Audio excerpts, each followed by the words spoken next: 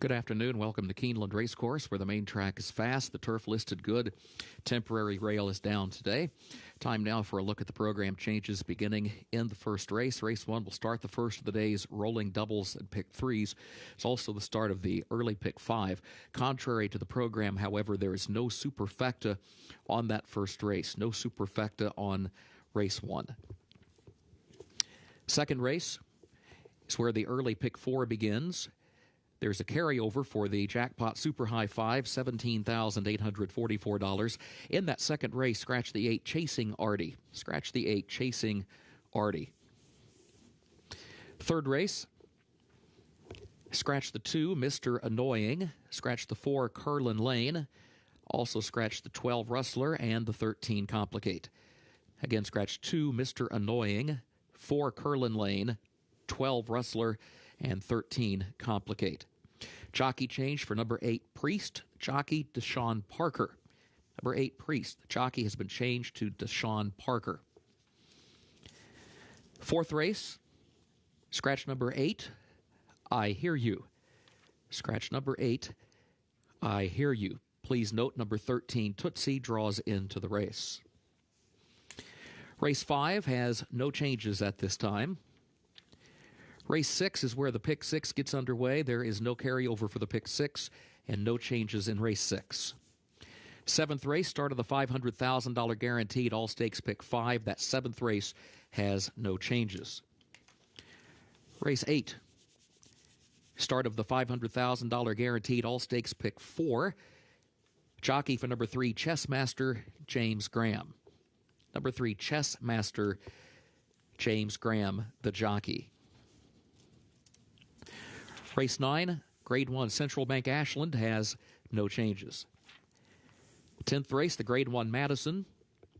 Jockey for number 2, Estilo Talentoso, Paco Lopez. That's the 2, Estilo Talentoso, Paco Lopez. 11th and final race, the featured Toyota Bluegrass, no changes. Time now to check in with Scott Hazelton and Gabby Gaudette. A very happy Toyota Bluegrass to you, Kurt Becker. And for those of you fortunate enough to join us here on site at Keeneland Racecourse, and for those of you joining us at home, this is the day that we look forward to each and every spring here, Gabby Gaudette, and it's great to be back here in the spring in 2021. So good to be back. Yesterday was a blast, and I was so happy to be back yesterday, but today we're going to up the ante with the Toyota Bluegrass and, of course, the Central Bank Ashland, those Derby points on the line and Oaks points on the line as well, but overall a tremendous betting card. 6 graded stakes races make up the 11-race card. Let's dive into the Grade 1 Central Bank Ashland, which goes as race number 9, post time 5:30 here in Kentucky. And we're taking a look at the field. Malathat, 9-5. How has she progressed from 2 to 3 as she gets set to make her 3-year-old debut?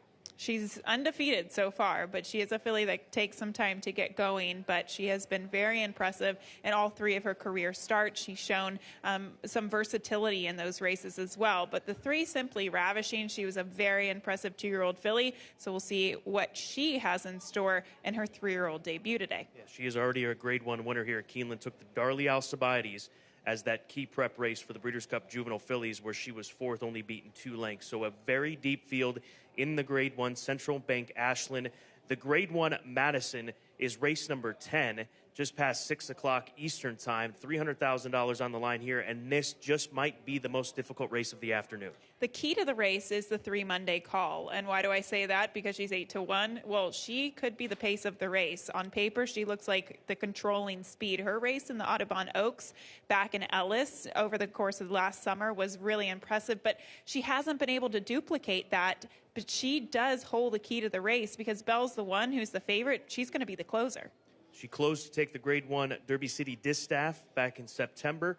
During that rescheduled Derby weekend, Neil Peston's done such a fantastic job with her, and Corey Lannery has done well with her as well. You've even got an 8-1 shot on the outside Fairmain, to speak of the depth of it, who's a Grade 1 winner at Santa Anita. That is the Grade 1 Madison Stakes. Race number 11 is the big one, though. $800,000 on the line. Spots in the Kentucky Derby. Starting gate on the line in the first Saturday in May. This is the Grade 2 Toyota Bluegrass. highlighted by Essential Quality, the 2-year-old champion who's a 2-time Grade 1 winner here at Keeneland. He's done nothing wrong in all 4 of his career performances. He's come into the Bluegrass with an undefeated form. He's sprinted, he's gone long, he's done everything right. Today, he could very well be forwardly placed. It's just a question of who's going to take that step forward. But right now, he's crowned champion. There's no negative things that you can say about this horse. He's been perfect. He has, and we'll see if he can add another graded stakes victory in the Toyota Bluegrass here at Keeneland Racecourse. He will be the heavy favorite in the featured event here on this Saturday card, which is 11 races deep. Also a reminder, 2 big late race opportunities as far as the all-stakes pick 4 is concerned. $500,000 guaranteed into this pool. It starts with race number 8. It is presented by TVG. That's late pick 4, and it starts with the Shakertown. The late pick 5 also guaranteed at $500,000 presented by TVG. That begins with race number 7, the Grade 3 Commonwealth, featuring the likes of Hog Creek Hustle, as well as horses such as Hidden Scroll and the morning line favorite Flagstaff. So 2 big pools later on today, guaranteed at $500,000 each. The late pick 5, the late pick 4, presented by TVG. Let's enjoy this Toyota Bluegrass Saturday as we're 20 minutes away from the opener.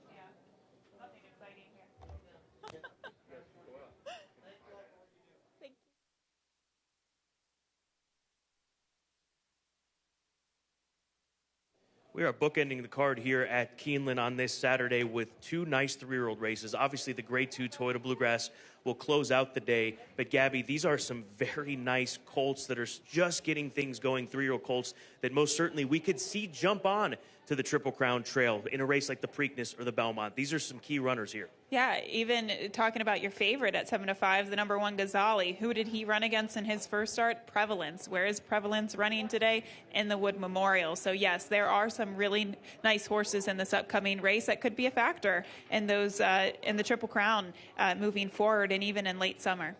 I'm going to go with the 5 on the outside, Benny from the Bronx. He is one of these that we will certainly discuss in relationship to moving forward and becoming much bigger and better what is expected of them. Benny from the Bronx is 5-2 right now. Speaking of running against tough horses, he faced Collaborate, who would follow up that performance with a run in the Florida Derby. It was a 1-turn mile event. The 2 turns really should suit this colt by Tappet.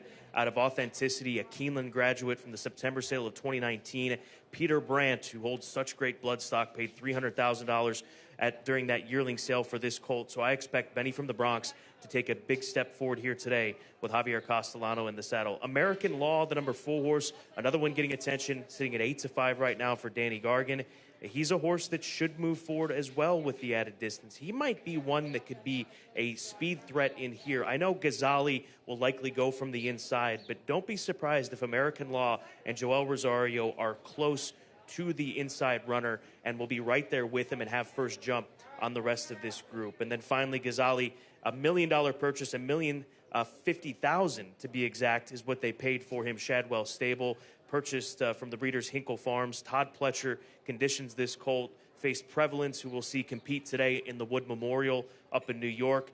He took a step forward going 1 1/8. He set the pace. He was beat right on the wire. But you've got to respect him and that recent run and the improvement that we've seen from him in his 2 starts. Yeah, that's why I give him the slight edge here as the top selection, because I like the draw that he has today with the rail. It's a small field. He has speed. He very well could be on the lead today under Luis Saez.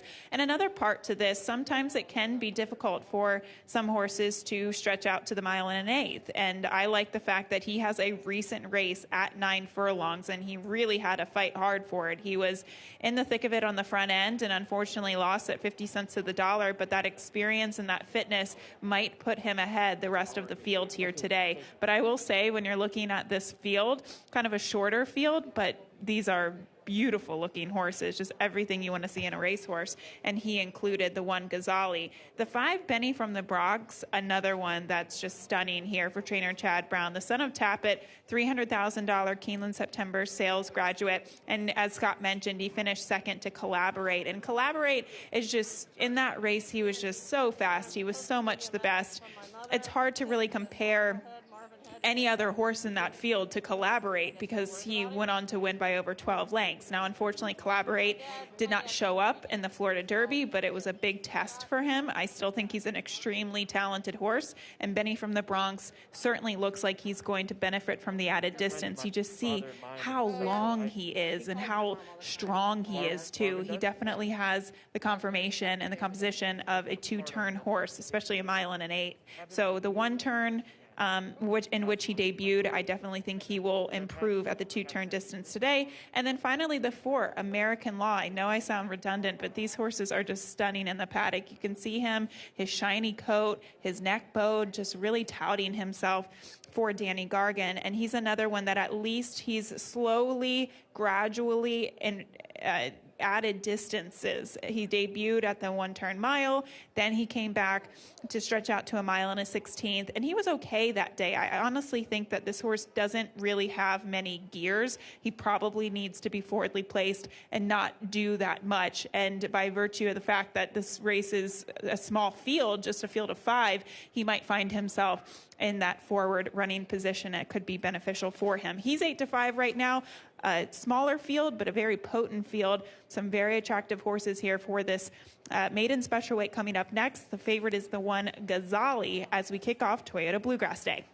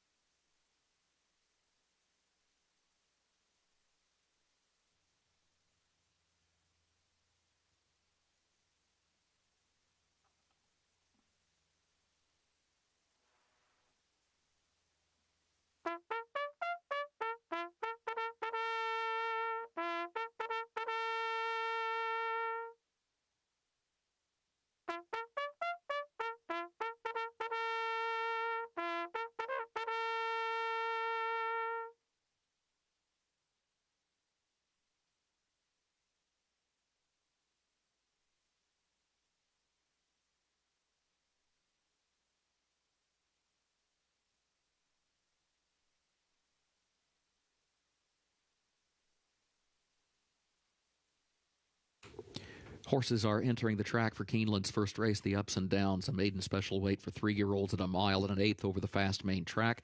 Main track is fast, turf listed good, double pick 3 and early pick 5 wagering, but contrary to the program, no superfecta on the first race.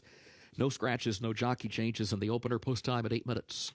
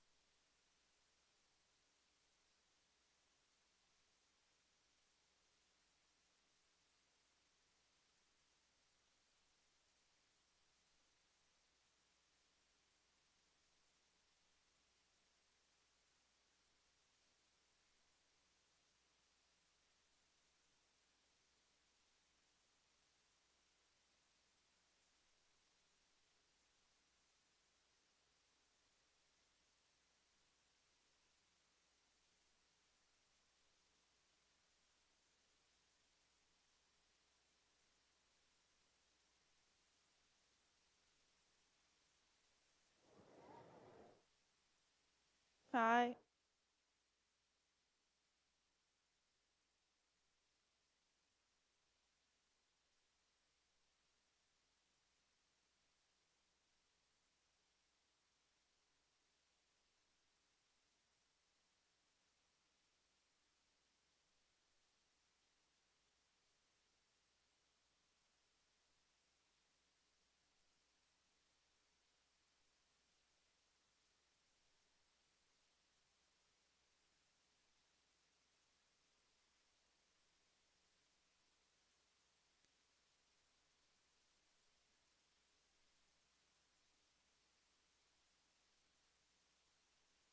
6 minutes out to kick things off on Toyota Bluegrass Day. Race 1 coming up next, a maiden special weight, 1 mile and 1/8 on the main track, and a field of 5 here. Ghazali is your favorite.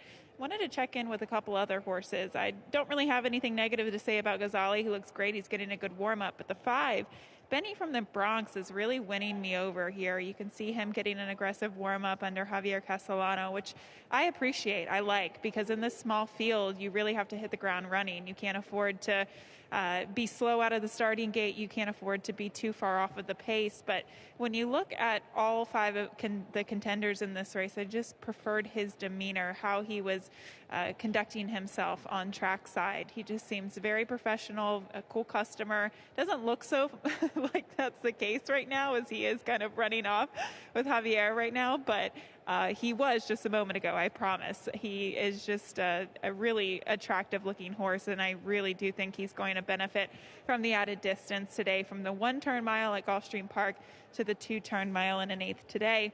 And the number 2, Full Charge, I also wanted to just chat about quickly. I don't necessarily like him for this particular race. He's a very attractive racehorse, but from observing his behavior in the paddock and also on the track side, he seems like a horse that's really, I should say, spirited, kind of on his toes from the moment he walked into the paddock to the moment he walked out here trackside. And you can see his build compared to horses like the 1 and the 5, who definitely look like they're built for 2 turns, 1 mile and 1/8. This horse looks like he's built for maybe a lesser distance, in my opinion, but he seems really sharp. And the reason why I point him out is because he could be quick. out of the gate today. He looks quick. I know he didn't show much speed in his first start, but today he gets the blinkers on and he stretches out to 2 turns. So that could pose as a little bit of a problem for the one Ghazali, who I thought would be the speed from the inside. So he could get some pace pressure early from the 2 full charge, and we could see maybe a good setup for the 5, Benny from the Bronx on the outside. We are 3 minutes out from today's opener. Good luck.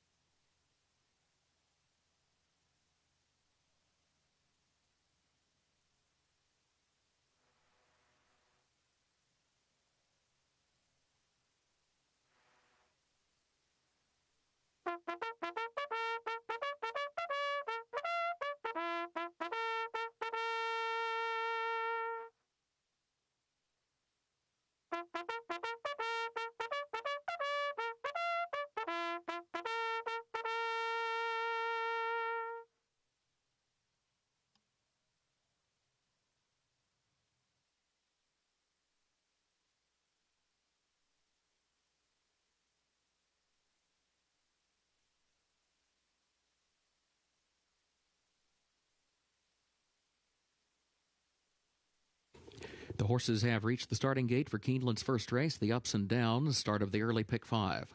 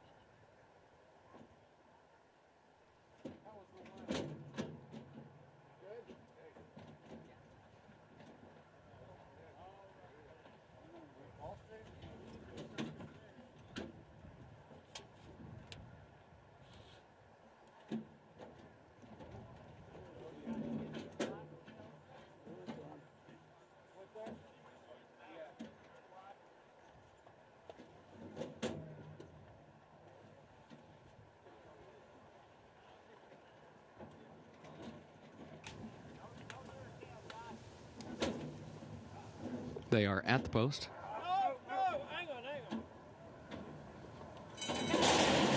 They're off. There goes American Law. American Law outrunning for the lead. Ghazali is there toward the inside. And then Biggie in full charge and Benny from the Bronx at the back.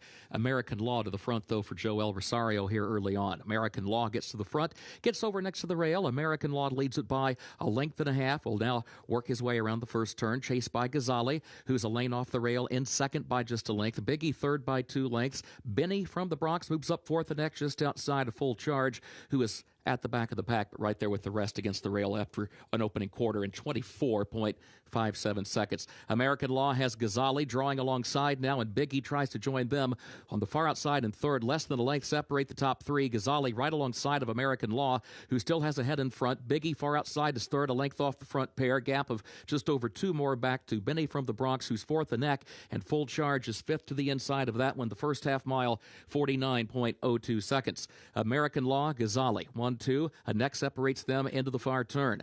Gap of two, Biggie, third up on the outside, a half length. Full Charge. Benny from the Bronx brings up the back as they move midway on the turn. Here's Ghazali again on the outside. American Law still has a short lead down toward the inside around the turn. Gap of two back to Full Charge, who moves up the rail into the third position. Benny from the Bronx is fourth, and Biggie has dropped back into the fifth spot, coming to the quarter pole. Top of the stretch, American Law, Ghazali still going at it for the lead, side by side off the turn. 5 more lengths then. Back to Full Charge in third. Benny from the Bronx in fourth. Biggie at the back. Here's Ghazali with the lead now. Ghazali trying to work free at the eighth pole from American Law, who's still there toward the inside but second. Ghazali, American Law still fighting onto the inside. 16th pole, just a half length separate the top two, but Ghazali is in front. Ghazali now opens up. Ghazali to win the opener for Luis Saez. American Law was home second. Full Charge third. Benny from the Bronx fourth, and Biggie across the line in fifth. So it's Ghazali, as expected, able to separate himself from American Law, who went to the lead. Luis Saez was content to track off the pace early in the race, but once he got him to the outside, he always had dead aim on American Law as Ghazali strikes for Shadwell. And in this field with so many horses that were so lightly raced, the experience definitely helped this horse. He had already run 1 1/8 on the main track before in the past, and that stamina, that experience helped get him to the finish line. But a good early move by Luis Saez to take back and get him on the outside in the clear. Good runner-up performance by the 4 American Law. It does look like 1-4-2 unofficially across the finish line.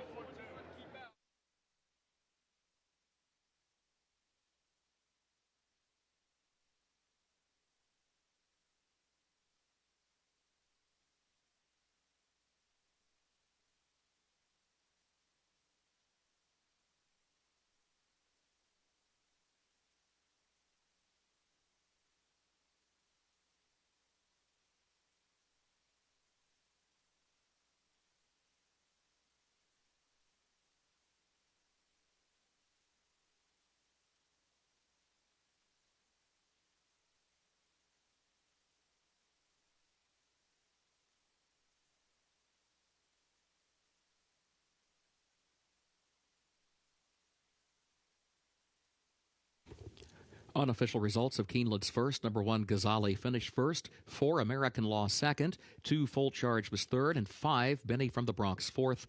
1-4-2-5 unofficial.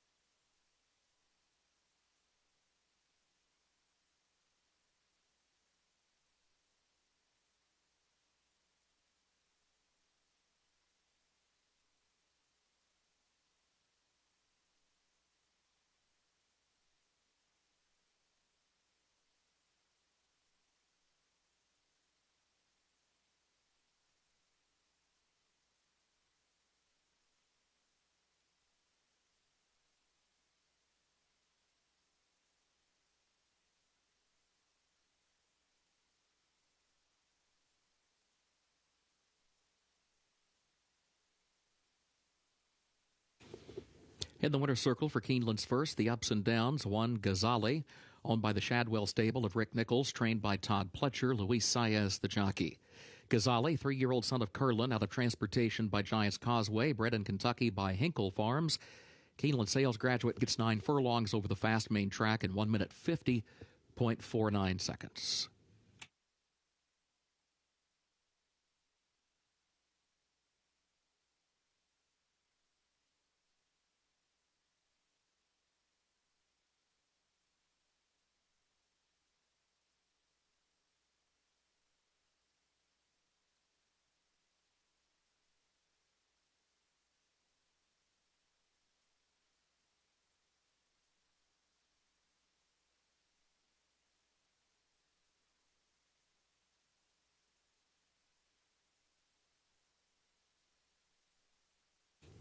First race results official. 1-4-2-5 official for Keeneland's first.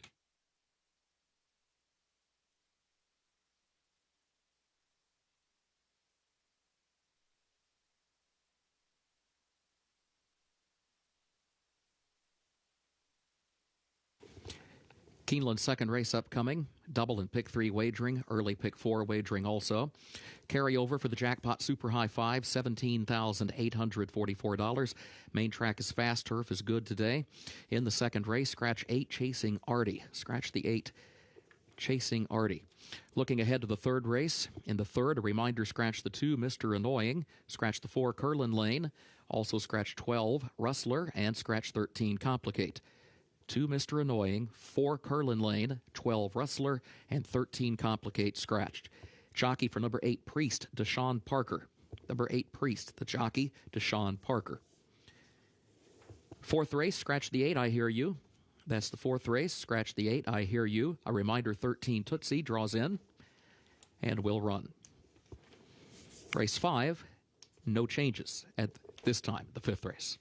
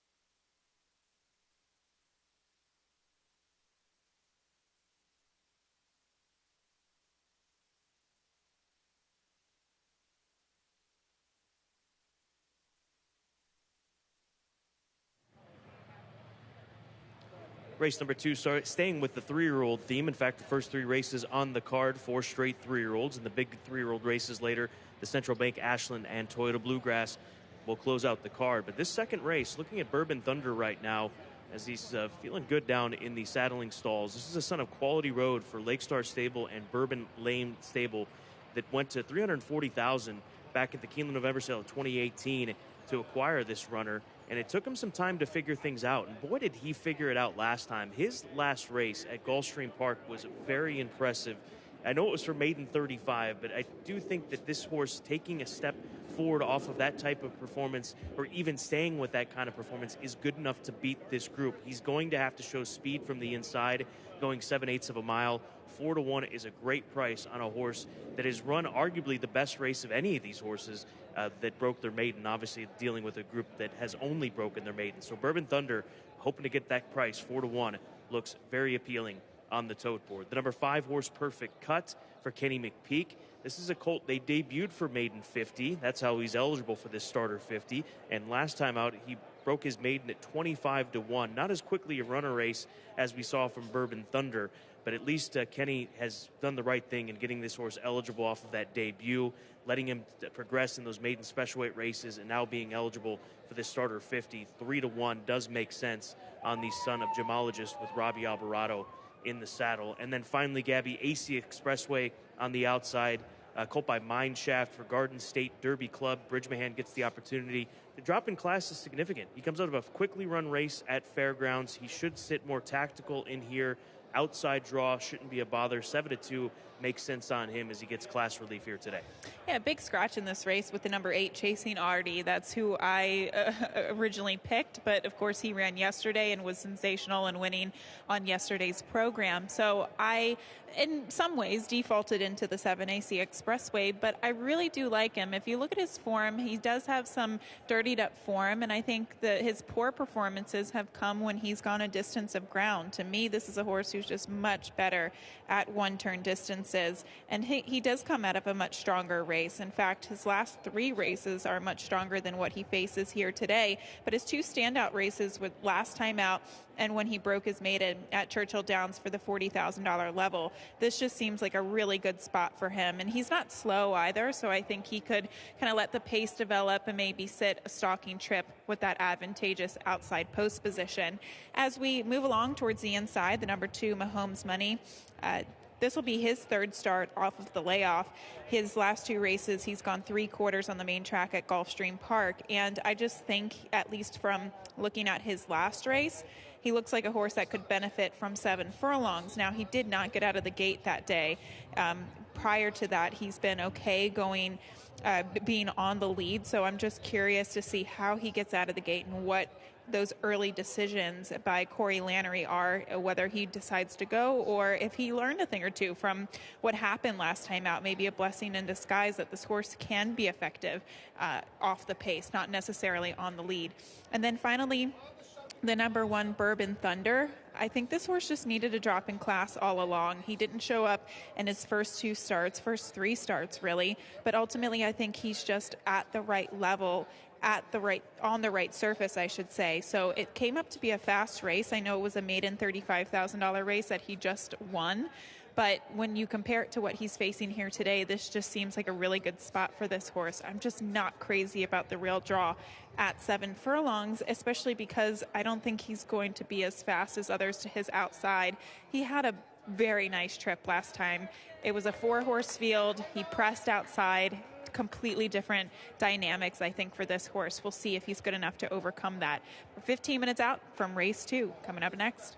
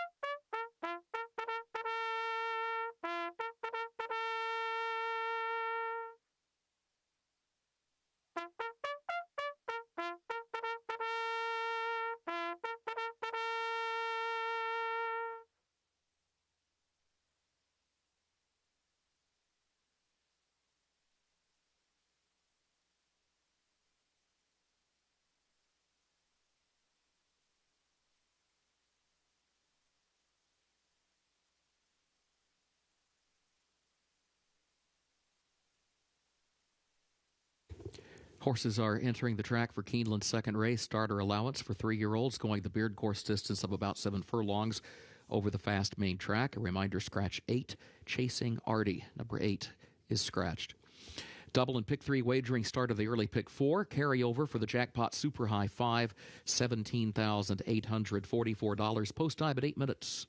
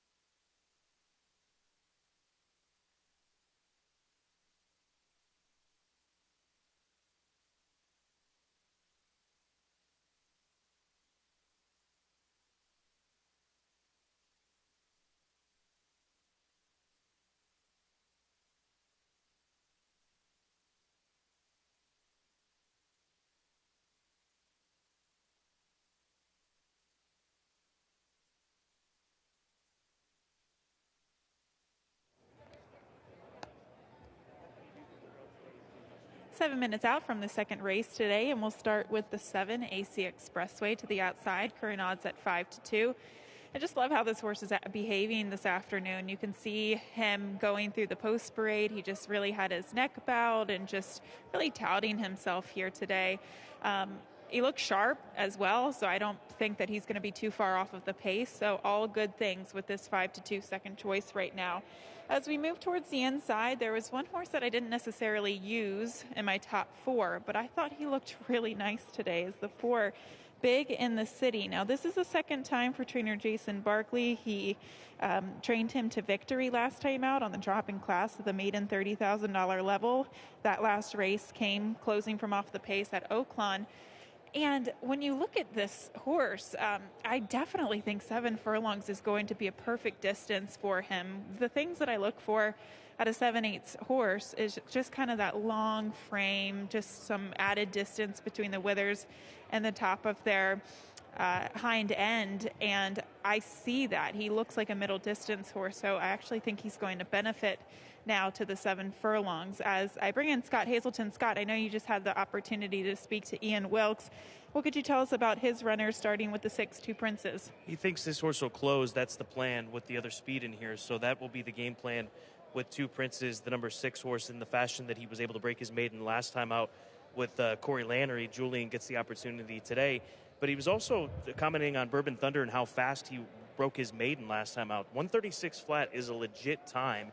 And he said that he's just going to let Chris Landeros, break away from there and try to get position. I think ideally he'd rather be maybe a slot or 2 outside of the rail, because if he doesn't break sharp, then he's going to find himself in a tough spot. But I still continue to be very, I don't want to say taken back, but surprised that the 1 is not taking more money given how quickly he was able to run that mile distance at Gulfstream Park last time out. And he looks great. My only problem with that race, Scott, was that it was a 4-horse field. He was pressing to the outside in that small field. Today, as you said, he draws the rail and he just has to break really fast in order to be successful. So we'll see what he can do in a different situation today, but he certainly looks the part on the main track today. That's the one Bourbon Thunder. We are 4 minutes out from race 2. Good luck.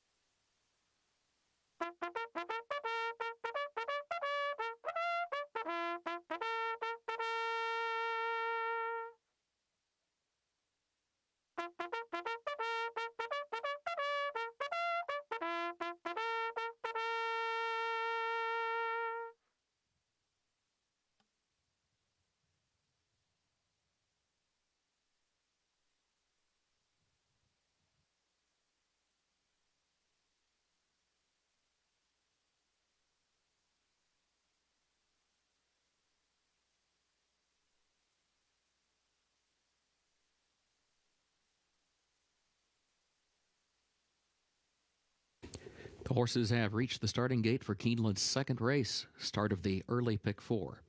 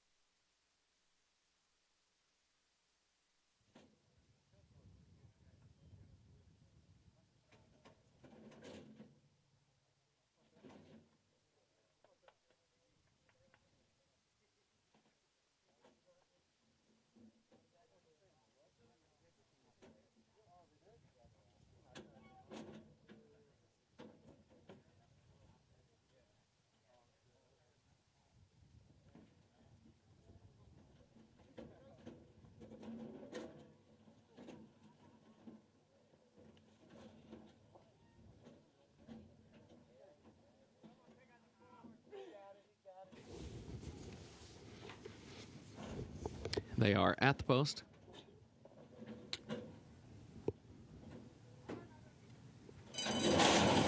And they're off.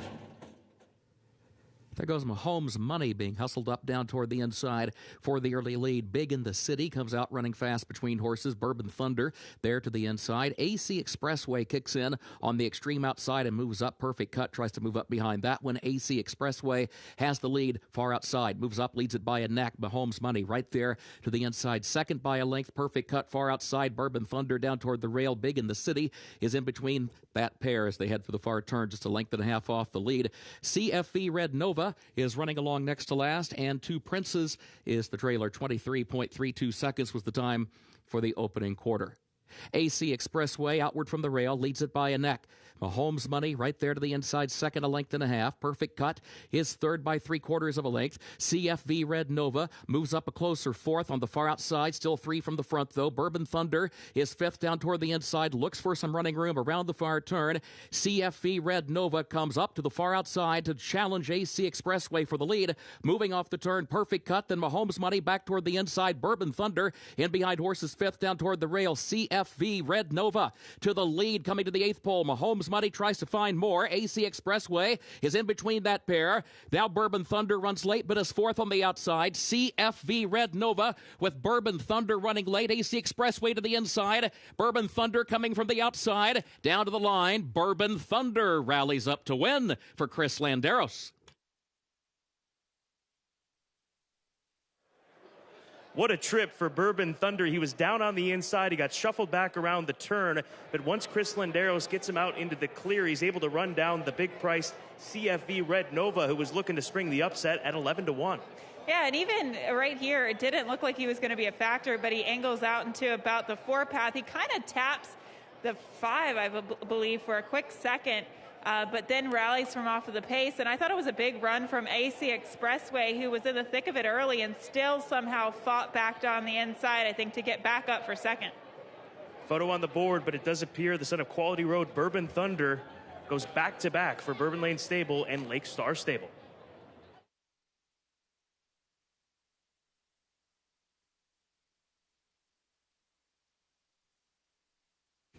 Photo for the win. Hold all tickets.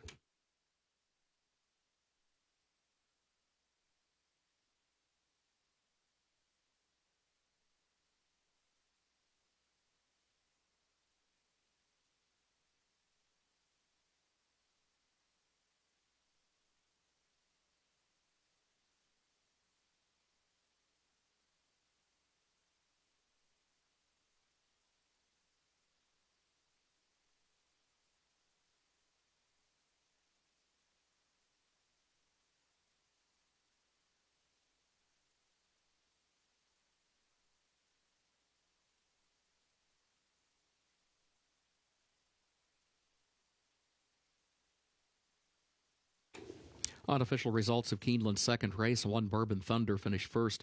7 AC Expressway was second. 3 CFV Red Nova was third. 2 Mahomes' Money was fourth. And 5 Perfect Cut fifth. 17325 unofficial.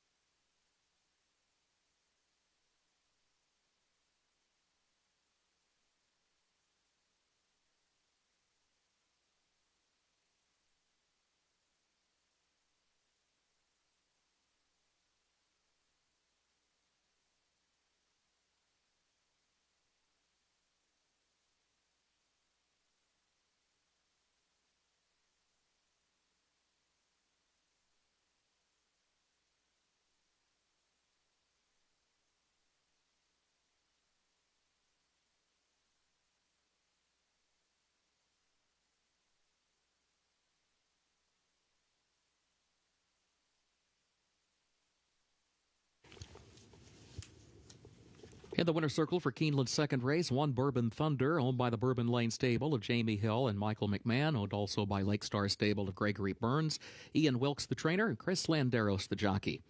Bourbon Thunder, 3-year-old gelded son of Quality Road out of Beachtown by Stormy Atlantic, bred in Kentucky by Fred Hertrick. Beard course about 7 furlongs, 1 minute 26.91 seconds.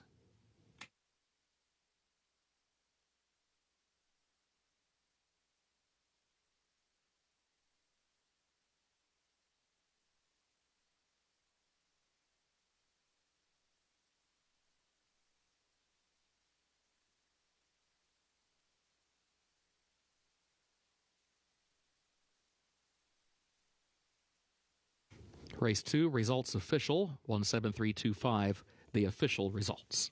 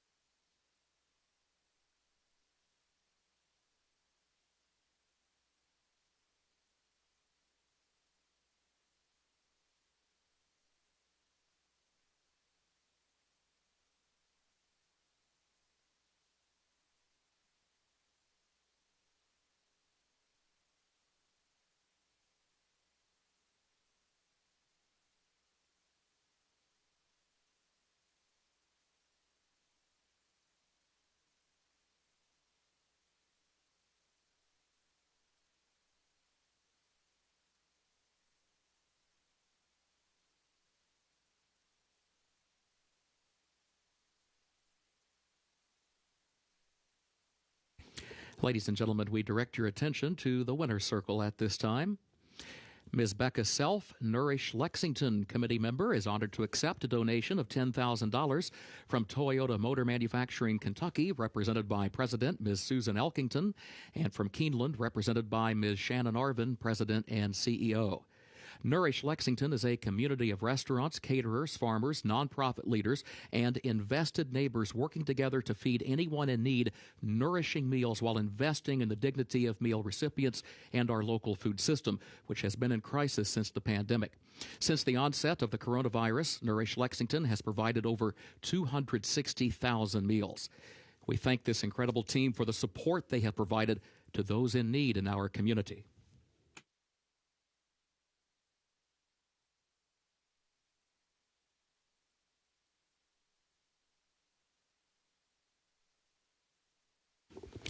Keeneland's third race upcoming. Main track is fast. Turf listed good today. Carry over for the jackpot super high 5 of $20,080.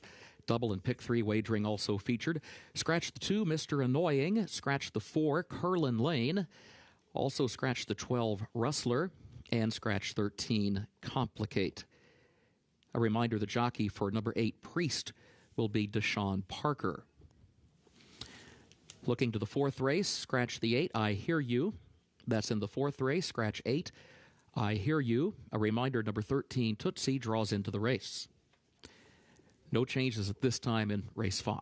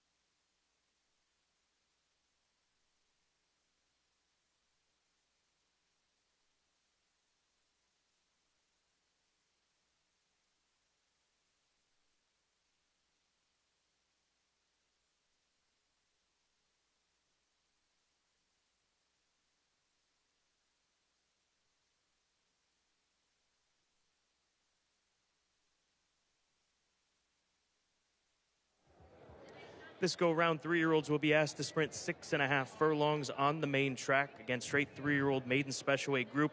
Does start another rolling double as well as rolling pick 3, 50 cents for that rolling pick 3. And KC Rocket, the number 10 horse, is who you're taking a look at right now. My top selection, a colt for Frank Fletcher Racing Operations. Al Stall Jr. put together a strong debut effort at the fairgrounds. Part of the pace that day from an inside draw. Any move forward from this colt, and he'll be right there in the end. And Miguel Mena rode him on debut. I like KC Rocket as my top selection. Look for progression here in start number 2 of his career, and another good price, 4 to 1 rather, on the number 10 horse, KC Rocket. Then moving past the 10, go to the number 9 horse, Recidivist for Rudy Brisset. A good second on debut at Turfway Park. Put together a lot of speed on the synthetic track. It's not easy to win out on the front end of the synthetic track at Turfway Park, but he hung in there. Lenderos gets the call back. He's 12 to 1 right now for some of the big hitters in racing, Madacat Stable, SF Racing, and Starlight Racing. So we'll see if the son of Into Mischief moving over to dirt can take a step forward as well.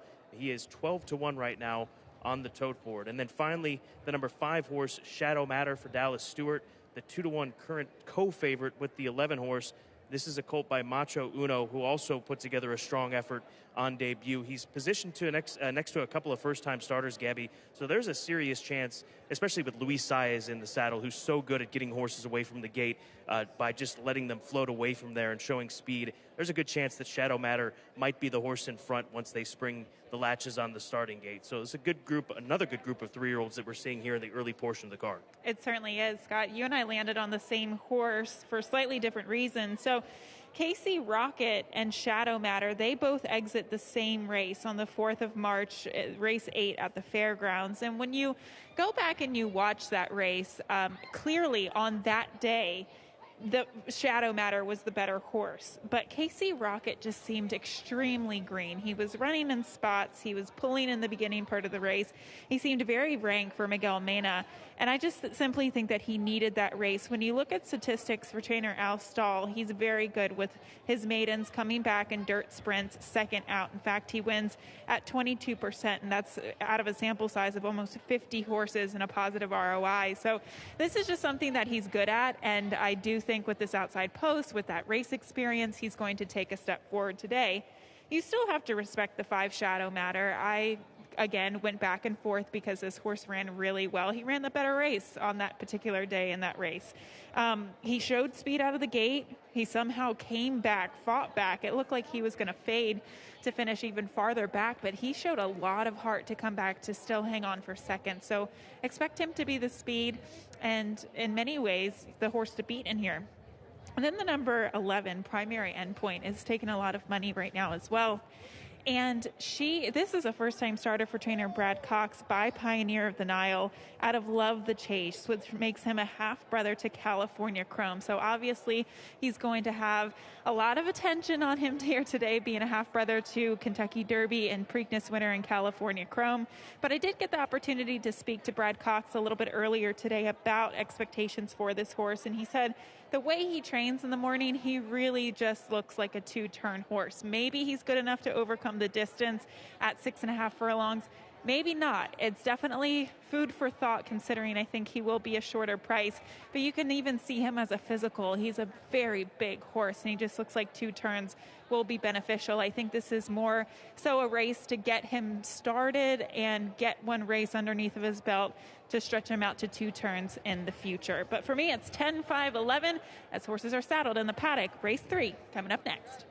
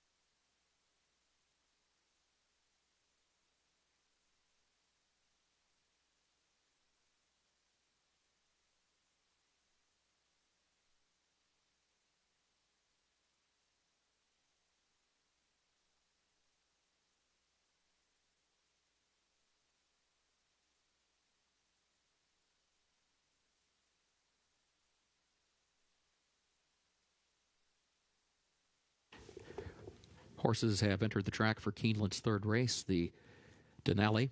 Maiden special weight, 3-year-olds at 6.5 furlongs over the fast main track. Double and pick 3 wagering, carryover for the Super High 5 jackpot, $20,080.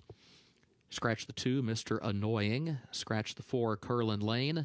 Scratch 12, Rustler. And scratch 13, Complicate. A reminder, the jockey for number 8, Priest, is Deshaun Parker. Post time, 7 minutes.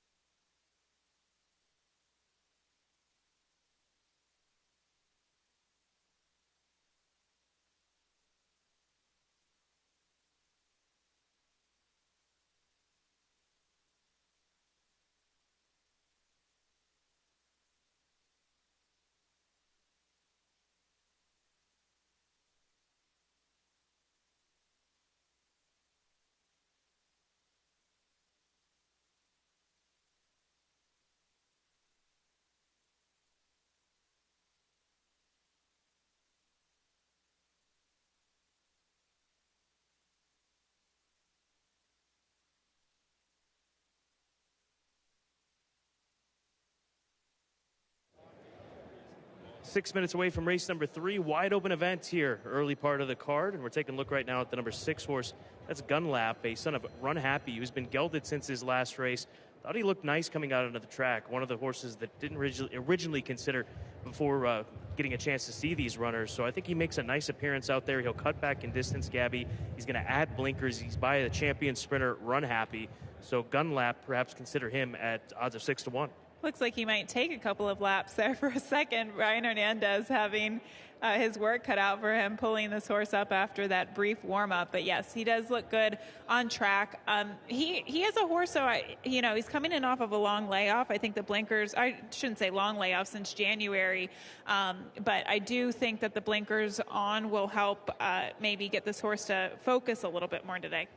The 9 is a son of Into Mischief. We touched on him over on the other side. Look how well he is warming up for Rudy Brisset, Chris Linderos, and SF Racing, Starlight Racing, and Madacat Stables. Rudy's horses always look good in the afternoon, so sometimes it's really hard to tell who's going to run to their looks or who's not necessarily going to run to their looks. But this horse really stood out to me in the post-parade. He looks like a sprinter. He looks like this is a really good spot for him, and he looks sharp on track. He's not the biggest horse in size, which I don't mind considering this is 6.5 furlongs. But yeah, you can see him in the warm-up here. He's just really exuding confidence. And the 11-horse primary endpoint for OXO Equine, Brad Cox, Florent Giroux. He is a big colt. He's the half-brother to California Chrome by Pioneer the Nile. We'll see if 6.5 furlongs is going to be an ideal distance for him. Yeah, and I'm curious to see if Florent kind of takes him away from the pony and gives him a warm-up, because he just looked a little lackadaisical walking out to the track. Just a big horse that might need one race underneath of his belt. And I mentioned that Brad Cox did say that he looks like a horse that could benefit from 2 turns. So we'll see what he can do. It's a tough post position all the way to the outside. 6.5 furlongs doesn't look ideal. And it does look like Flo might be just staying with the pony. So we'll see how much speed he shows out of the gate, which I think is very important. Tough is the theme of this race. 3-year-olds going 6.5 furlongs in 4 minutes.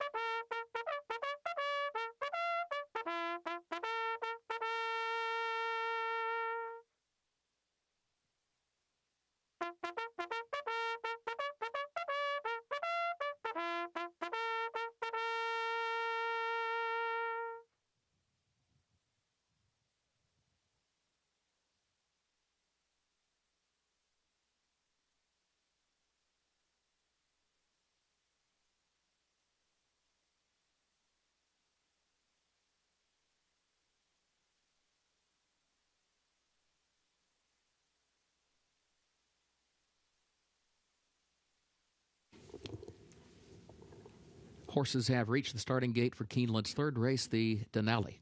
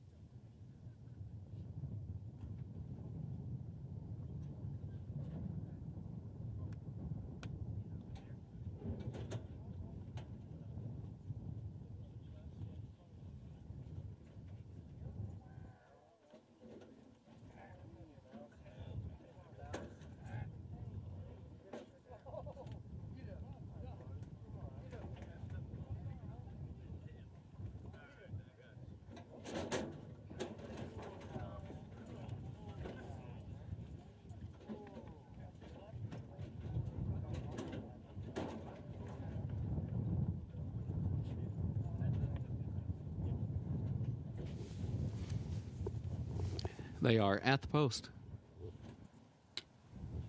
They're off.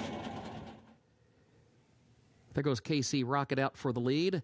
And here comes Shadow Matter. Shadow Matter now moves up to challenge KC Rocket for the top spot. Recidivist goes third up on the far outside. Gun Lap moves through a crowd into fourth, less than a length off that front trio. Reward Night, fifth to the inside. Primary Endpoint out in the center of the track is in the sixth position. Then King's Mischief in seventh between horses, joined by Unembellished and Priest, who trails to the far turn. 23.05 seconds the time for that opening quarter.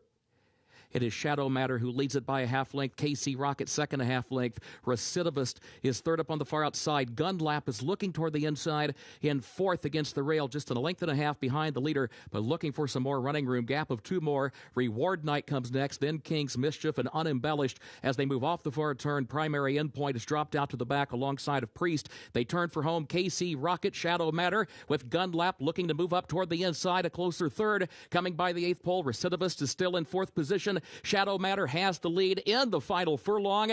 A late run from Reward Night, changing lanes toward the outside from fourth, trying to chase down Shadow Matter. Reward Night goes to second. Shadow Matter, Reward Night has not given up yet, but the wire's coming at the line. It is Shadow Matter to give Luis Saez his second win on the card.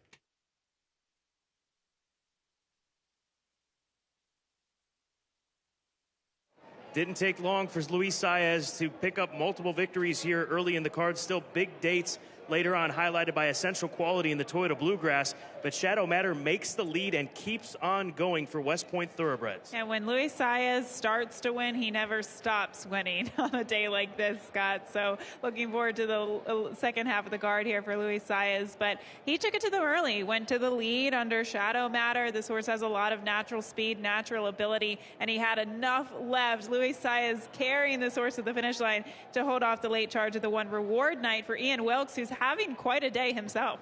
He's got a couple more runners in the upcoming races. Comes up a jump short, maybe two, but photo on the board. But it does look like Shadow Matter holds on in the black and gold of West Point. Photo for the win. Hold all tickets.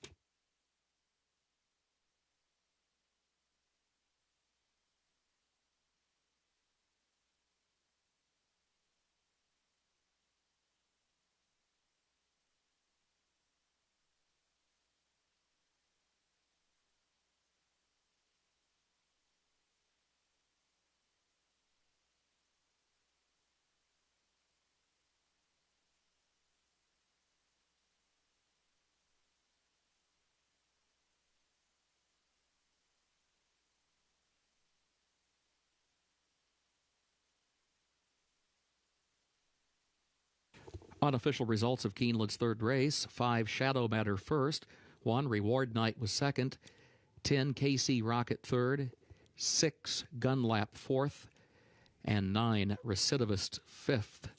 5-1-10-6-9 unofficial.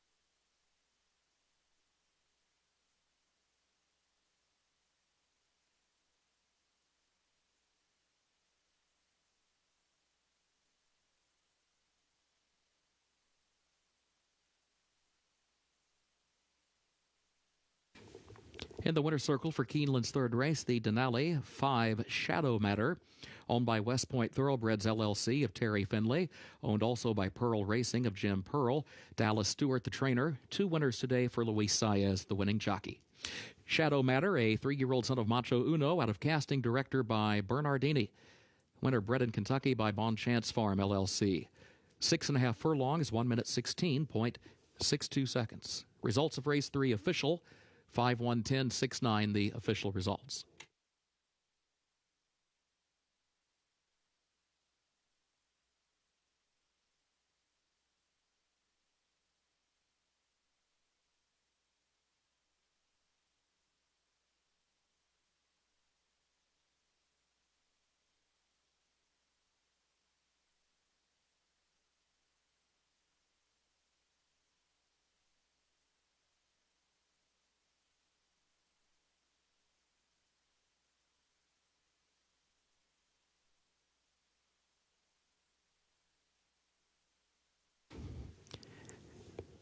Keeneland's fourth race upcoming, double in pick 3 and also pick 4 wagering featured here, and a carryover for the Super High 5 jackpot, $22,412. Turf is listed good, temporary rail is down today. Scratch number 8, I Hear You. Number 8, I Hear You scratched. A reminder, 13, Tootsie draws into the race. Looking ahead, no changes at this time in race 5, none to report in race 6.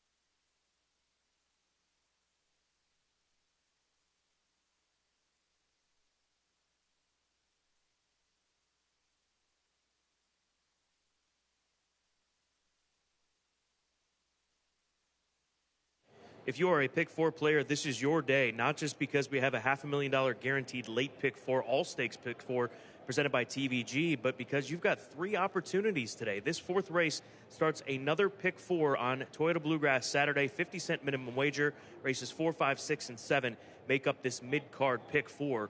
Don't let it get past you if you like playing Pick 4s, as so many of you do. This is a tough race, bottom line. The current favorite is the number 4 horse, Urban Fairy Tale, as Ian Wilkes looks to continue this momentum that he's built in these last couple of races. His horses are all firing. She was last seen facing Blame Debbie, who would go on and become a stakes winner out of that allowance win in a quick turnaround in October.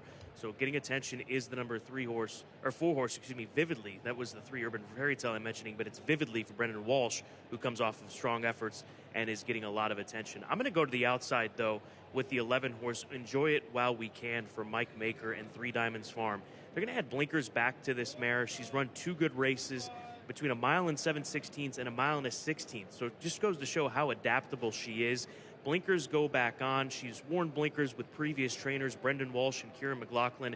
But Mike Maker going to put them back on this mare, and I think it'll make a difference. And Joelle Rosario's presence is a big plus as well. Maybe she'll be more forward today, even more forward than what she has been in the past, or more finish. One of 2 things can work out with the addition of blinkers. So I'll go with Enjoy It While We Can, who is currently sitting at 7-2. Then go a couple of stalls to the inside of the 11 to the 9, Empress Eleanor for Nacho Correas IV, an Empire Maker filly who started off her career, ran a big race at Kentucky Downs, followed it up with another solid race here at Keeneland in October, and then broke through with her maiden score last time out, able to close into a slow pace. Jimmy Graham is in the saddle of this Empire Maker filly at 11-1. I don't think that she deserves to be 11-1, but it just goes to show you how difficult this race is. She's my second choice, Empress Eleanor, the number 9. And then finally the 6, We the Clouds. Here is a 25-1 shot for Tim Ham, daughter of Constitution. She ran some big races to kick off her career. She broke her maiden in October of 2019 right here at Keeneland on the dirt. She was stakes placed in the Gasparilla at Tampa Bay Downs, Gabby, and they tried her on grass last time out and showed that she can take to it at a route of ground. That had been the question. Can she really go a route? She didn't do it on the dirt, but she did so last time out. And those races at Tampa can come up much more difficult than I think that a lot of people may give them credit for. So I think that We the Clouds deserves a big look, and always looking for my man, Gerardo Corrales, when he's riding here at Keeneland. He gives it all he's got each and every time here in Lexington. Well, Scott, I'm not surprised that you and I differ in opinions in this upcoming race, because I agree with you. I thought it was one of the more challenging races, at least on the undercard, when we're talking about non-stakes races. This is a really good race, and I think you could make some money if you're right. That's just the trickiest part, is being right in here. The one secret time, I think, in some ways, is the filly to beat for Arnaud Delacour, just because I think she gets a big class relief. Last year, when she was 3, she only had 2 starts in the U.S. One of those races was over that really yielding turf course at Pimlico, and then she came back to run at Gulfstream Park West over a little bit of a firmer race course. And ultimately, I think that's kind of the conditions that she wants, good to firm, and she gets that here today. She also drops out of the Grade 3 Honey Fox last time out. It was just too tough of a race. She was 66-1 in there. She had to go against the likes of Got Stormy and Zafel. We're talking about a completely different caliber of racehorse there. Got Stormy, obviously Grade 1 class, Zafel, Grade 1 class. That wasn't your typical Grade 3 race. That was more like a Grade 1, Grade 2. So if you look at the field that she faced last time out versus the field she's facing today, I think this is a very big class drop. So 4-1 seems like a gift in my eyes. The number 4, Vividly, for trainer Brendan Walsh, I think is another one that could take a step forward, because I like that she gets back to the mile today, 7.5 furlongs. She cut back a little bit in distance at Gulfstream Park last time out. She was the beaten favorite, but sometimes if you have that running style at Gulfstream, it's just impossible to win races down there. Whereas here, I think this surface was playing very fairly yesterday. We saw horses close from well off of the pace to win. So this course might be more conducive to her running style. A filly who's on her toes there in the paddock for trainer Brendan Walsh. And then finally, the 11, Enjoy It While We Can, for Mike Maker. That was a big improvement when they cut her back to a mile and a 16th last time out. And I know she's been been all over the place in her career. She's a 5-year-old mare, 14 career starts. Some of them have come going long on the dirt, short on the dirt, going a long distance of ground on the turf too. So she's really tried everything. And I kind of have this inkling that she's better going shorter distances. So the mile here could actually be ideal, and she gets Joel Rosario aboard for the ride. But there are a couple of horses that are coming in off of lengthy layoffs that I thought could be a factor. Really wanted to see how these horses looked in the flesh, including the 5 Emily's Oasis and the 7 Fritzy. So they will be making their way on trackside, and we'll give you a little bit of a closer look of these contenders in just a moment. As Scott mentioned, this race does kick off that pick 4. We also have the All-Stakes Lake Pick 4 presented by TVG a little bit later today as well. So if you're a pick 4 player, lover, definitely dive in this next race. Race 4 coming up in 14 minutes.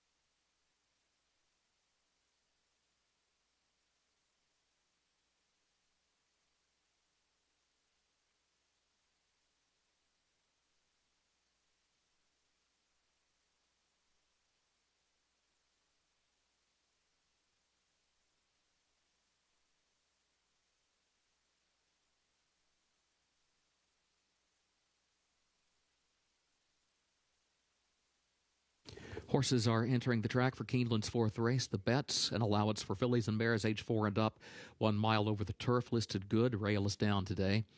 Double, pick 3, pick 4 wagering. Carryover for the jackpot super high 5, $22,412. A reminder, scratch the 8, I Hear You. 13, Tootsie, draws into the race. Post time at 8 minutes.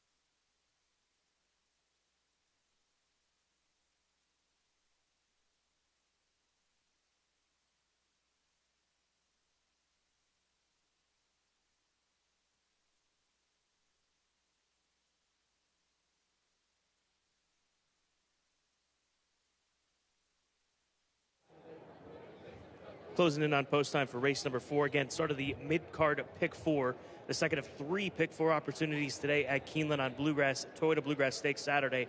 And starting with the number 3 horse, Urban Fairy Tale. This is a filly by Distorted Humor, Gabby, who we haven't seen in 6 months. But as I pointed out, she comes out of a very live race, which produced eventual graded stakes winner here at Keeneland, Blame Debbie.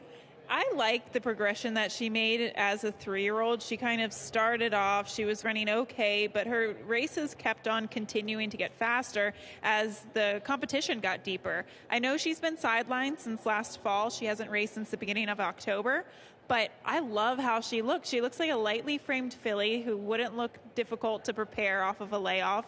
She's very much on her toes and very sharp, and I'm starting to get the feeling that Ian Wilkes has really planned for this spring meeting at Keeneland because all of his horses look fantastic and they're performing.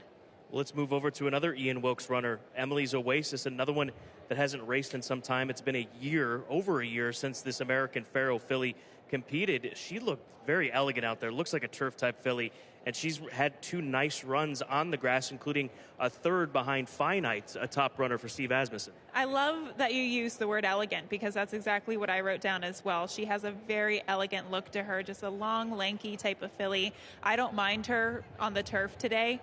And when you look at her frame, she also is another one that it looks like she could be prepared off the layoff. She doesn't have a lot of size to her. She doesn't have a lot of weight to her. And I think that could be okay going 2 turns on the turf. So I actually really like how she looks coming in off that long, long layoff.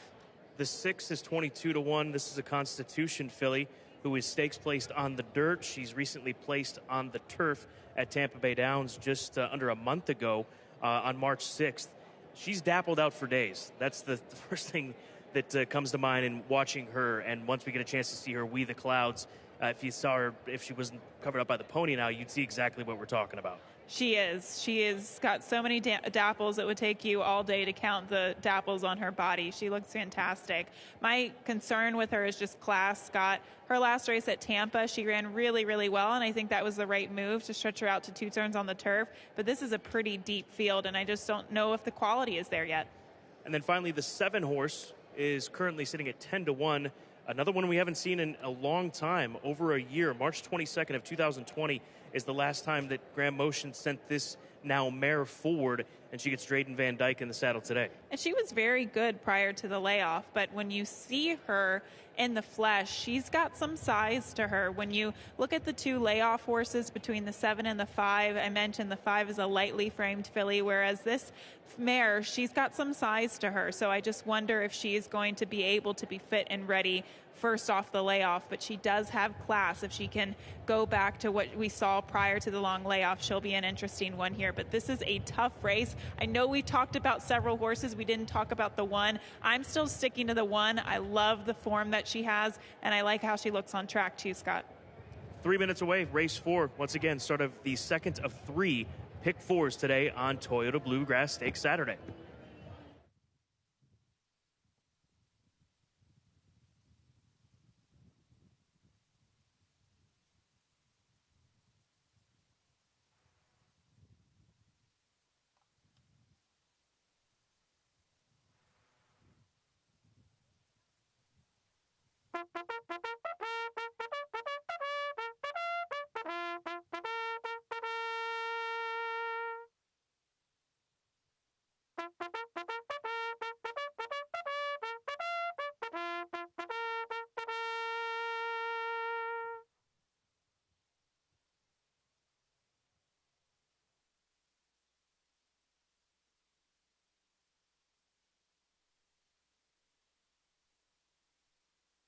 Horses have reached the starting gate for Keeneland's 4th race, the Bets.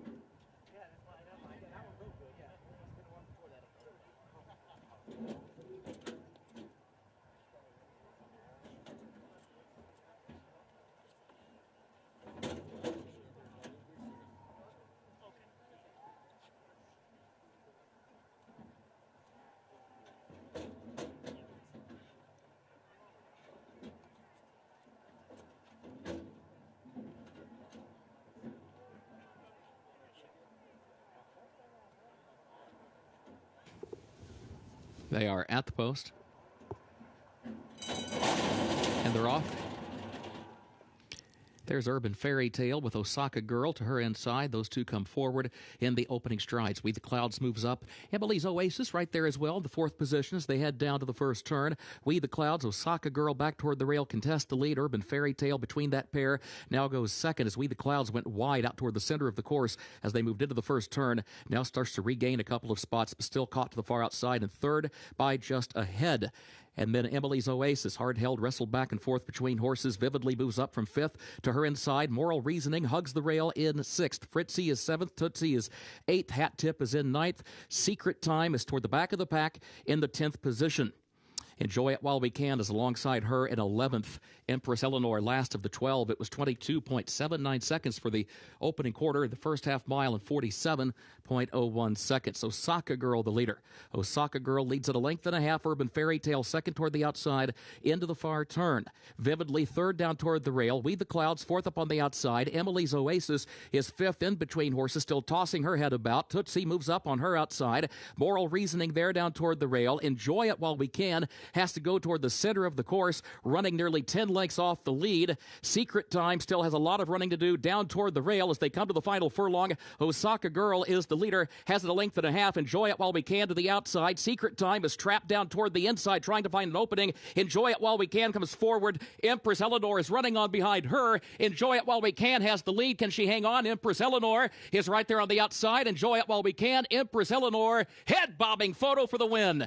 Either Enjoy It While We Can or Empress Eleanor for the top spot. Tight finish on the wire, and yet again we see Joel Rosario coming from well off the pace on the turf course. He did it twice yesterday in stakes victories, what ended up being victorious moves. But is he able to hold on under Enjoy It While We Can with Empress Eleanor coming late with Jimmy Graham? This race really came together in the late stages of the race, Scott. We saw a couple of horses towards the inside that might have just not gotten the right type of trip, and it was the two horses that made that last move towards the outside that benefited. It's going to come down to a head bob. I don't know if I can call that one from here. The bob goes back to the inside. Let's take a low-angle look at it. The 9 does get herself in front right before the wire, but the 11 gets the best bob that she possibly can with Joel Rosario. They're running to the mirror, the break in the rail. No telling from that angle. It's going to the placing judges.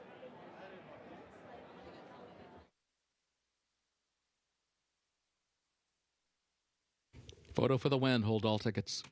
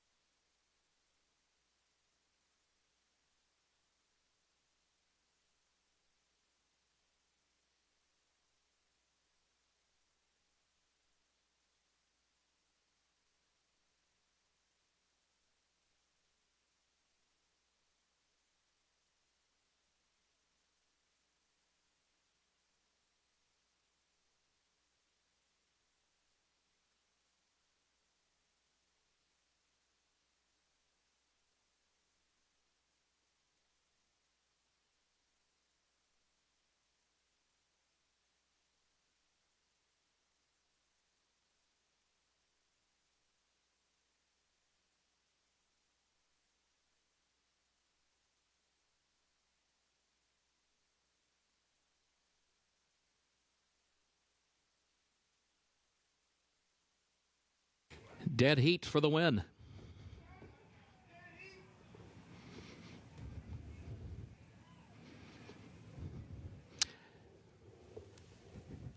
Nine, Empress Eleanor. 11, Enjoy It While We Can. Dead Heat for the win.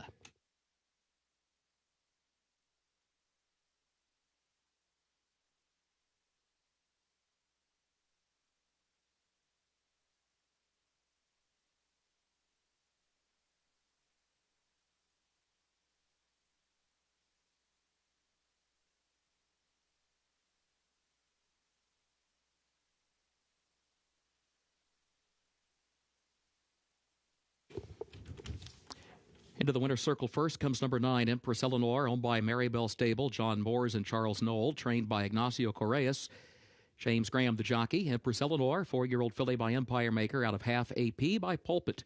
Bred in Kentucky by Marybelle Stable, LLC, and Empire Maker Syndicate.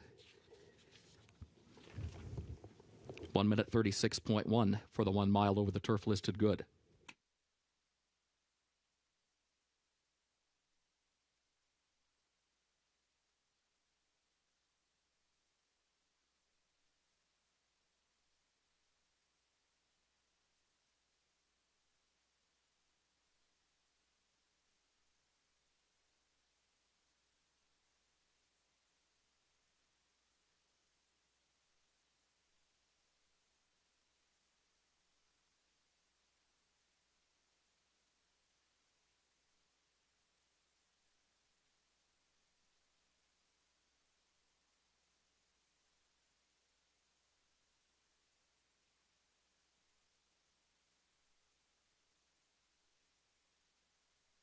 And in the winner's circle, the 11, Enjoy It While We Can, is owned by Three Diamonds Farm of Kirk Wyckoff, trained by Mike Maker, Joel Rosario, the jockey. Enjoy It While We Can, a 5-year-old quality road mare out of Unicity by Dynaformer, bred in Kentucky by Jam and others. 1 minute 36.1.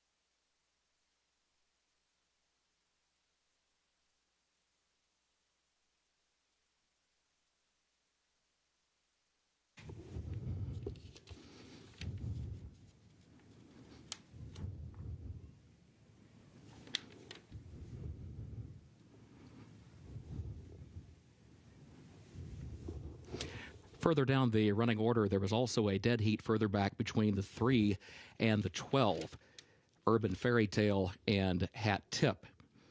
And then finishing behind that pair, the 10, Moral Reasoning. So a couple of dead heats involved here, which will impact the Super High 5 result to the television monitors. For further information, just a moment. Result is still unofficial, but there will be several combinations for the various exotic wagers coming up in just a moment. A pair of dead heats involved, not only for the win, but further down in the running order, 3 and 12, also in a dead heat, Urban Fairy Tale and Hat Tip, and then the 10, Moral Reasoning, finishing behind that pair. More information to be posted in just a moment.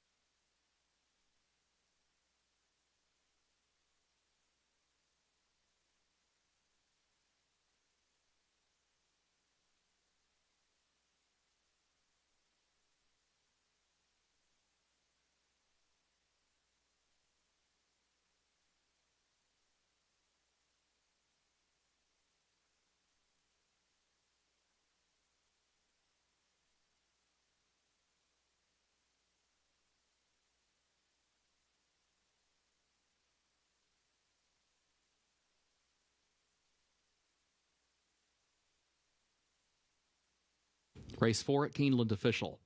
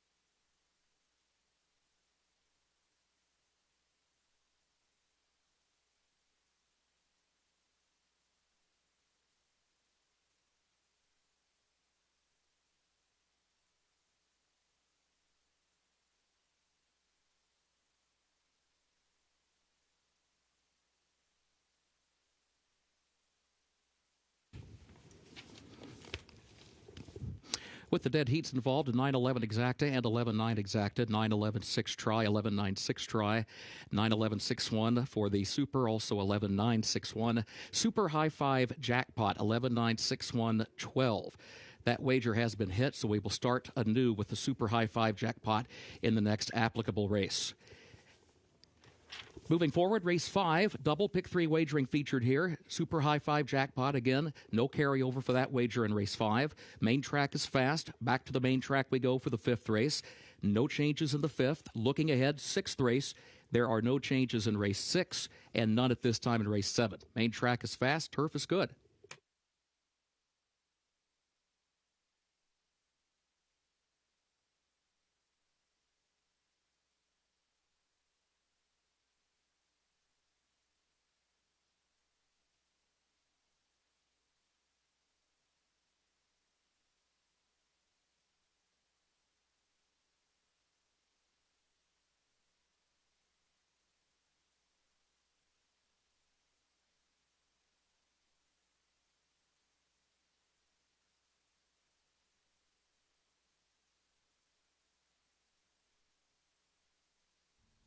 Ladies and gentlemen, please turn your attention to the walking ring where Keeneland is proud to recognize the leading trainer from the 2020 October race meet.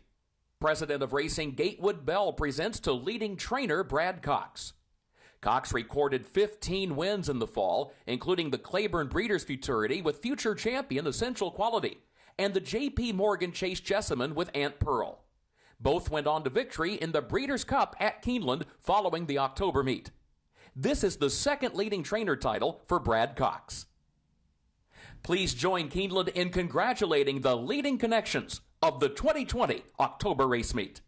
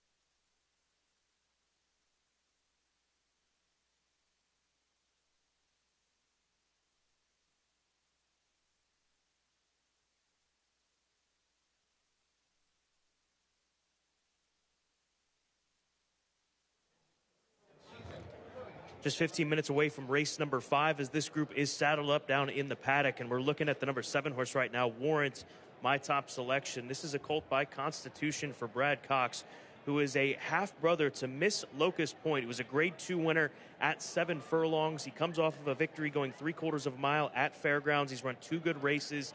The added distance shouldn't be a problem based on pedigree. Javier Castellanos in the saddle, one of the all-time greats. A lot of reasons to like this colt, especially at odds of 6-1. That's a great price on a horse that has a lot of upside here in race 5. The 8 is my second play, Democracy, a quality road colt owned in part by Windstar Farm and Tammy Bobo, a colt that they paid $400,000 for at the Keeneland September sale back in 2019. Another colt that is well related in here. He's a half-brother to that stakes-winning filly On Turf, Into Mystic, who ran a big race back in the fall against Graded Stakes Company On Turf as well in the Buffalo Trace, Franklin County.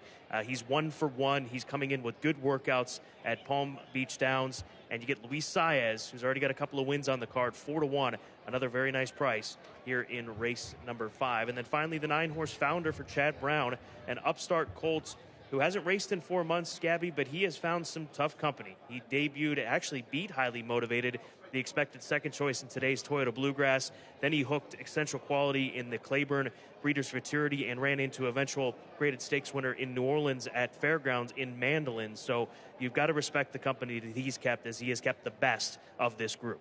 Exactly, Scott. He, I think, is the deserved 9-5 favorite in this upcoming race. Although I did go in a different direction in terms of my top selection. The number 8, Democracy, is who I ultimately landed on. I really like this horse. I know he's a little inexperienced. He only has 1 career start, and that career start was over a sloppy sealed track at Gulfstream Park.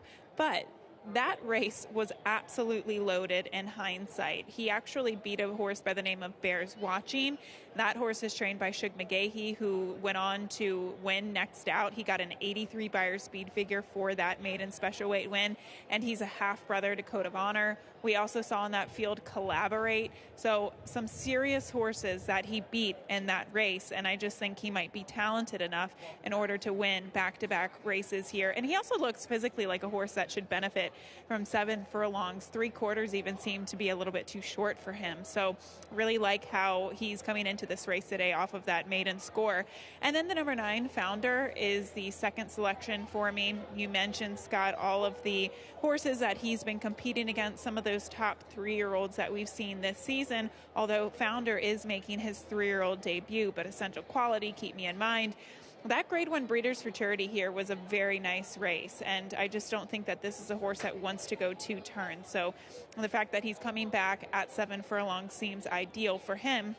And then finally, there's a horse that I just think is really intriguing here. He's the 5 Paleo. I don't know what he can do on the main track, but it's interesting that Mike Stidham decides to bring him off of such a lengthy layoff and point him for this race at Keeneland. This is not an easy allowance race. Mike Stidham is very good at placing his horses. So I think there's a bit of a vote of confidence here that this horse winds up in this type of race.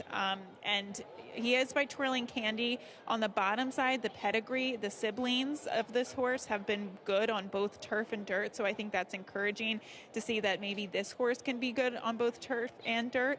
I know he just broke his maiden at Colonial Downs in his first start. There's a big class question mark around him, but it's just intriguing that he shows up in this spot today at 13-1. So I'll throw him into the mix. 8, 9, 5 for me across the board here as we are 11 minutes out from race 5. Good luck.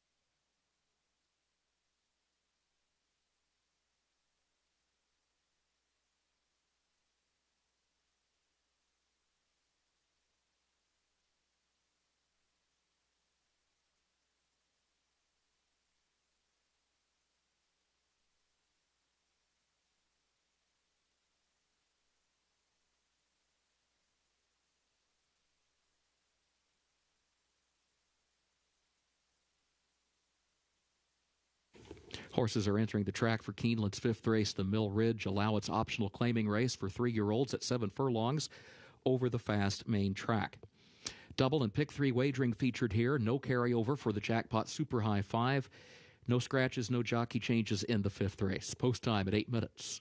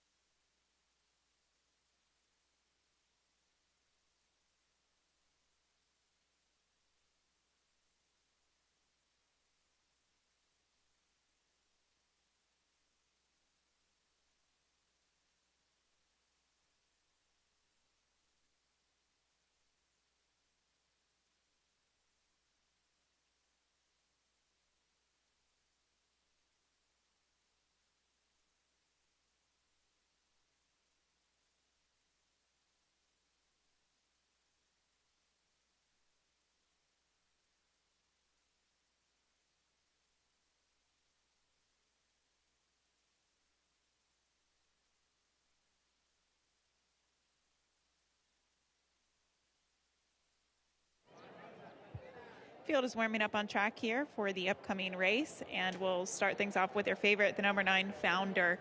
I've been really impressed by this horse on trackside. He isn't the biggest horse, and I love that because he is coming in off of a pretty lengthy layoff, but he's got a lot of bounce to his step on track, very light on his feet, very professional, all those things that you like to see, and he does look very fit off of the layoff for Chad Brown. It looks like he's got him just where he wants him. It's just going to depend on how good he is and how tough this field is that he's going against. But we know the caliber of horses that he competed against last year, but he certainly does look fit off of the layoff. The 8 Democracy is next, and this one sent out by Todd Pletcher. I'm still kind of shocked that he won at 3/4. I can remember seeing him in his first race and writing the notes that I did, but he's just a long horse. I don't even think seeing him on camera does him any justice because he's very proportional, but he is a very big horse. So I think the added distance of 7 furlongs should really help him. And honestly, I think the fast track, I know he's bred for a wet track, being a son of Quality Road and out of a Medaglia d'Oro mare, but sometimes those bigger bodied horses don't necessarily take a liking to that type of surface. They kind of sink into it, whereas I think he might benefit from the fast track. You can see him on track, though. He has a tendency to be, I don't want to say lazy, but maybe lose focus from time to time, and Louis Saez, I think, has done a really good job of trying to maintain his focus, keep him focused in the preliminary warm-ups here. The 7 Warrant, talking about losing focus, this horse, I don't know if he's got his mind on business today.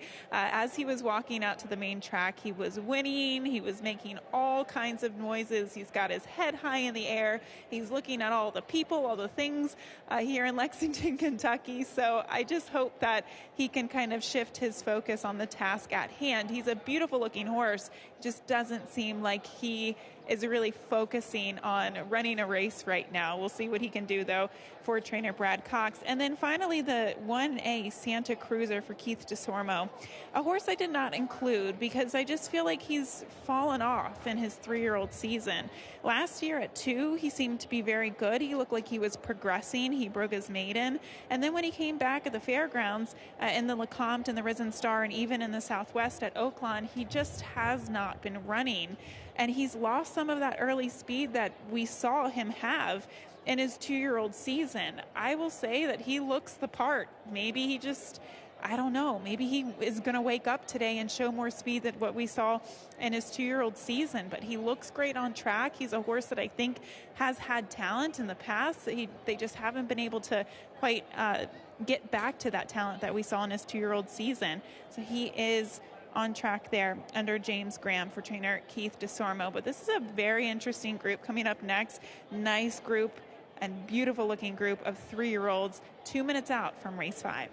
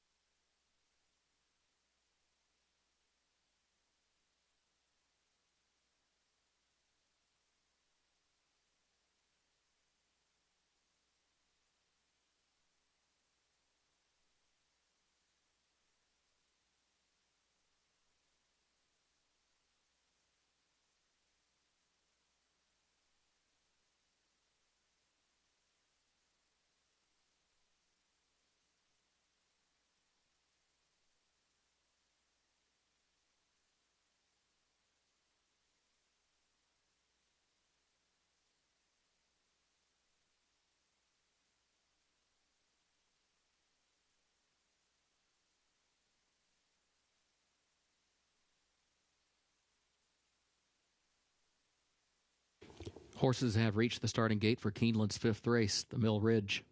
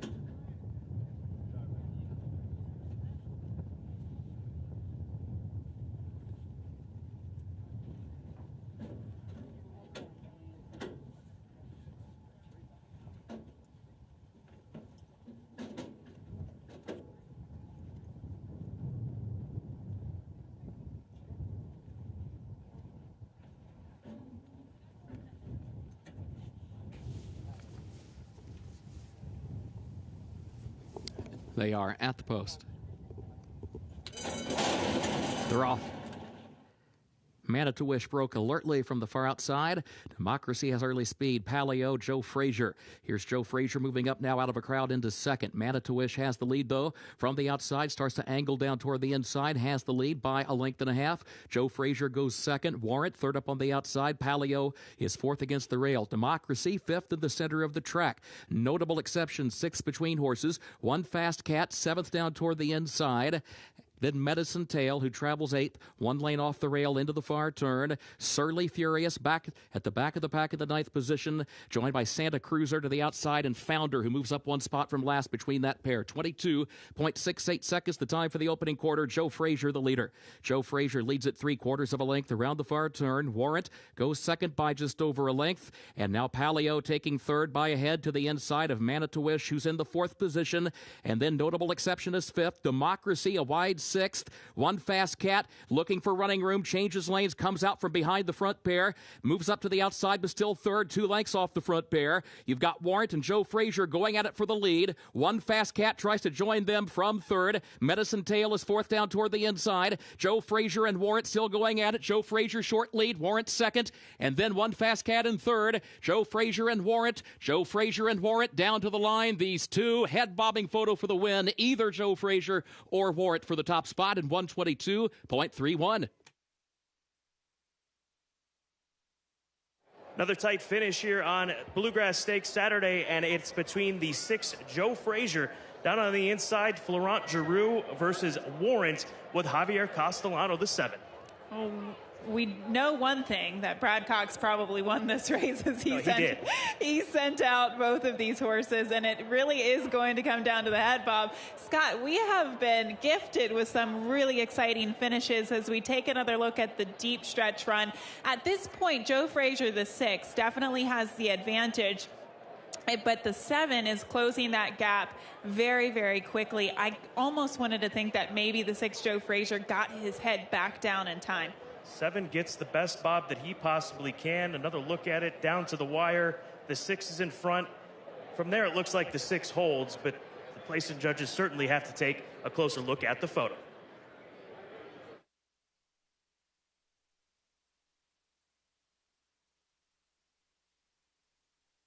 Photo for the win. Hold all tickets.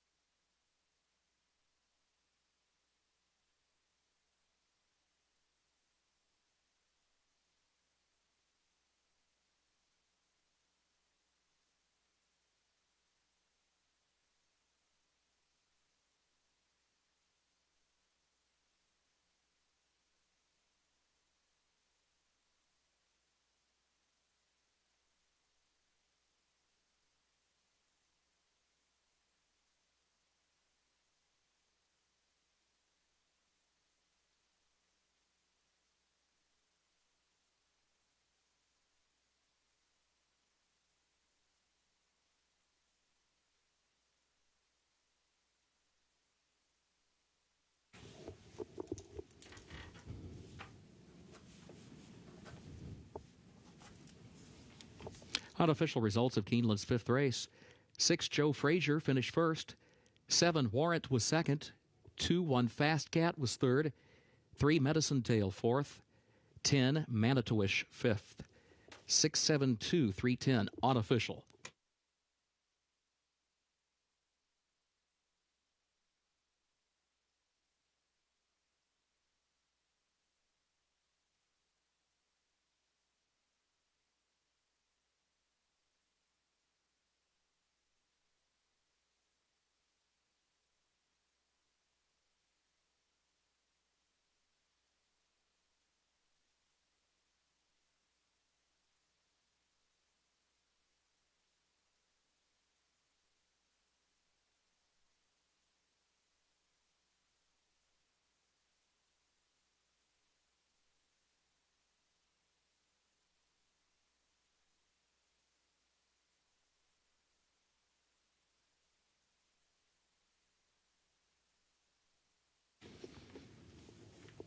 In the winner's circle for Keeneland's fifth race, the Mill Ridge 6, Joe Frazier, owned by Dawn and Ike Thrash, trained by Brad Cox, Florent Giroux, the jockey.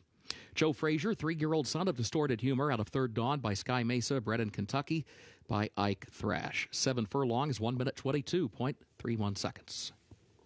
Race 5, results official. 6-7-2-3-10, the official results for Keeneland's fifth.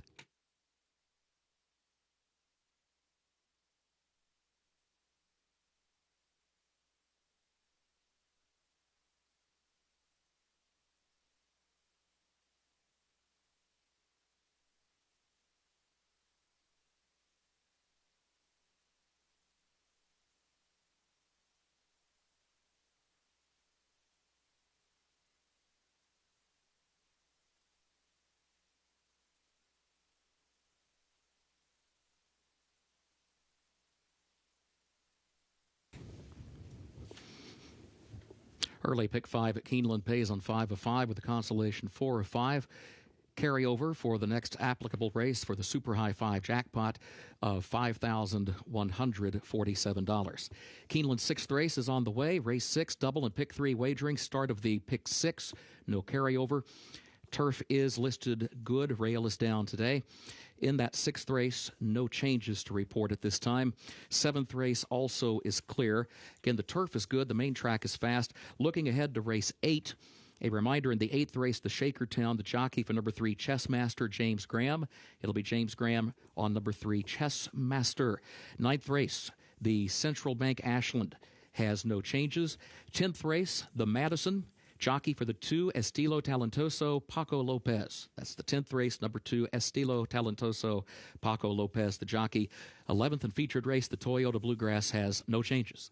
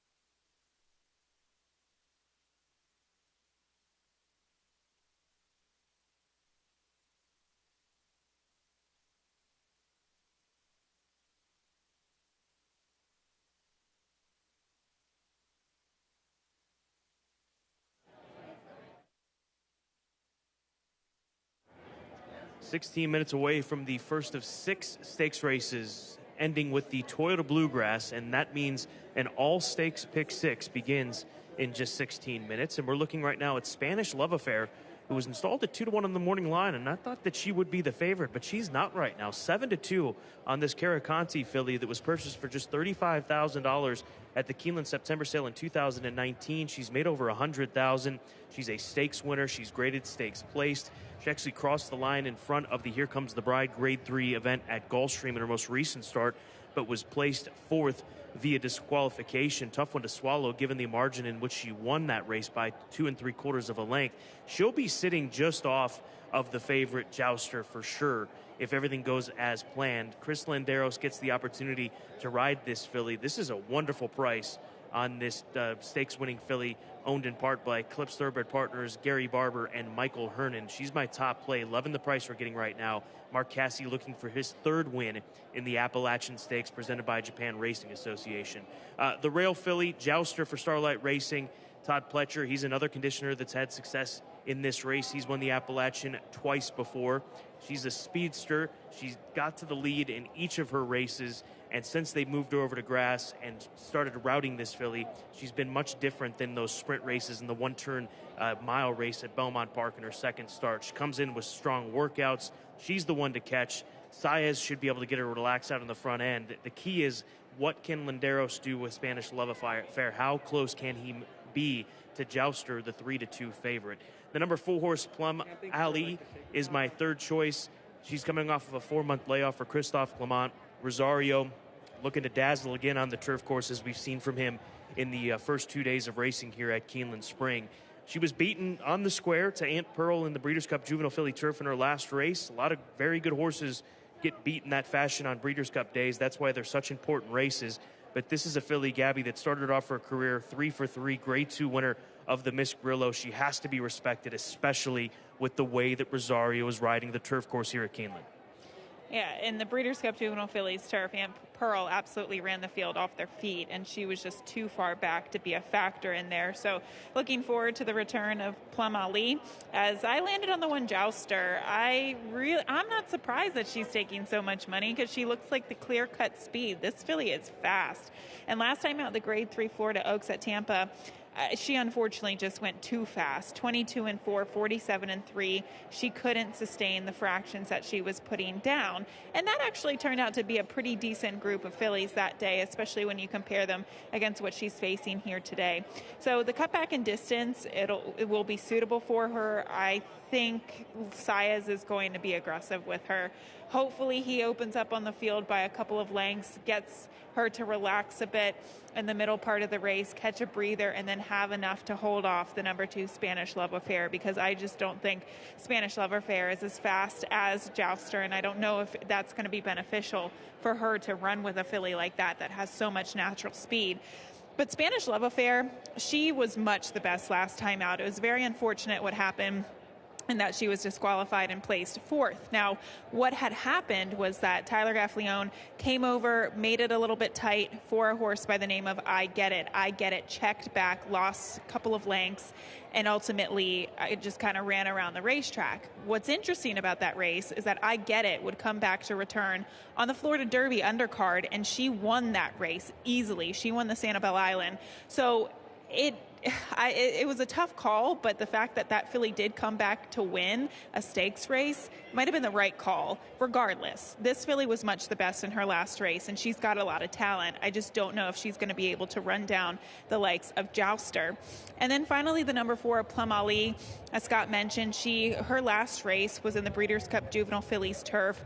That was a race won by Aunt Pearl. Aunt Pearl is just so fast, and she ran the field off their feet. You can see the fractions on the past performances, 22-2, 47-1, just very fast. And if you're that far off the pace, there's no way that you can make up that type of gap. So maybe against this caliber, this quality, she'll be able to find herself a little bit more forwardly placed and be a factor. She's very good. She was undefeated in her first 3 starts, and she was a huge possibility in the Breeders' Cup Juvenile Fillies Turf. So looking forward to having her back. This is a very nice group of fillies. We even have filly that's making her US debut for trainer Brian Lynch and the number 5 Gift List. So there is a lot going on. But I go to the 1 Jouster to wire the fields here in the Appalachian presented by Japan Racing Association. We are 11 minutes out from this 6th race. Good luck.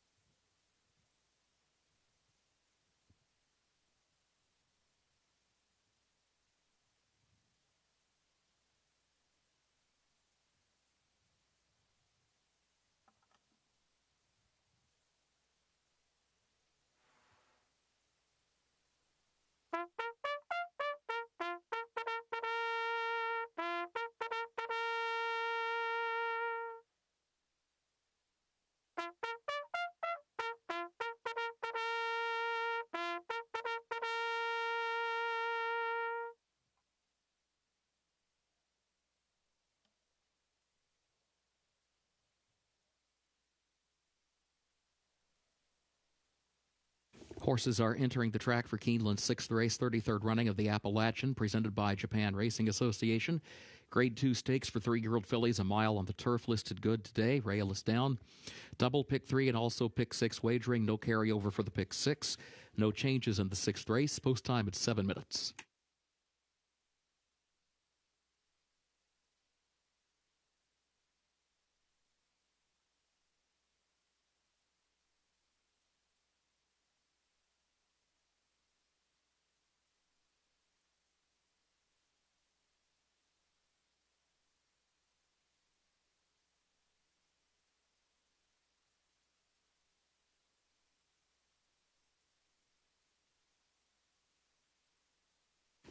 Let's meet the field for the Appalachian. Number 1 is Jouster, owned by Starlight Racing of Jack Wolf and others, trained by Todd Pletcher, Luis Saez, the jockey. 2, Spanish Love Affair, owned by Michael Hernan, Gary Barber, and Eclipse Thoroughbred Partners of Aaron Wellman, trained by Mark Cassie, jockey Chris Landeros. 3, Flown, owned by Mark DeTample, trained by Brendan Walsh, jockey James Graham. 4, Plum Ali, owned by Michael Dubb, Madicat Stables LLC of Saul Kuman, Bethlehem Stables of Michael Caruso, trained by Christophe Clement, Joel Rosario to ride. 5, Gift List, owned by Ammerman Racing Stables LLC of Mr. and Mrs. John Ammerman, trained by Brian Lynch, Javier Castellano the jockey.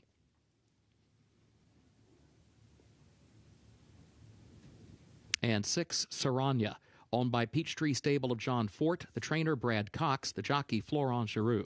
Post time at 5 minutes.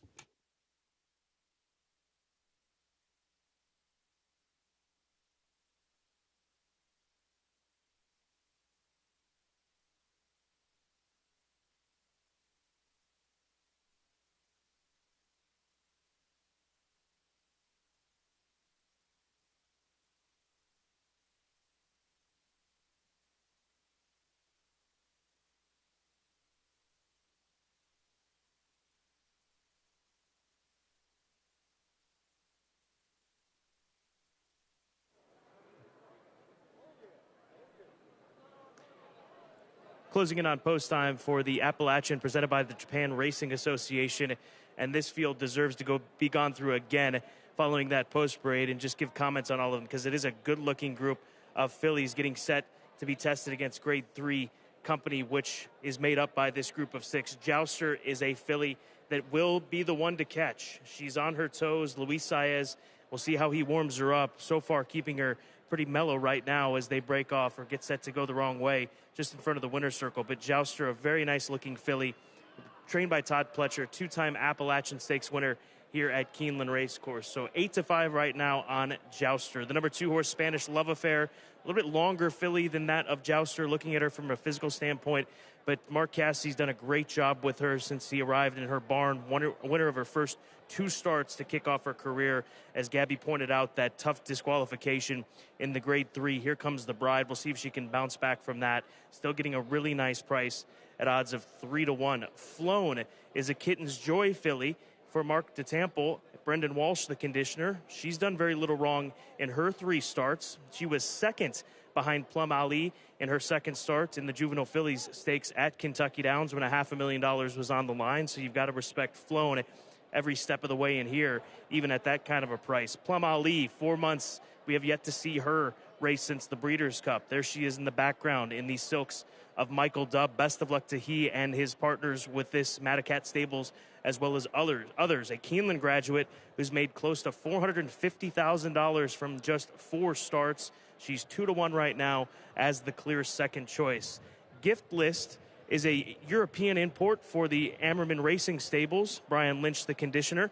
She comes out of races back in the fall, hasn't been seen in 5 months, but has very fast workouts down at Palm Meadows. You've got to respect this filly. She makes her U.S. debut. She's got Dancilli bloodlines. The Dancilli offspring, oftentimes brought here by Juddmonte Farms, do so well on the firmer conditions that we normally see here in U.S. racing. Turf still listed as good as it was yesterday, but Gift List at 6-1 with Javier Castellano deserves a big luck. And then Saranaya on the outside, 9-2 on the morning line. Florent Giroux gets the opportunity here. He's a winner of the Appalachian Stakes. Brad Cox seeking his first win in the Appalachian, chased a wire-to-wire winner in that last race down at Fairgrounds against Stakes Company, but prior to that got back-to-back victories on the turf course. So a good group of horses led by Jouster right now in the wagering. Don't forget, this race does start in all stakes, pick 6, $1 minimum wager, which concludes with the grade 2 Toyota Bluegrass.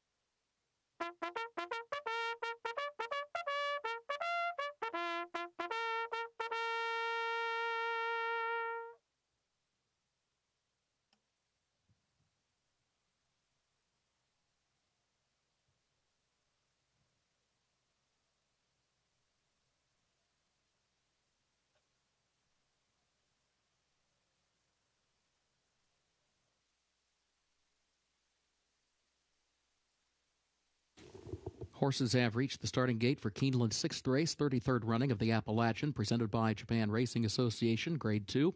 Start of the pick 6.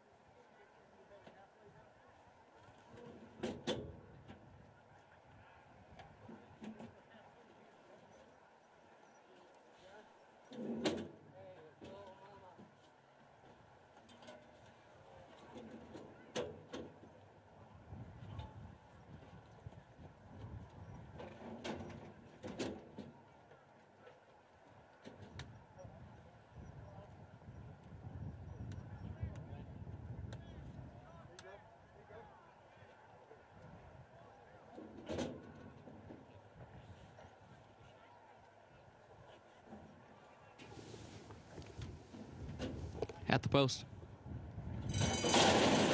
They're off in the Appalachian, presented by Japan Racing Association. There goes Jouster.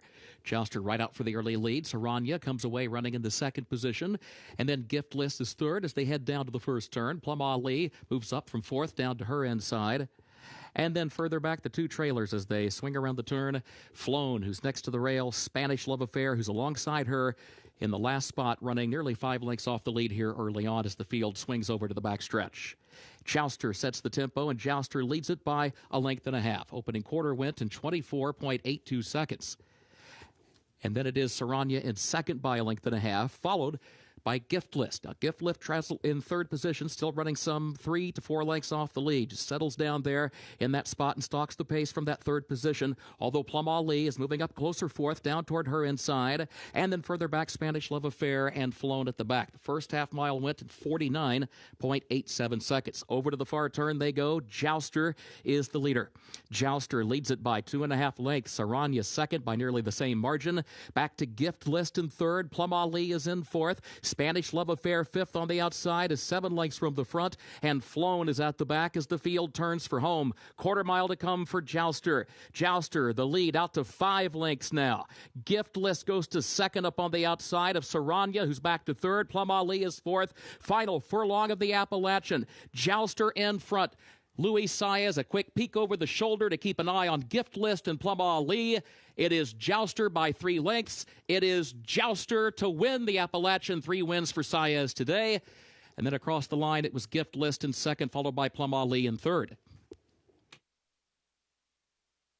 When you've got early speed, you use it, and that's exactly what Jouster did with Luis Saez, and he was actually able to slow things down to pedestrian fractions, meaning you knew she was going to have plenty left in the tank at the end. I just love fillies that are like this, that just have so much natural speed, and you have to love it when they're ridden like this as well, Scott. Luis Saez, he slowed the pace down. When I looked at the opening quarter and the half, I said, she's got absolutely no excuse from here, and she didn't. She went clear in the end, and I thought a really nice U.S. debut by the 5 Gift List. This was her first start for Brian Lynch and in North America.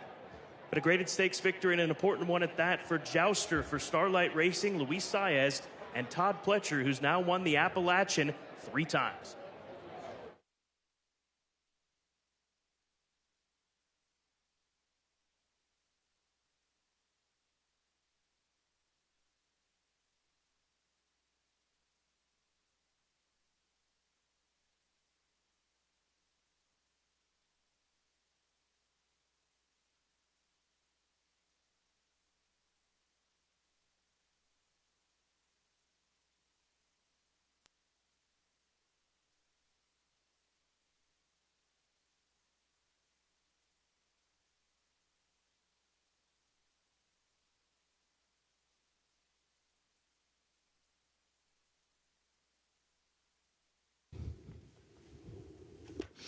Unofficial results of Keeneland's 6th race. 1 Jouster was first, 5 Gift List was second, 4 Plum Ali was third, and 6 Saranya fourth. 1-5-4-6 unofficial.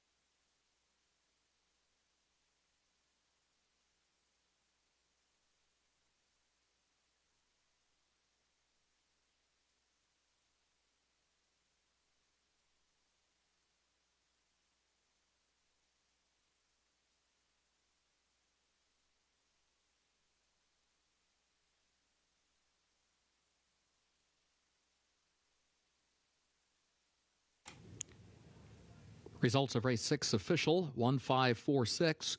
The official results for Keeneland's 6th race.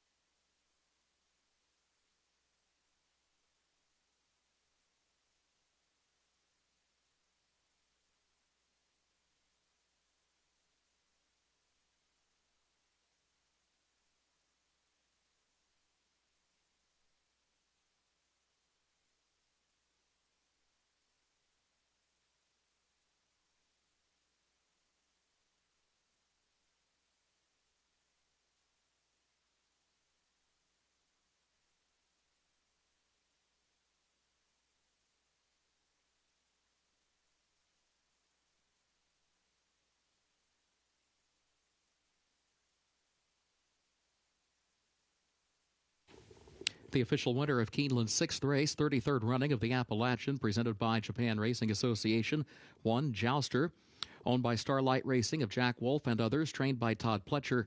3 wins today for jockey Luis Saez. Jouster, a 3-year-old filly by Noble Mission, out of playtime by Street Cry, bred in Kentucky by St. Elias Stables, LLC. 1 mile over the turf listed good, 1 minute 36.83 seconds.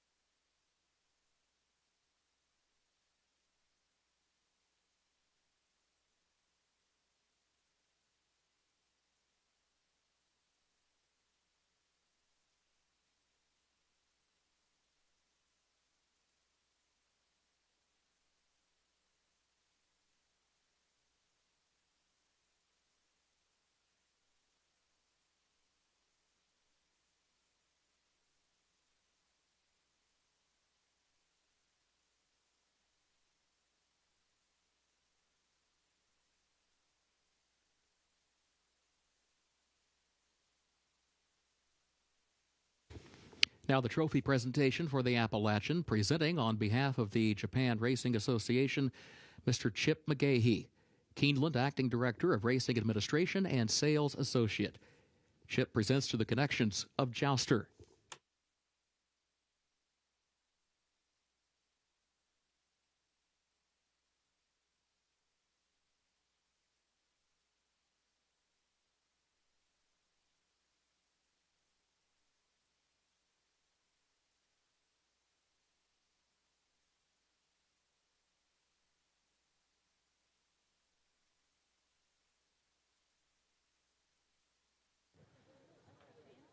Jouster, too much for him in the Grade 2 Appalachian Stakes presented by the Japan Racing Association. Jack Wolf of Starlight Racing.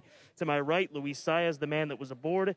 She made it look easy. How easy did she switch off for you once she made the lead? Oh, she was so professional today. She braved from there, so sharp. We just tried to relax, and she did it so perfect. She came to the stretch. I had so much horse, so I was like, just let him be happy. And when we came to the end, she just blown by. She took off. Have we seen the best of her yet? Oh yeah, she's good. She's very good. Luis Saez with the winning ride, wire to wire. That, Jack, must have been one of the easiest races that you've ever had to watch. Were you at all worried? I was. The last 2 days is turf is, the speed's not been holding, which is what I was concerned about. And Luis said before the race that he's going to try and get her to relax, and the fractions you saw were perfect. How important it is for you and your operation, Starlight Racing, to win stakes races here at Keeneland, especially with fillies? Keeneland, when I was just talking to Clint Glasscock, Hilda's Passion was one of our big winners here, first big winners in Grade 1, and nothing like Keeneland. There isn't. Congratulations. Thank you. Jouster, very impressive today against Grade 2 Company in the Appalachian Stakes presented by the Japan Racing Association. Keeneland's 7th race upcoming, 34th running of the Commonwealth Grade 3. Double and pick 3 wagering also starts the $500,000 guaranteed all stakes pick 5. Main track is fast, turf listed good. Carryover for the Super High 5 jackpot, $5,147. In the 7th race, there are no changes. Looking ahead to the 8th race, a reminder in race 8, the jockey for number 3, Chessmaster, James Graham. That's the 8th race, number 3, Chessmaster, the jockey, James Graham. Checking race 9, no changes in the Central Bank Ashland. 10th race, a reminder, the jockey for the 2, Estilo Talentoso, Paco Lopez. That's race 10, the Madison, number 2, Estilo Talentoso, the jockey Paco Lopez. The 11th and featured race, the Toyota Bluegrass, has no changes.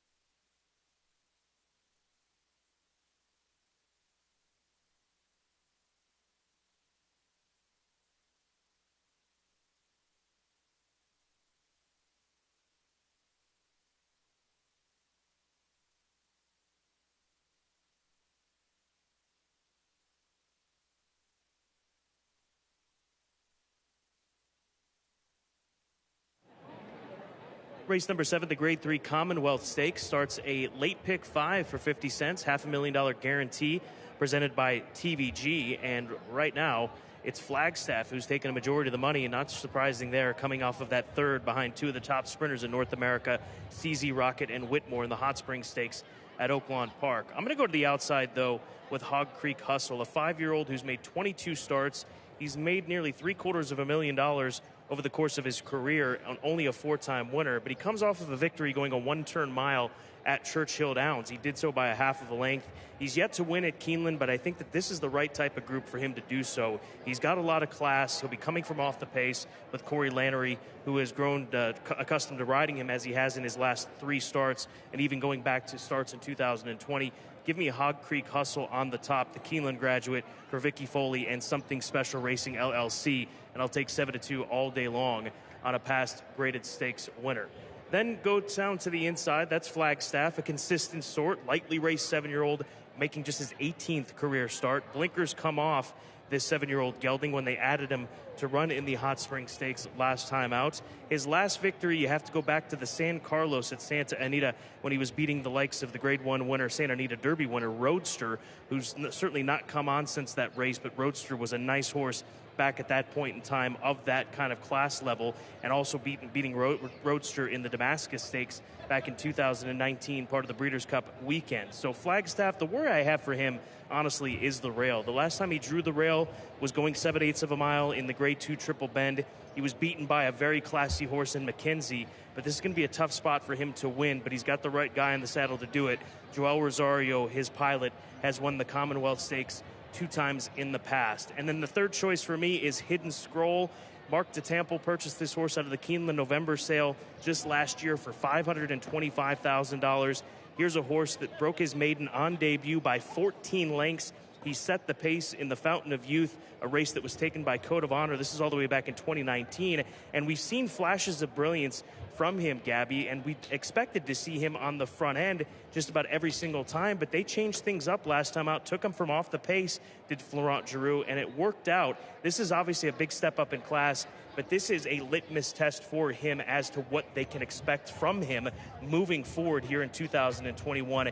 Do they have a graded stakes type horse? Do they have maybe a potential Grade 1 winner? We'll find out here in a few minutes. And 5-2, if he runs back to some of his races, might be the last time you get that price. I think they're taking baby steps with him. They could have easily run him in a Grade 1 this weekend, but they're deciding to run him in this Grade 3, and I think this is the right spot for him. But I did go to the one Flagstaff as the top pick here. He's making his 3rd start off the layoff, and I just like his form cycle. I think he should be able to be sitting on his best race to date, and if that's the case, he's probably going to win this race. His last one in the Hot Springs, he was down on the rail. It was okay. He just maintained, but I actually like the fact that they're taking the blinkers back off, because I think this is a horse that's a little bit better when he can see the competition. It kind of drives him forward a little bit more. So the class is there.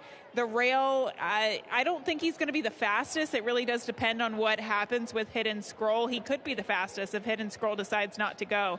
But at this distance, I don't really think it matters. He just needs to get the right type of trip from the rail. Now, the 2 Hidden Scroll, as Scott mentioned, a lot of people have a lot of opinions about this horse. He was sensational in his first start, and he never really went on to maintain what we saw in his first start with that 104 Beyer speed figure and that 14-length victory in the slop. Now, his last race, Brad Cox told me that he just seems like a better middle distance horse. He thought that with that early trouble at 3/4 and at the distance, the field got away from him a little bit. So I think the 7 furlongs is going to be much, much better for this horse. And he's been tinkering with this horse as well. This is a horse that in the past has been known to have some serious gait issues. And he said he's done a lot of work with him in the mornings, schooling him in the mornings. And he's has been doing really well with that. And obviously he didn't really have any gait issues last time out. He just had traffic troubles, which found himself so far off the pace. They also made an equipment change since Brad got him. He runs in something called a Houghton bit, which just really helps the rider control the horse a little bit more. So Florent Giroux, obviously, liked this equipment change last time out, and they're sticking with it once again here today.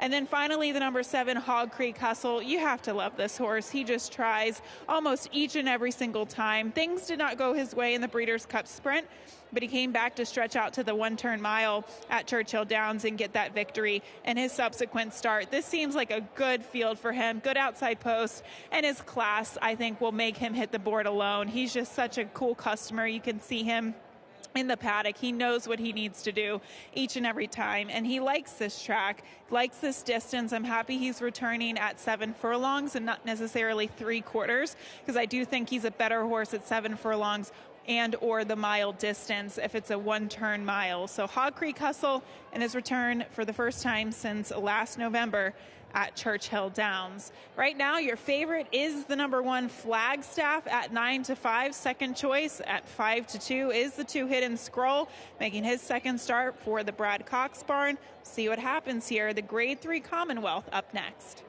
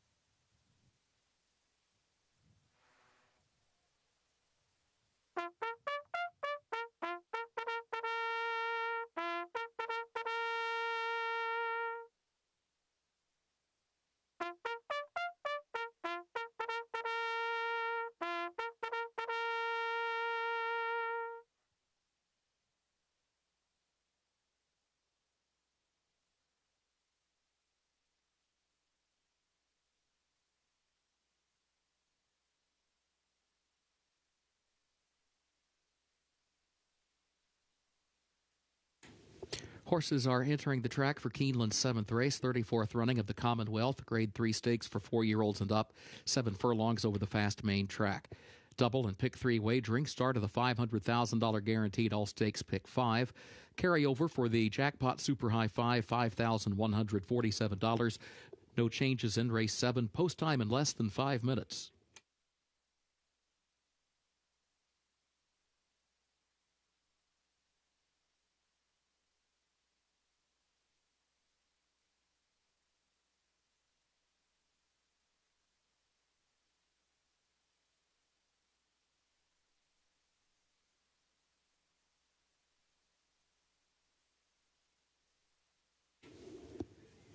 Let's meet the field for the Commonwealth. 1 is Flagstaff, owned by Lanes End Racing of W.S. Farish, by Hronis Racing of Costa Hronis, trained by John Sadler. Joel Rosario is up.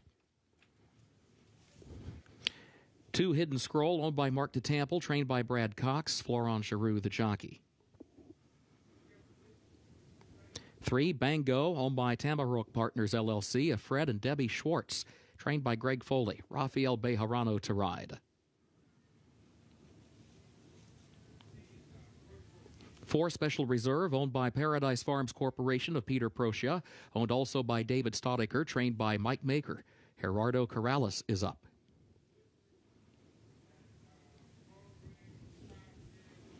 5 Attachment Rate, owned by Jim Bakke and Jerry Isbister, trained by Dale Romans. Jockey Luis Saez. 6 Mucho, owned by WSS Racing LLC of William S. Simon. 4G Racing LLC of Brent Gazaway. John Ortiz trains, Javier Castellano rides.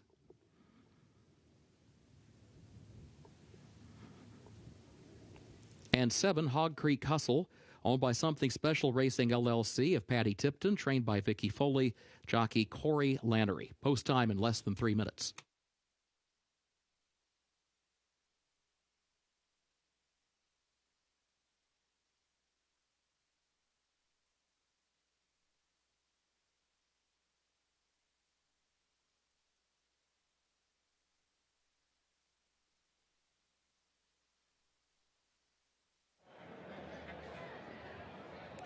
Seeing some good energy from Flagstaff as he came through the tunnel with Joel Rosario, and he's going to have good energy down on the inside to outbreak some of these runners to his outside. He's holding strong, sitting at 8-5 right now on the tote board as we close in on post time. Yeah, the key to him is the break and what Joel Rosario decides to do, because there are some fast horses towards his outside. Hidden Scroll could certainly show speed. The 4 Special Reserve is extremely fast. So I'm just hoping for a good gate break, and Joel just has to, listen to the horse and put him where he thinks is best.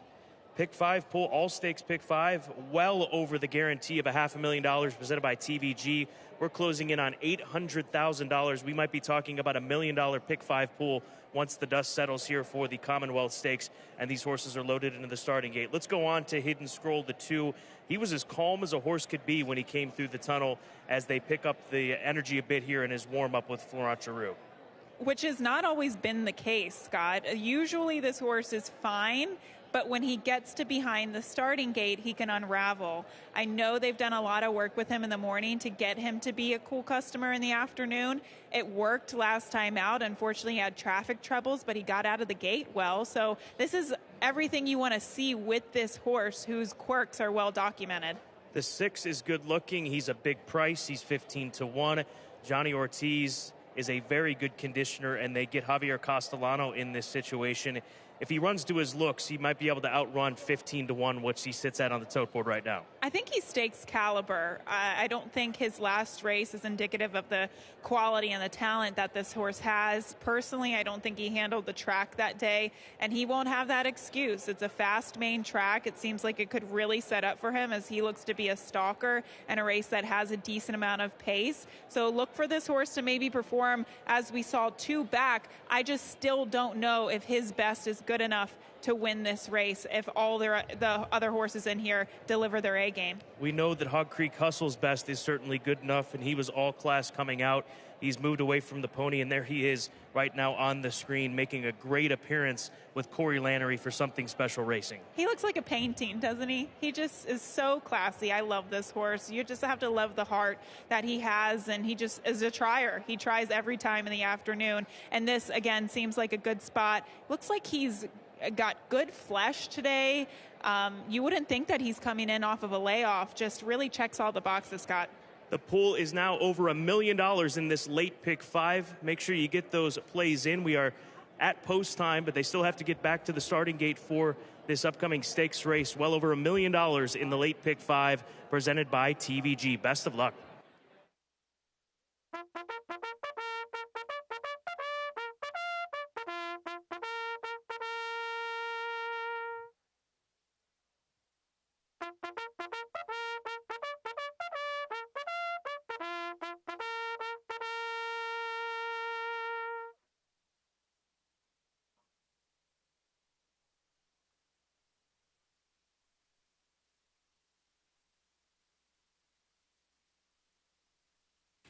Horses have reached the starting gate for Keeneland's 7th race, the 34th running of the Commonwealth Grade 3. Start of the $500,000 guaranteed all stakes pick 5.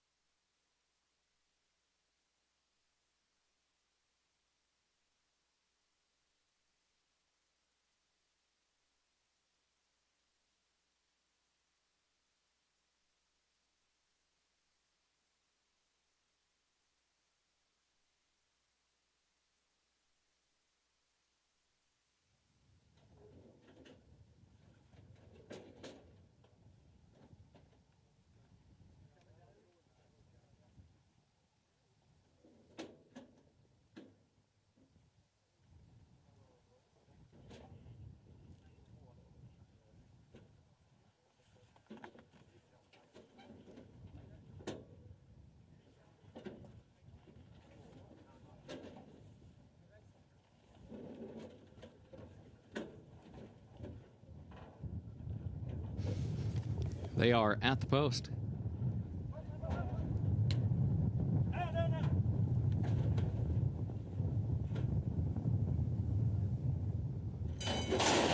They're off in the Commonwealth. There goes Special Reserve out for the lead. Flagstaff is there toward the inside. These two come forward. Bango away running in the third position, tries to join them, and shifting lanes now toward the far outside. Special Reserve, the early leader, 3/4 of a length. Flagstaff goes second by just ahead. Bango right alongside of that one, a close third. Mucho is fourth out in the center of the racetrack, a length and a half off the leader. And then Hidden Scroll, who is taken under a hold back in the fifth position from in between horses, a lane off the rail to the far turn. Hog Creek Hustle outside of that one, and Attachment Rate trails. Opening quarter went to 22.98 seconds. Into the far turn, Special Reserve leading at 3/4 of a length. Bango is second by a neck. Mucho third up on the far outside. Flagstaff comes next. Hidden Scroll fifth in between horses, 3 lengths off the front trio as they come to the quarter pole. Hog Creek Hustle, Attachment Rate at the back. Here's Mucho on the outside, tries to put a head in front. Bango fights on between horses. Special Reserve back toward the rail is still there as well. The front three in a line coming to the 8th pole. And then Flagstaff, who switches lanes toward the outside center of the track, 3 lengths away in fourth. It is Special Reserve with the lead. Flagstaff coming from the outside. Bango toward the inside. Flagstaff is running after Special Reserve. Flagstaff running by Special Reserve. Flagstaff to win the Commonwealth for Joe El Rosario. Close for second, either Attachment Rate or others in that runner-up photo. 121.84 for the 7 furlongs. Flagstaff. Joel Rosario with his 3rd Commonwealth Stakes win, and I would be hard-pressed to think that the other two were as impressive as this one was, Gabby. He's down on the inside. He doesn't make the lead. It looks like he's backing up just before the quarter pole, but he gets this horse out to the center of the track and produces a late run to run down the speed out in front of him. All right, this might be the best ride of the day so far. Can we vote that? Yes. I mean, we still have a long way to go, but the fact that Joel Rosario was just so patient on this horse, he didn't make the lead, took him back, angled him out in the clear, and the way he just lowers his body and gets everything out of a horse, especially closing from off the pace, this was brilliant. It was stacked against him, but he overcame at Flagstaff, the best in the Grade 3 Commonwealth Stakes here at Keeneland.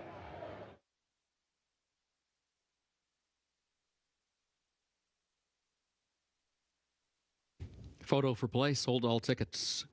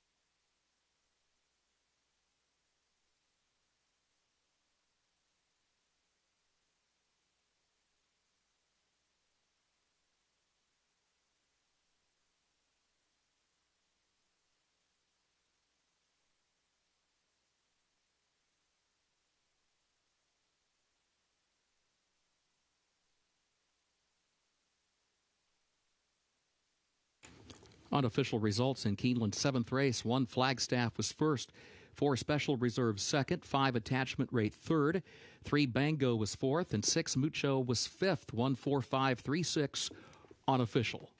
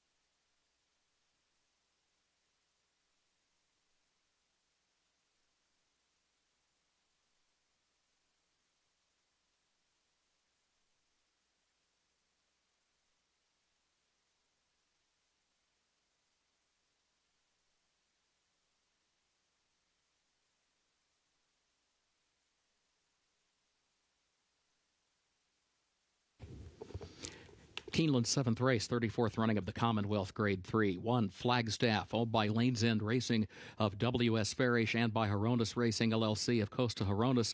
John Sadler, the trainer. 2 wins today for Joel Rosario. Flagstaff, a 7-year-old gelded son of Speightstown out of Indian Giving by AP Indy, bred in Kentucky by Summerwind Farm. 7 furlongs over the fast main track, 1 minute 21.84.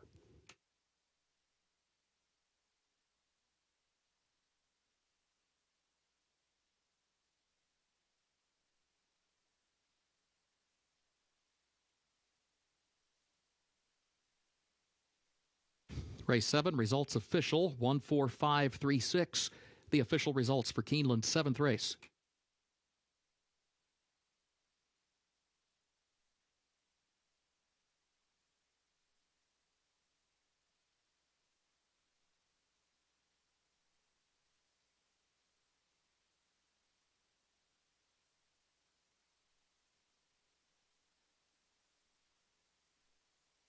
Now the trophy presentation for the Commonwealth. Mr. William M. Lear, Jr., Keeneland trustee, makes the presentation to the connections of Flagstaff.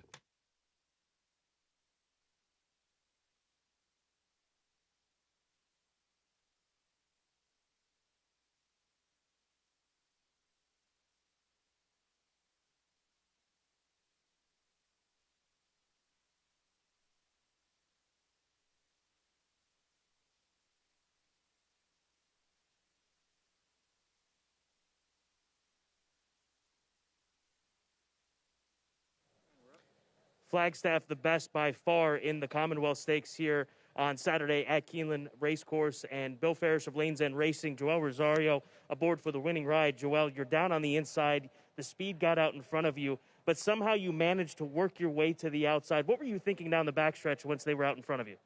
I was thinking the same, trying to get out at some point, and with the inside post position, I just had to just be there. He broke really sharp there, and I was in a good spot, and we're just waiting to trying to be in the clear when I can going forward, and then when trying the last turn, I got the chance to just try to sweep Maul, and then after that he would just run down. Did you know you had a lot of horse under you at the top of the stretch?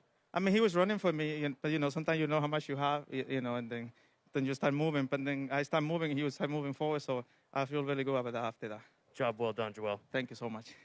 Bill, this was something to watch. I mean, Joel's won this race 3 times in the past. I don't know that he's had a more impressive ride. What were you watching as this race was developing? Yeah, but just what Joel said, when you have the one post, you either send him or you don't. And looked like he was sending him in the beginning, and maybe the horse just got outfooted a little bit. But then when he swung him outside, he really made a great run.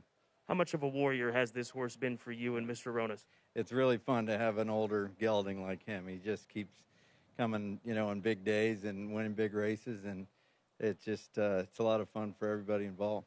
Congratulations. Thanks a lot. Flagstaff, the best in the Grade 3 Commonwealth Stakes with a brilliant ride from Joel Rosario.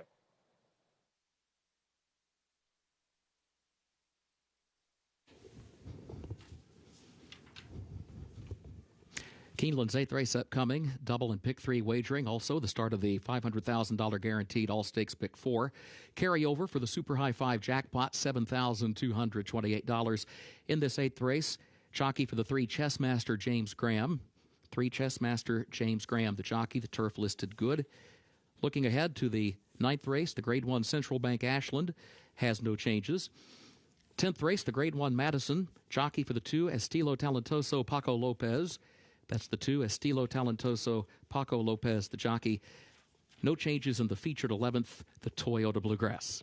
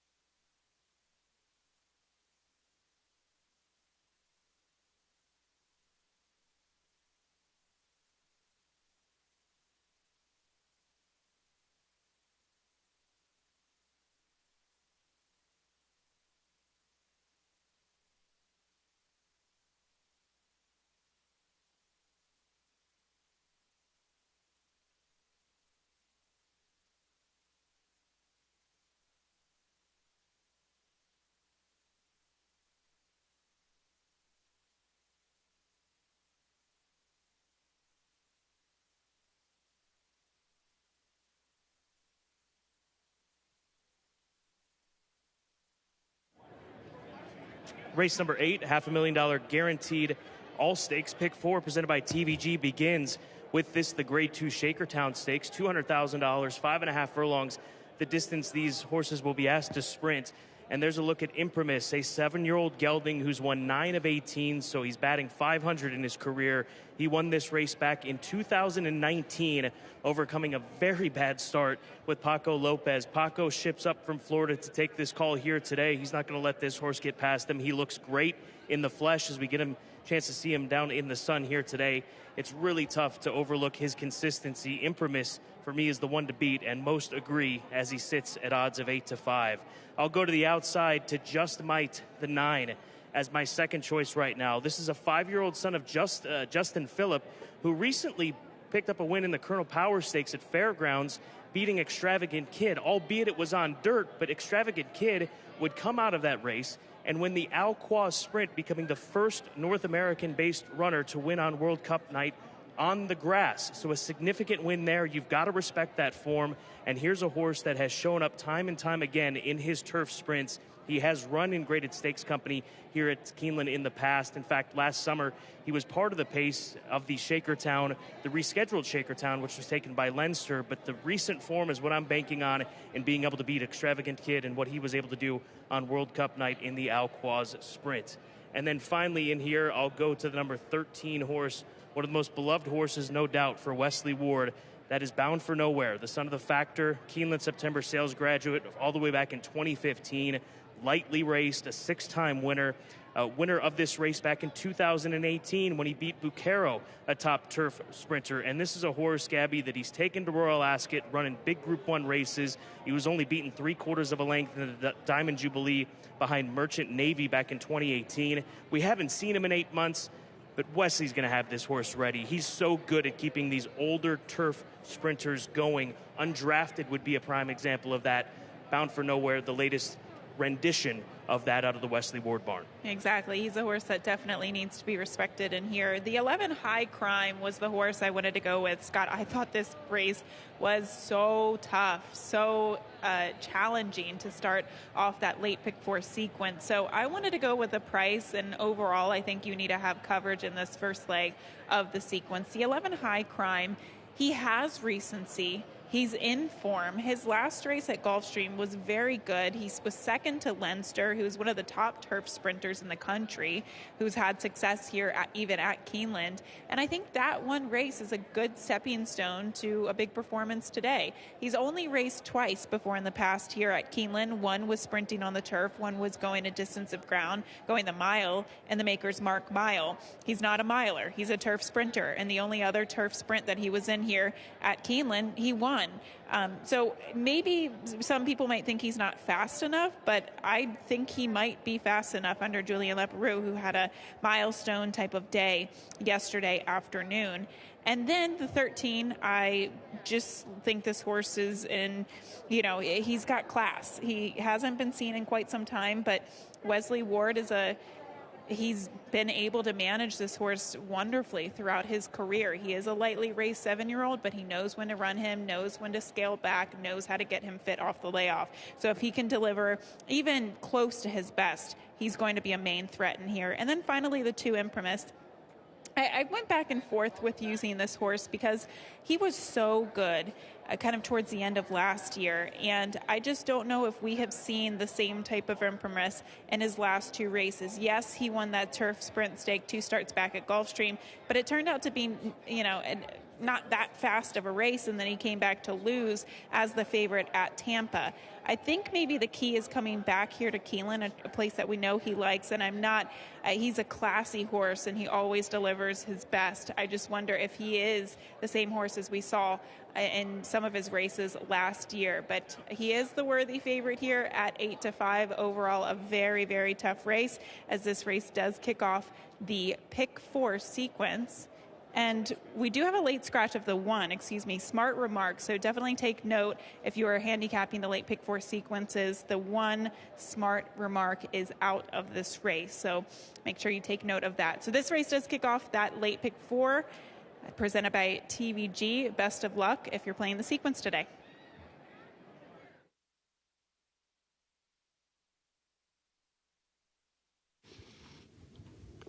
As Gabby mentioned, late scratch in Keeneland's 8th race, number 1, Smart Remark. Late scratch in Keeneland's 8th race, scratch number 1, Smart Remark.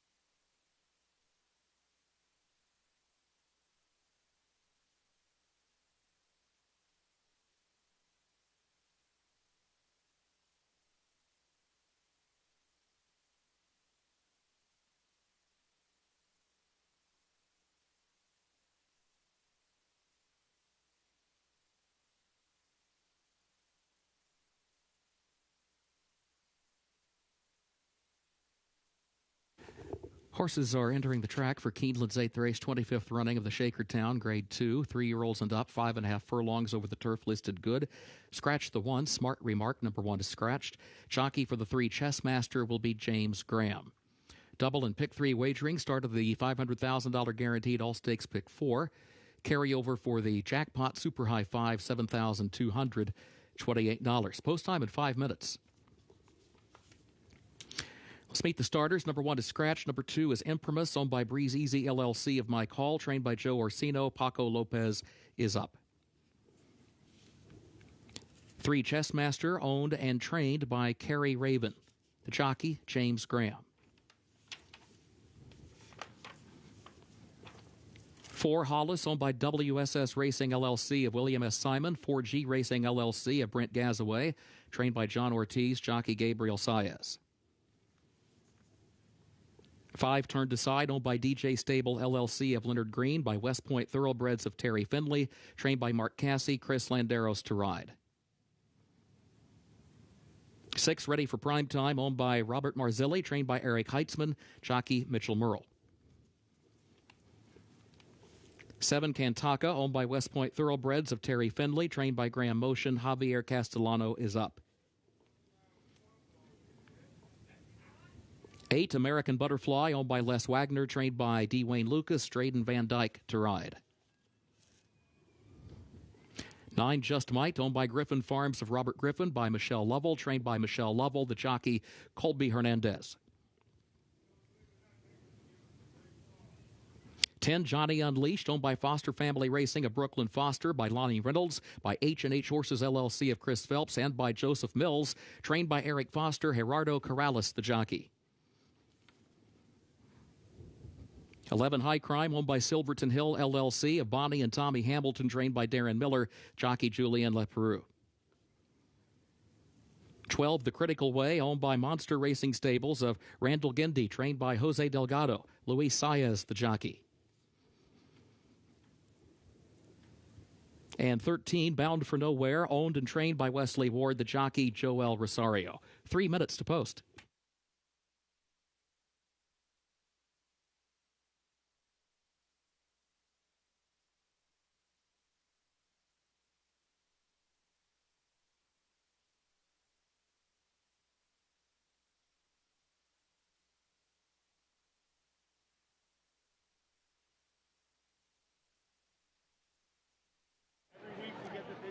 There's a look at the 2-horse Imprimis, who now draws the rail. Keep that in mind with the late scratch of Smart Remark. He finds himself with an inside post. Gabby, he's used to this. He's had it in 2 of his last 5 starts. He was able to win from post 1 in the Troy, a race that was DQ'd ultimately at Saratoga. But when he came through the tunnel, he was ready to go. He charged forward, he went right to the pony, and he's feeling good as he gets ready for this Keeneland return. He does feel good, but I do think he somehow worked out, a decent trip last time out from the rail. Somehow he's always figured out that rail draw. I hope fortune is on his side as well today, because he looks like a horse that's primed and ready to go. But it could be difficult working on a trip from the rail. The 5-horse Turned Aside, he looked good coming through the tunnel as well. Here's a Keeneland January sales graduate from 2021 that was purchased for $725,000. His trainer, Mark Cassie, has a Shakertown victory in the past, won it with Holding Gold back in 2017. He looks good, and he's a good price, 11-1. He just went way too fast last time out. It was his first race in quite some time, since November of last year, and I'm hoping that he can get more of a settled trip. This isn't a horse that needs the lead. He can sit mid-pack and still be successful. So too fast last time out, but I agree with you, Scott. It makes a lovely appearance on the track today. The 7-horse Kenthanka, Javier Castellano, the rider, a 2-time Shakertown winner. This is a 6-year-old gelding by Jimmy Creed, who deserves respect. He's taken on some tough foes since moving over to the turf course dating back to May of 2019. So I was just overhearing an interview just a moment ago with Terry Finley with West Point Thoroughbreds, and they said that this would be a stepping stone for the Grade 1 Jaipur on Belmont Stakes weekend. That was the race that he ran in and unfortunately finished second in last year. So you wonder, Scott, if they're really cranking him up to win today, or if that focus is on his second race on the layoff and the Grade 1 Jaipur next out. Good information. High Crime is the 11-horse, the last one we'll focus on, as we're just 2 minutes away from the Shakertown. Another one that looked wonderful coming out. We saw him back in the fall take down a 2 other than allowance race, and he's run back to that form in that Grade 3 at Gulfstream back in February. Yeah, I love everything about this horse today. I just love his composure on the track. He looks great. Darren Miller, he does a great job with his horses in the afternoon, so it's really no surprise to see this horse. Shiny coat, just really well hydrated, very fit. but I do think he's good enough if he gets the right type of trip, and he's fast enough to get the right type of trip in this turf sprint. The late pick 4 pool well over the guarantee of $500,000. $555,000 is up for grabs right now. Plenty more money will come in the final few moments of the lead up to post time for the Shakertown. Good luck. It's going to be a heck of a race. 8-5, the favorite down on the inside. Imprimis looking to repeat from his 2019 win in the Shakertown.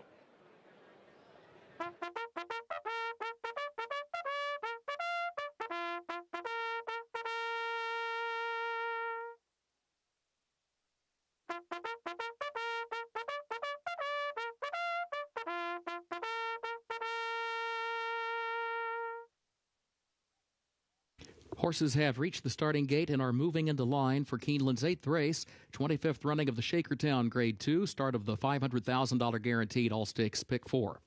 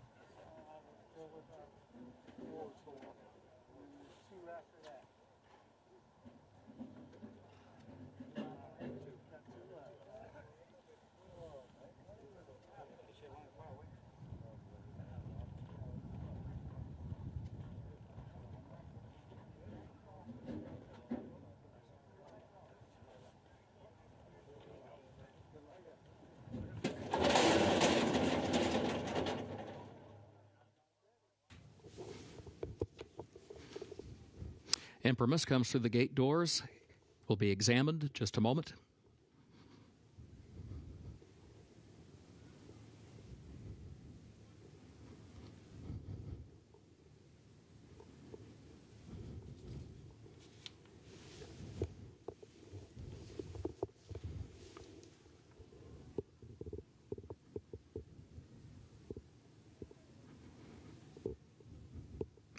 Imprimis approved to move back into line at the post. They're off in the Shakertown. High Crime, the critical way, broke alertly. Just Might is away running in third. There's Hollis in fourth. Johnny Unleashed, a close-up fifth, moving through a crowd to challenge for the top spot. Imprimis is away running in the sixth position. And then Chessmaster in seventh, turned aside as eighth. Bound for Nowhere is ninth to the far outside. Ready for prime time, back toward the rail in 10th. Kantaka is 11th. And American Butterfly last of the 12 as they move on to the far turn. Johnny Unleashed against the rail has the lead around the turn, leads it by 3/4 of a length. The critical way second on the outside. High Crime is third out toward the center of the course, 2 lengths off the front pair. Just Might fourth toward the inside. Imprimis is fifth, looking toward the far outside at the top of the stretch, still 5 lengths off the lead. Chessmaster and then Bound for Nowhere behind that one. Coming to the final furlong, Johnny Unleashed short lead, but the critical way is there. Imprimis is coming on. Bound for Nowhere is running late on the far outside. Imprimis comes forward for the lead. Bound for Nowhere is trying to catch him. Imprimis has the lead. Bound for Nowhere is fighting on, but still second. Imprimis, Bound for Nowhere, these two to the line. Photo for the win in the Shakertown. What an effort by that pair. It'll either be Bound for Nowhere or Imprimis. 2 past winners hooking up late in stretch. It was Bound for Nowhere, the 2018 winner, coming from off the pace. Imprimis, after coming out of the starting gate early and having to be reloaded, runs a big race as he did back in 2019. It's going to come down to a photo, but it looks like Joel Rosario may have just pulled it off again, Gabby. Yeah, this race, class on the grass, Scott, because these two were the classiest horses in the field. And if Joel Rosario did indeed pull it off, and I think this horse got his nose down in the nick of time, he had to draw all the way out from post 12 with the scratch of the 1 in here. And for him to navigate a trip like this was both credit to horse and rider. Take another look at it in slow-mo. That's Bound for Nowhere in front with this jump. Imprimis maybe not getting back there in the end. If, in fact, Joel gets this one, where does this rank according to what we just saw from him with Flagstaff? Might this be a touch better? I don't think so. I still think Flagstaff is the ride of the day. Bottom line, Joel is rolling, and there's still a photo on the board for the Shakertown.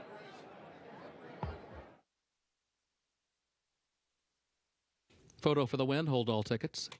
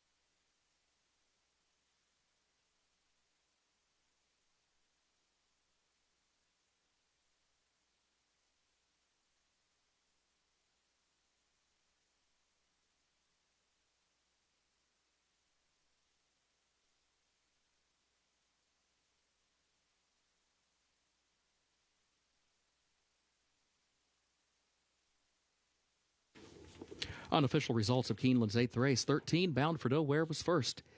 2, Imprimis second. 12, The Critical Way third. 10, Johnny Unleashed was fourth. 8, American Butterfly fifth. 13, 2, 12, 10, 8, unofficial.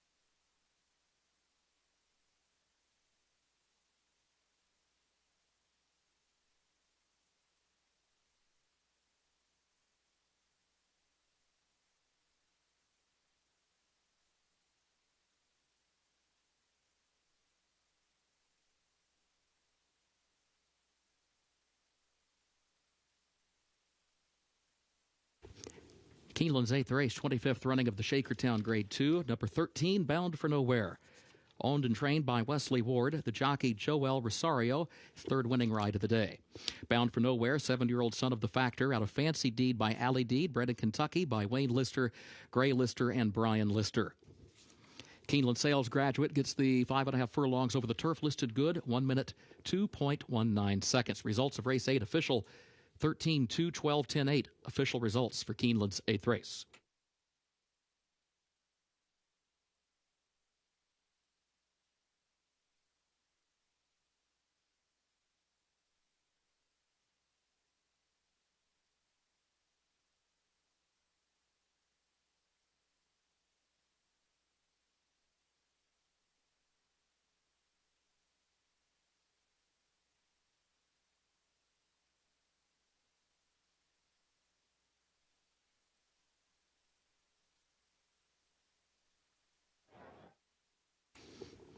Now the trophy presentation for the Shakertown. Mr. Everett Dobson, Keeneland trustee, presents to the connections of Bound for Nowhere.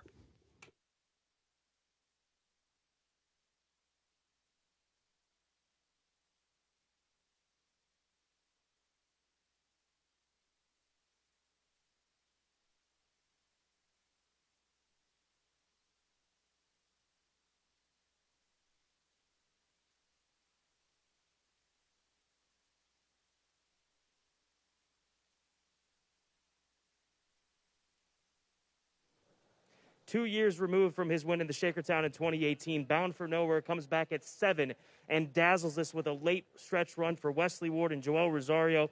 And Joel, I'm running out of ways to ask you how you're doing this, so I'm not even going to try to change it up. How did you pull this one off this time? Oh, I mean, thanks to Wesley Ward, he's just amazing trainer. I really thanks for the opportunity. Did you have to change up tactics for a horse that had shown speed in the past due to the outside draw? I mean, yes, I was way outside there, the draw, and but looked like a little bit of speed, and he could come from off the base too. So just like I said, so Wesley Ward. Joel, keep it rolling. Thank you so much. Wesley, what do you see when you watch Joel Rosario at his best as he has been over the course of these 2 days? Well, the thing about him, he's very patient. We call him a cool sitter and a go-getter. He's unbelievable. He sits back there and he rides with a lot of confidence, as he did for Mr. Ramsey yesterday in that race. He's just, and the horses just run for him. He's got beautiful hands and very patient, and you can never count him out. Turn it for home. Here he comes. You have a big smile on your face every time we see you in the paddock or in the winner's circle, but it felt like that this was a bigger smile in winning this race with this horse. Does this 7-year-old mean maybe a little bit more to you?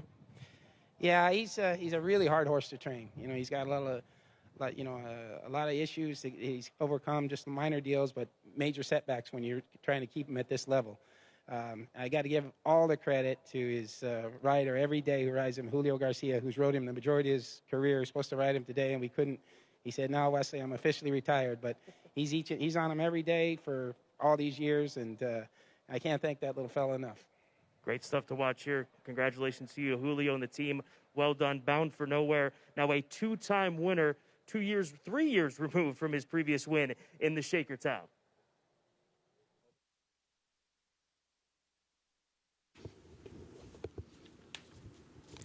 Keeneland's 9th race upcoming. Double and pick 3 wagering starts the last of the day's rolling pick 3s. The Grade 1 Central Bank Ashland. No changes in race 9. A reminder, this race will finish in the short stretch at the first wire. Main track is fast. Looking ahead to the 10th race, a reminder, the jockey for the 2, Estilo Talentoso, is Paco Lopez. That's in the 10th race, the 2, Estilo Talentoso, the jockey Paco Lopez. 11th and featured race, the Toyota Bluegrass, no changes.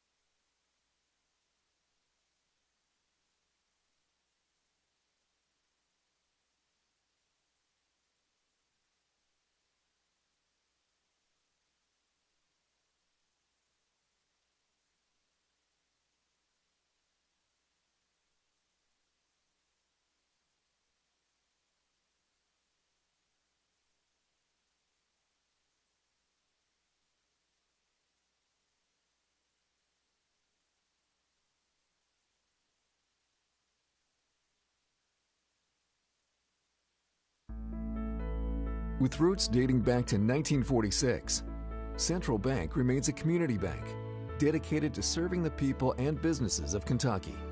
We're here, as always, with customer service and support, as well as online and mobile banking services available 24 hours a day.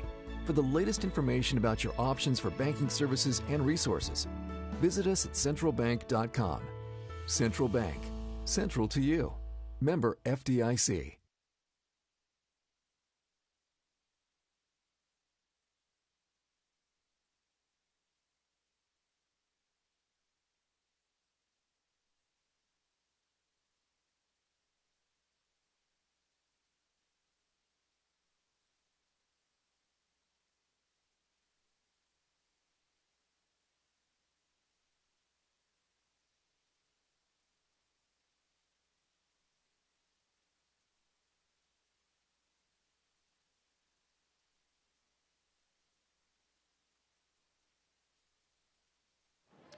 First of two grade ones on this Toyota Bluegrass Stakes Saturday, and taking a look into the paddock as we are 17 minutes away from post time for these top-class 3-year-old fillies looking to progress towards the Kentucky Oaks in the first Friday in May at Churchill Downs. I'm going to go to the outside with Will's Secret for Willis Horton Racing and trainer Dallas Stewart, who sprung a big upset in this race just a couple of years back in 2019 with Out for a Spin when she went wire to wire in that group. This is a filly that has really come on as of late. Since she's been able to find early position in the races that she's won, she's been able to be much more effective late with Johnny Court in the saddle. She's won from an outside draw, albeit against Maiden Special Weight Company, but they've jumped her up into Maiden Stakes Company, in the Martha Washington, and then she defeated a group of Grade 3 runners in the Honeybee last time out. I was very impressed by that performance, holding on by 3/4 of a length at 7-2. Worth a shot for her as she steps up in class here today. Will's Way, my top selection in the Central Bank Ashland. The number 5 horse, Malathat, is a big bruising filly. She's a Keeneland graduate. The Chadwell stable purchased for over $1 million in the Keeneland September sale of 2019. She is by Curlin out of a wonderful stakes-winning race mare in Dreaming of Julia. She's a stakes winner herself. She won the Demoiselle at points where she wasn't really running, and Johnny Velasquez had to get after her. She's got Joel Rosario in the saddle, who is just on an absolute tear here on opening weekend. If she has grown up at all, especially mentally, she doesn't need to grow up anymore physically. She was already big at the age of 2. She could be a scary proposition in here and moving forward as she'll be tackling what seems to be the top filly in this division in Travel Column following her win in the Fairgrounds Oaks. And then finally, Gabby, the 2 past the Champagne. Javier Castellano will be in the saddle of this filly. He's a 2-time Grade 1 Central Bank Ashland winner. She was beaten by Slumber Party, the filly who went off as the favorite yesterday in the Beaumont Stakes. Ran a big race in there to finish second, given the trip that she had. But past the Champagne came out of that race and showed improvement in her second start. This will be her first 2-turn test, and this is a big step up to face 2-turn company for the first time, going against the likes of Malathat, and even the Grade 1 winner, Simply Ravishing, from last year, the Darley Alcibiades winner from back in the fall, who sits at 5-2. That's right, Scott. This is a quality field. Each and every filly in this race deserves to be here.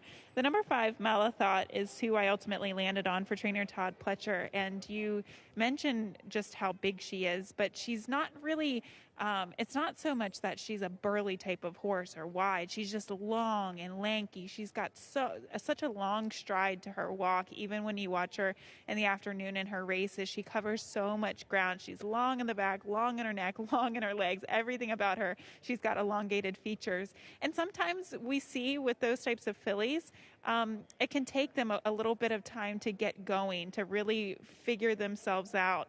And her last race, I thought it was particularly impressive because she was kind of stuck down inside of horses for a very long time. And somehow she just kept on chugging along in order to beat the horse by the name of Milfoy, who would come back to race in the Gulfstream Park Oaks and finish second in there to Crazy Beautiful.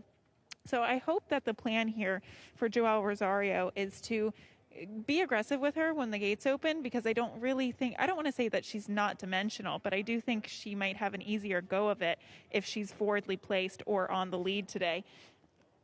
We'll transition to the 3, Simply Ravishing, and I just got a peek at her in the paddock. She looks so fit. It does not look like she's coming in off of a layoff.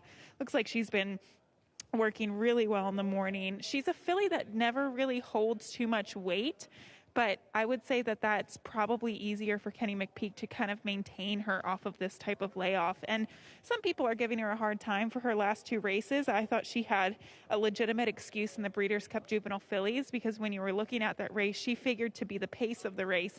Unfortunately, she stumbled coming out of the gate and lost her position from that rail post position, and I thought all hope was lost from then on. And then her last race, maybe she had too long of a campaign. She moved a little bit too soon as well. I wouldn't be surprised if Luis Saez is aggressive with her too. If we could see maybe the 3 and the 5 go out to the front end and see who outlasts one another. And then finally, the 6, Will Secret. She's not the biggest filly in the paddock, but she does look very athletic here for trainer Dallas Stewart. And I love to see her progression. She has just gone on to just improve with each and every start. Now, her last race, I think she benefited from slow fractions early. She's not going to get that here today, but she also has shown other dimensions in her ability to rate and still win, as we saw in the Martha Washington 2 starts back at Oaklawn Park. So this is a very nice field of 3-year-old fillies. The Grade 1 Central Bank Ashland is next.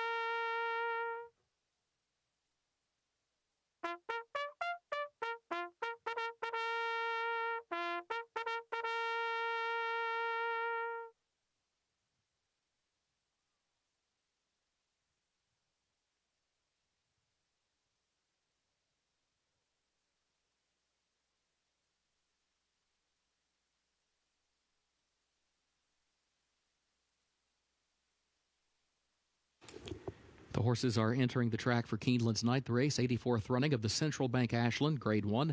3-year-old fillies at 1 mile and a 16th over the fast main track. Race will finish in the short stretch at the first wire. Double and pick 3 wagering featured here. Starts the last of the day's rolling pick 3s. No changes in race 9. Post time at 8 minutes.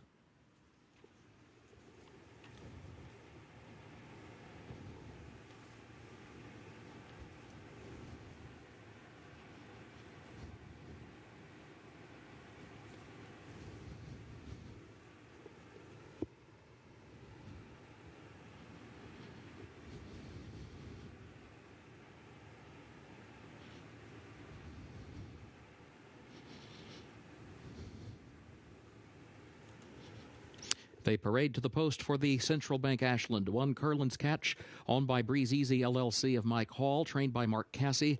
The jockey, Chris Landeros. 2 Past the Champagne, owned by R.A. Hill Stable of Raymond A. Hill III. Black-type thoroughbreds of Jake Ballas. Rock Ridge Racing LLC of Cody Guffey. Also owned by Black Ridge Stables LLC of William Doherty. Owned as well by James Brown, the trainer George Weaver, the jockey Javier Castellano.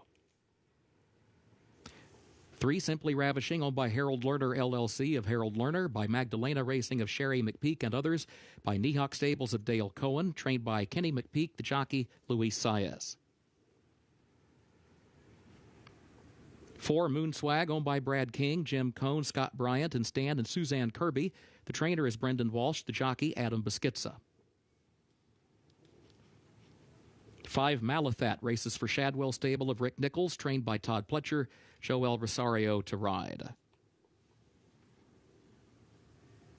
And 6 Will's Secret, owned by Willis Horton Racing LLC of Willis Horton, trained by Dallas Stewart, the jockey John Court. Post time at 6 minutes.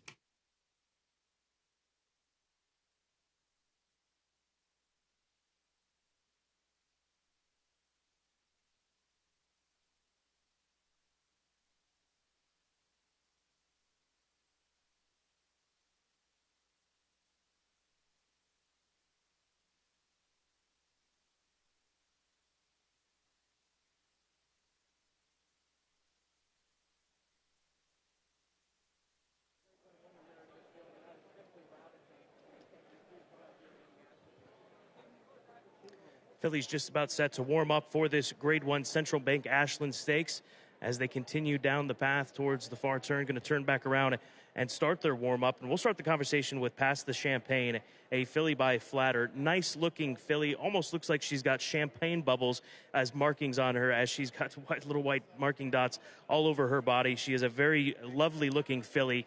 Wouldn't be surprised to see if she's able to step up here and run a big enough race to take down this Grade 1 Central Bank Ashland. There she is off in her warm-up with Javier Castellano. She's second up as far as the pack is concerned as they stay in order. The 3-horse Simply Ravishing, the daughter of Lauban.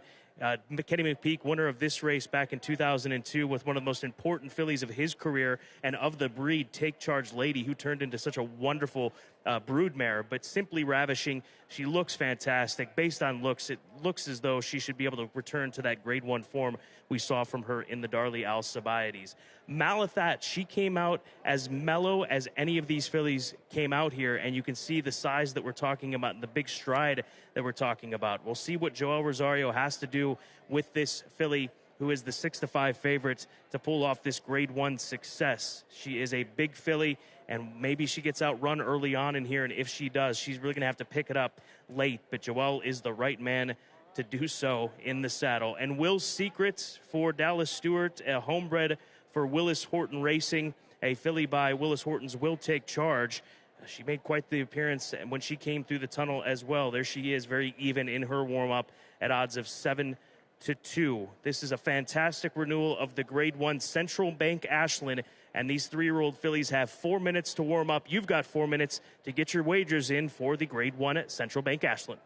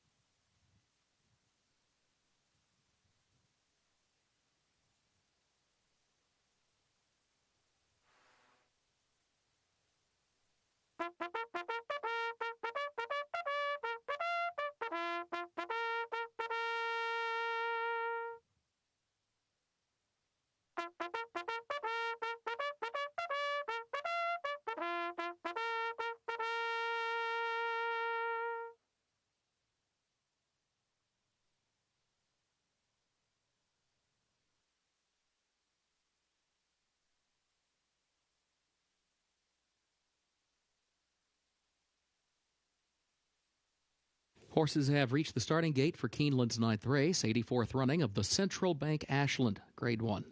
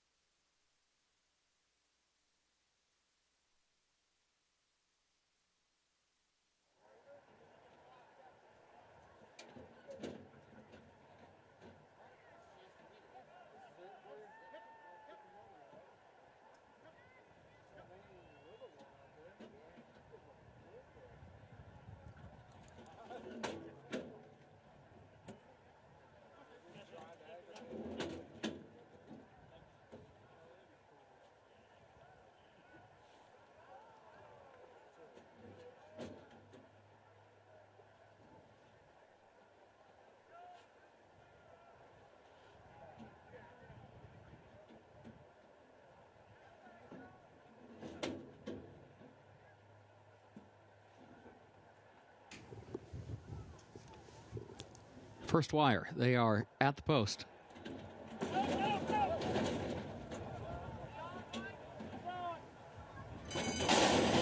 They're off in the Central Bank Ashland. There goes Simply Ravishing. Simply Ravishing right out for the early lead. Past the Champagne. Comes away in second. Moon Swag is right there toward the outside as they head into the first turn. But Simply Ravishing gets over to the rail and has the early advantage. Simply Ravishing on top by 3/4 of a length. And Moon Swag will go second just off the leader's flank in that second position a length. Past the Champagne. Moves up the rail, a closer third. Gap of 2. Carlin's Catch travels along toward the inside. And fourth a half length. Malathat fifth on her outside. And Will's Secret at the back, running 6 lengths off the lead. The opening quarter went to 24.26 seconds. Simply Ravishing the leader. Simply Ravishing on top, 3/4 of a length. Moon Swag second on the outside, the same margin. Past the Champagne, against the rail in third by 2. And then Carlin's Catch is fourth by just a head. Malathat alongside her. She's in fifth toward the outside, 4 lengths off the lead, 2 more lengths back of that pair, then to Will's Secret. First half mile went in 48.56 seconds. Over to the far turn, Simply Ravishing is the leader, and Moon Swag is still there toward the outside and past the Champagne, looking for some running room. Looks toward the rail, nothing there. Looks between horses, nothing there. It is still third toward the inside. Malathat coming to the quarter pole is still back in the 4th spot, 5 from the lead. Here comes past the Champagne. She now finds the opening, and she moves up and takes the lead, moving off the far turn. Past the Champagne, gets the jump, turning for home, has the advantage out to 4 lengths in the blink of an eye. Malathat trying to chase her down into the final furlong of the Central Bank Ashland. Past the Champagne, a 2-length lead. She leads it by a length and a half. By a length, Malathat still trying. Past the Champagne, Malathat running on from the outside at the line. Malathat gets up to win it for Shadwell Stable and Joel Rosario in the Central Bank Ashland.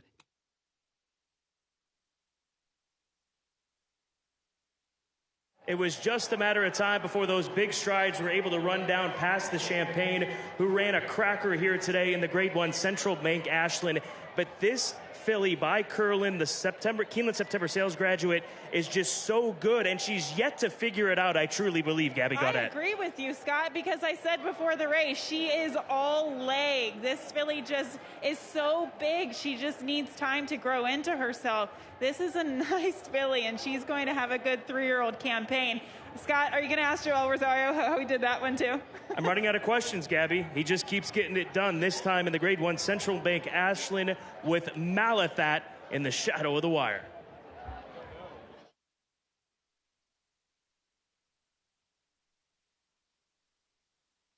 Photo for the win. Hold all tickets.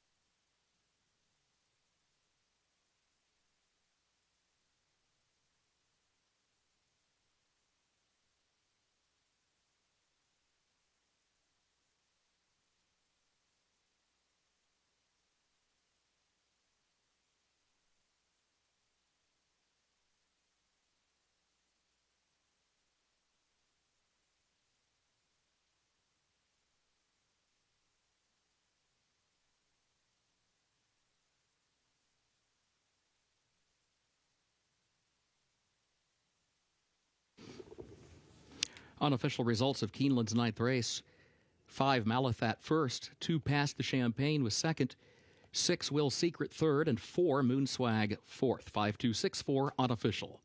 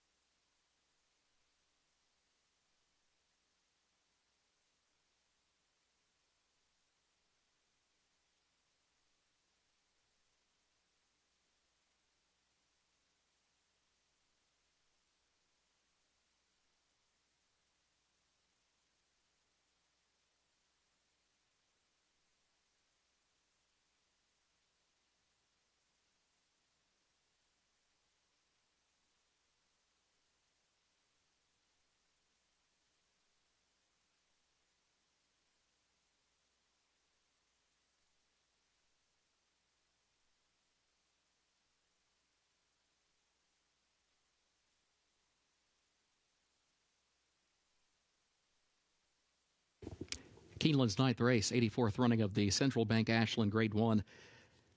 Number 5, Malathat, owned by Shadwell Stable of Rick Nichols, trained by Todd Pletcher. Joel Rosario, 3 in a row, 4 wins total on today's card.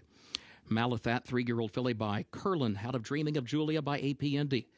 Bred in Kentucky by Stone Street Thoroughbred Holdings, LLC. Keeneland September graduate gets the mile and a 16th over the fast main track in 1 minute 42.94 seconds. And the results of the Central Bank Ashland Race 9 official. 5-2-6-4, the official results.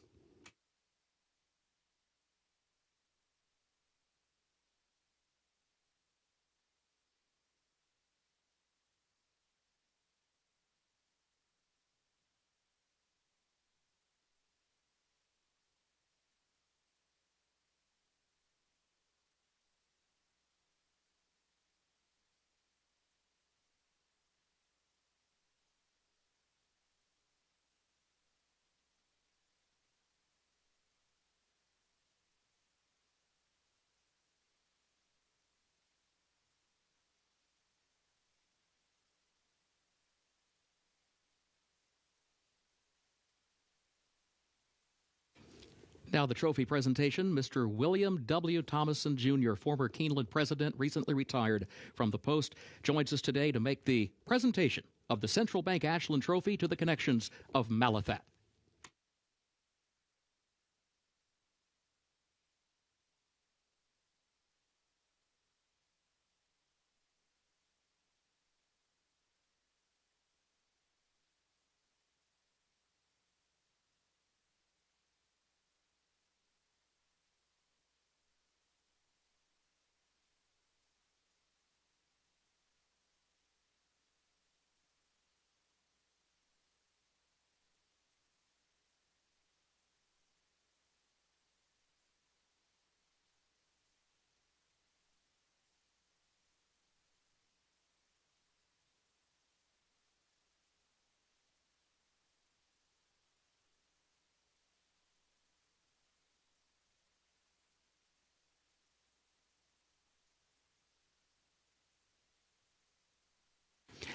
Ladies and gentlemen, please join us in congratulating Shadwell Stable, whose win with Malathat in today's Central Bank Ashland marks their 8th graded stakes victory at Keeneland.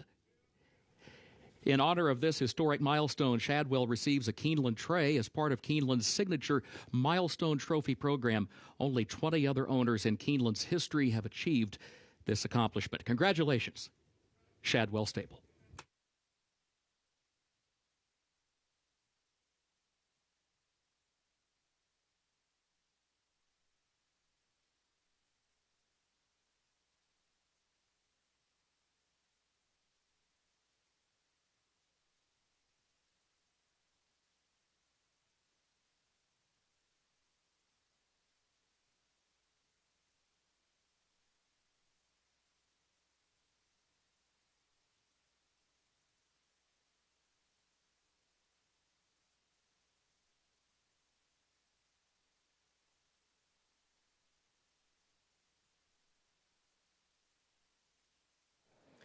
Malathat striking in the Grade 1 Central Bank Ashland, Rick Nichols of Shadwell, and Joel Rosario back here on the turf course getting a trophy presentation.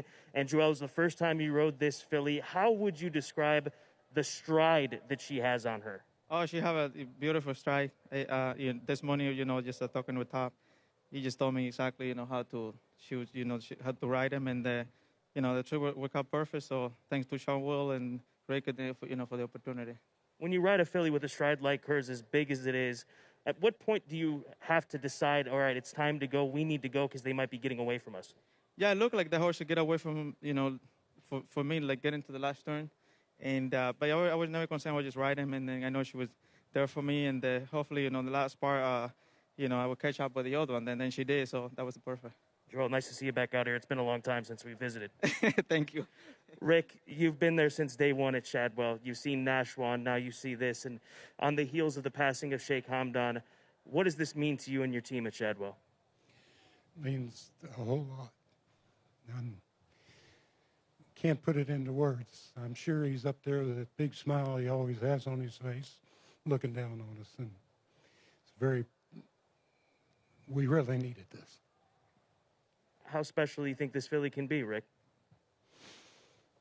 I think she might be pretty special. We'll see if we can get in the Oaks and see what we can get done. There's going to be a lot of people rooting for you. Congratulations on this one, and enjoy it, Rick. Thank you very much. Malathat Thank you to Keeneland. Thank you so much to Malathat coming back here to the place that she was purchased at the September sale, as she was very impressive in the Grade 1 Central Bank Ashland.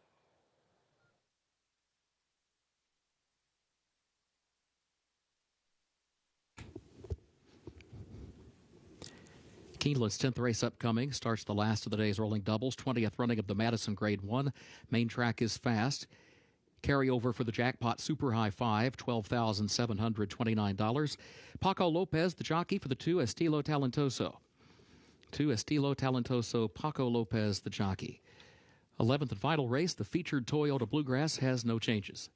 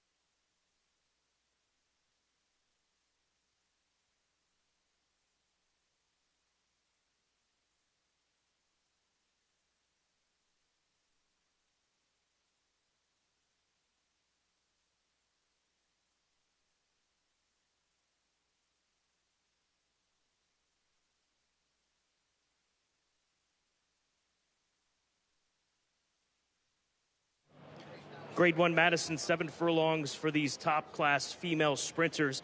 And right now we're taking a look into the paddock at Monday Call, who's getting played down from 8-1 on the morning line down to 3-1. I think a lot of handicappers out there have the same feeling that both Gabby and I do. If she is right, and she can go gate to wire in this spot. She's a filly that ran 121 flat in the Audubon Oaks at Ellis Park. She's 1 for 1 here at Keeneland. She tailed off a bit in her final 2 starts at the age of 3. I'm not going to hold the 8 bells against her. The pace was just too much for her to hold on to, given the company that she was facing there, including Sconson and a top-level filly in 4 Graces. But the Wicked Whisper race, where she was defeated by Wicked Whisper, was not good. But she can bounce back here today with a big effort and go gate to wire in the Madison. Monday Call, my top selection for Mr. Larry Best and his OXO Equine.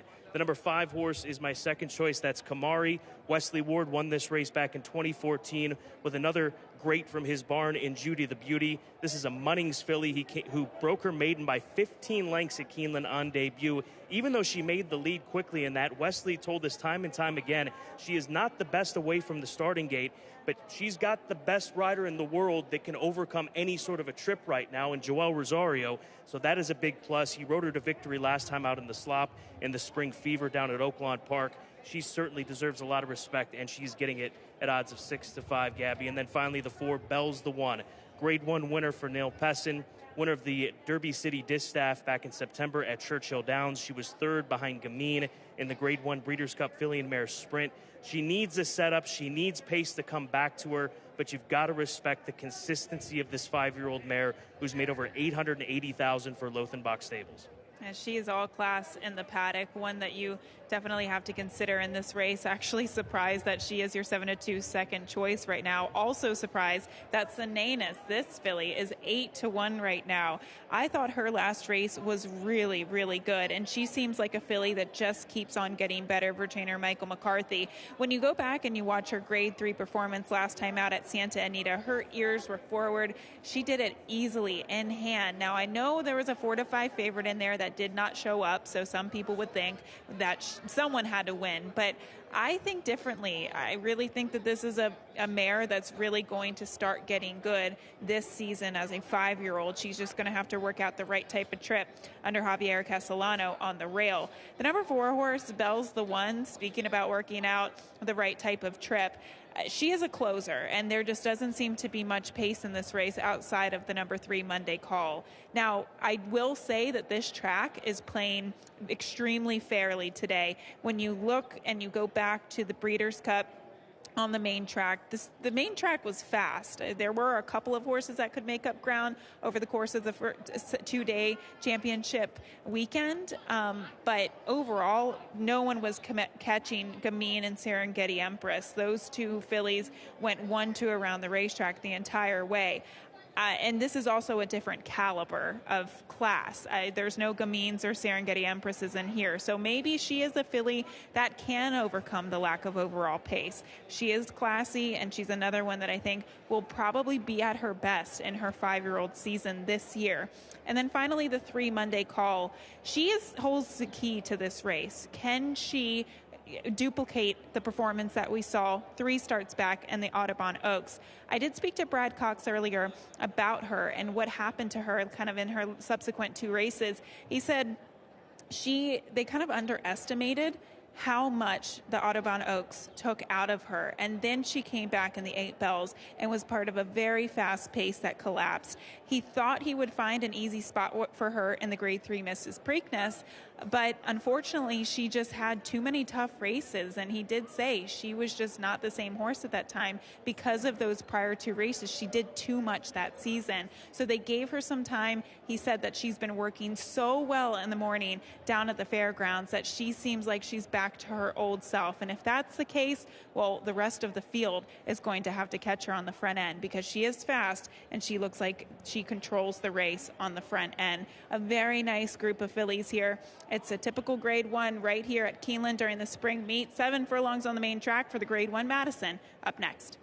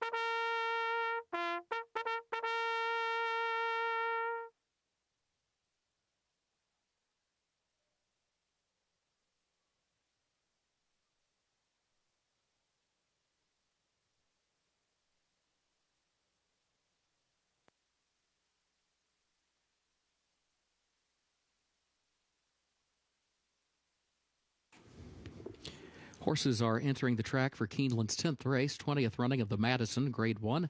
Stakes for fillies and mares age 4 and up, 7 furlongs over the fast main track. Starts the last of the day's rolling doubles. Carryover for the Jackpot Super High 5, $12,729. No scratches in race 10. A reminder, the jockey for the 2 Estilo Talentoso is Paco Lopez. Post time at 6 minutes.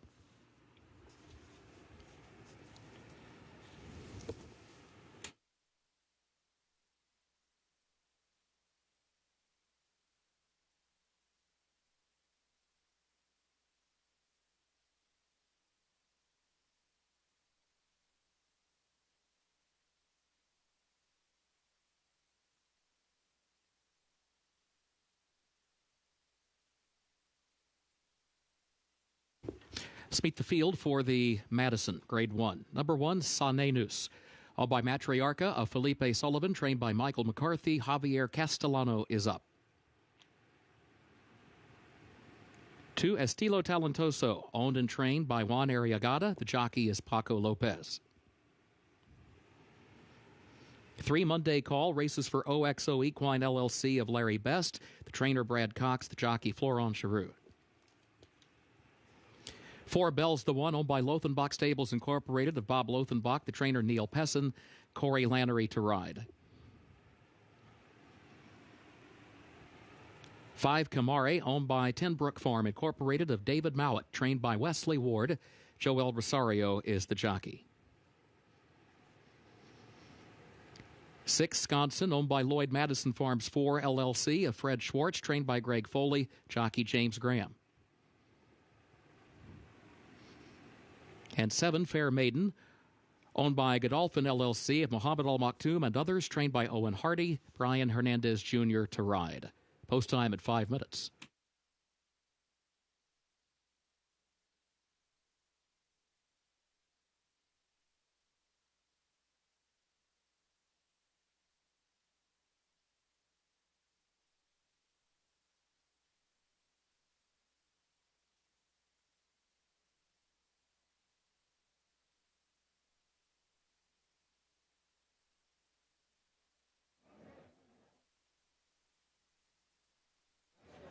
Five minutes to post, Grade 1 at Madison Stakes, late double time, as we'll close things out with the Toyota Bluegrass race number 11. But we're going to start with Monday Call, the daughter of Into Mischief, who has flashed such brilliance over the course of her career. She looks very good on this return to racing off of 6 months.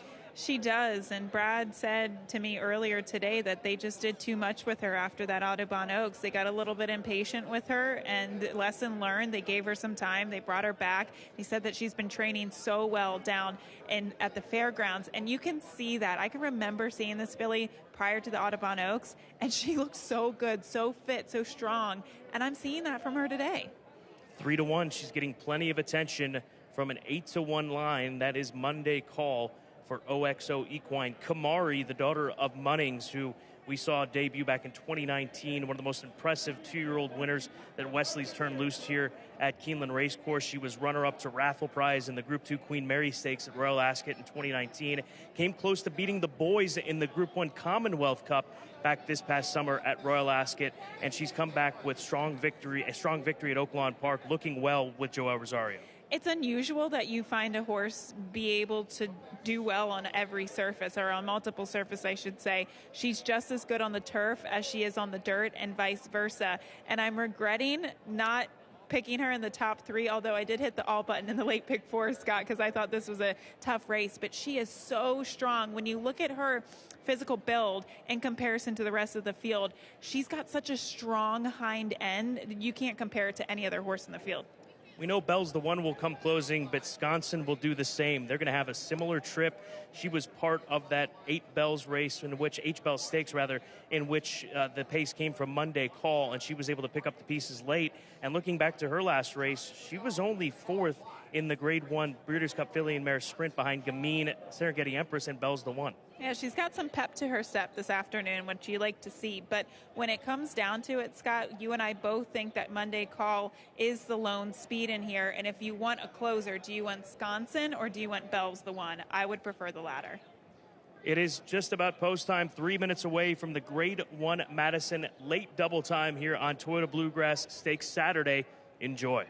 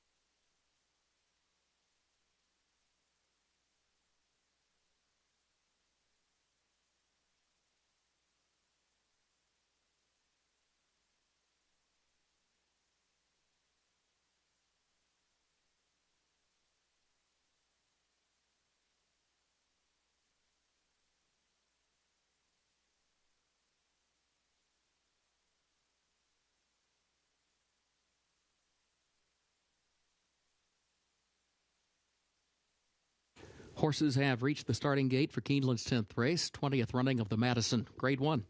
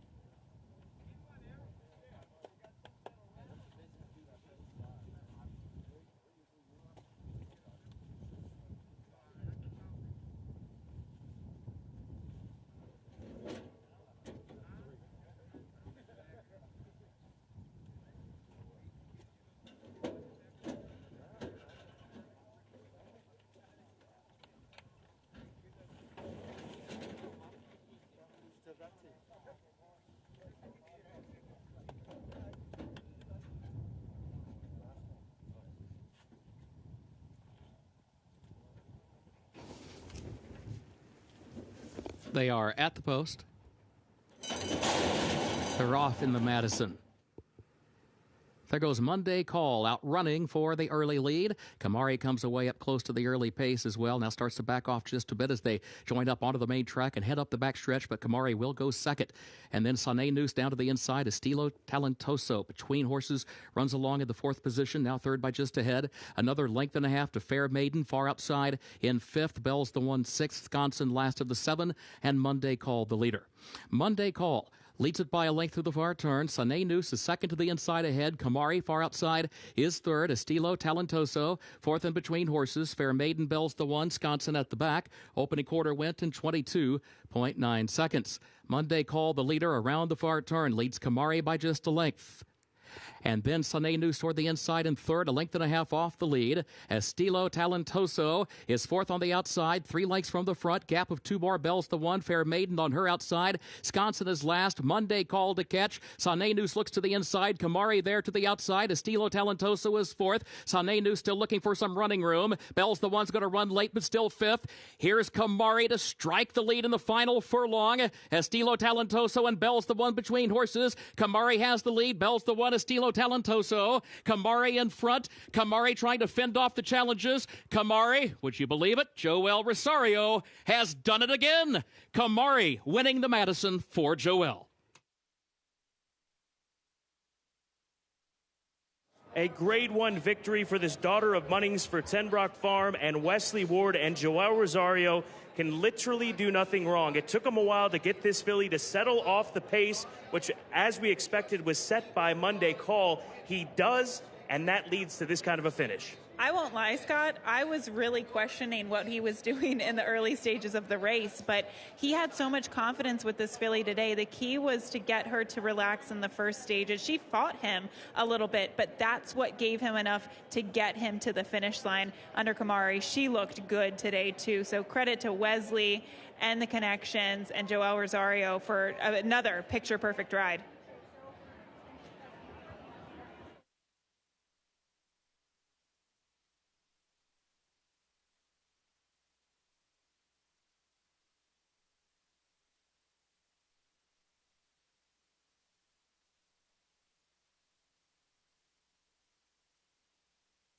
Photo for place. Hold all tickets.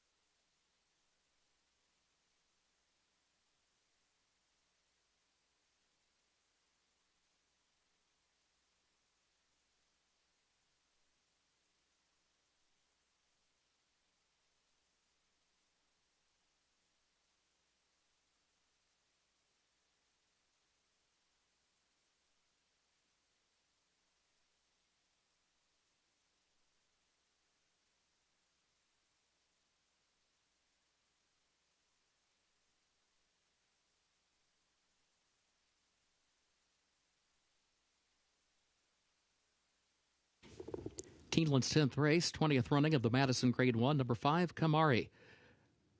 Owned by Tenbrook Farm Incorporated of David Mowat, trained by Wesley Ward, the jockey Joel Rosario. 2 stakes wins today for the combination of Wesley Ward and Joel Rosario. Joel, 5 wins total, 4 straight stakes.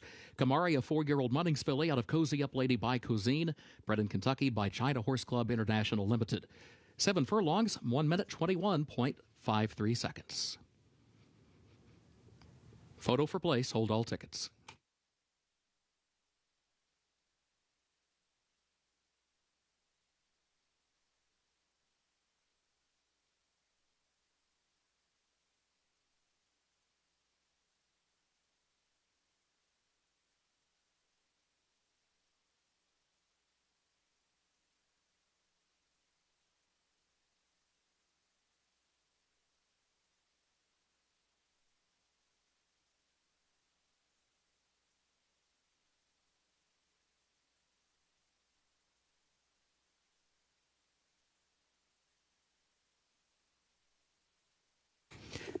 Now the trophy presentation for the Madison.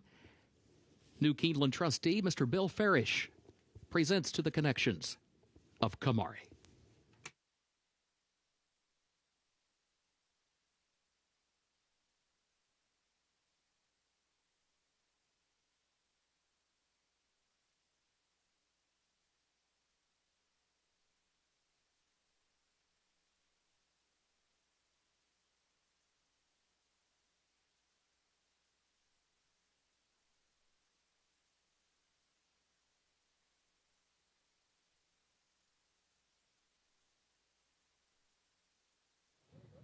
Kamari picking up a Grade 1 victory in the Madison, trained by Wesley Ward, ridden by maybe the hottest jockey in the world right now, and Joel Rosario. Joel, we were wondering what was going on with her down the backstretch. Looked like you were having a hard time getting her settled down. What was going on?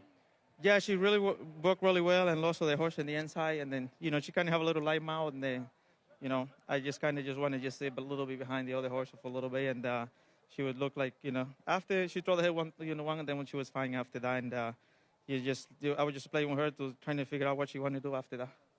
And what was the plan after you got her to settle? I mean, the plan was just there. She would look like for me, she was running for me there, and nice and, comfortable, and you were just waiting only for, the time to let it go, yeah. You've had big days. You're no stranger to big days, but how would this rate for you in the success that you've had today and yesterday on opening day in these stakes races? Oh, unbelievable. Like I said before, thanks to Wesley Ward, for the opportunity, because, if he didn't put him in those horses, I wouldn't be here. So thank you to him, and then also everybody else who give me the opportunity. Congrats. You got one more in the Toyota Bluegrass coming up. Wesley, Kamari, we've seen her time and time again put together big races. What were you thinking as Joel was trying to get her to settle down the backstretch? She was a little bit ranked. She broke a little better than she usually does. So I put him right into the race. And on paper, there really wasn't a lot of speed up front, which he got her to settle at Oaklawn last time and come with a big run. Everything went our way. We didn't have a straw in our path. And then as soon as she turned for home, he kind of sat down and started riding her. And I got a little worried the last part because I wasn't sure 7/8 is really her game, but this is her track, and this guy's on fire. So we had all the luck with us today. We've seen her run big on turf, on dirt in the States over at Royal Ascot. She came close to winning a Group 1 against some of the best 3-year-olds last year in the Commonwealth Cup. What will be the game plan for her moving forward on into the summer? Well, she's performed really well the last couple of years at Ascot. We were second twice. But, she has such an affinity as well for the dirt. And the Breeders' Cup being in California this year at Del Mar, I'll sit down with Ben McElroy, who bought her, and we'll go back and forth and figure out a plan. But it may be that she just stays stateside. We'll have to talk it over with Dave Mowat and Ben and I, and we'll figure out a good plan for her. Nice to have these high-level options, right? Yep. Wesley Ward doing it again. Grade 1 Madison going to Kamari here today on this big Saturday at Keeneland.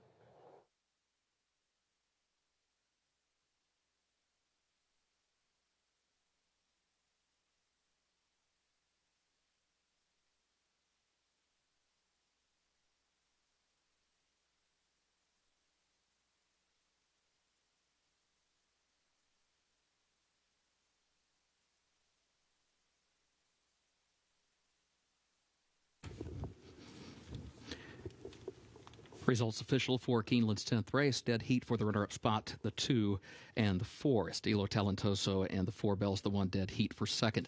Results official for race 10. Refer to the television monitors and video boards for further information regarding payouts. Race 11, final race on the card upcoming. It is the 97th running, the featured Toyota Bluegrass, Grade 2 for 3-year-olds at 1 1/8 over the fast main track. There are no changes in this 11th event.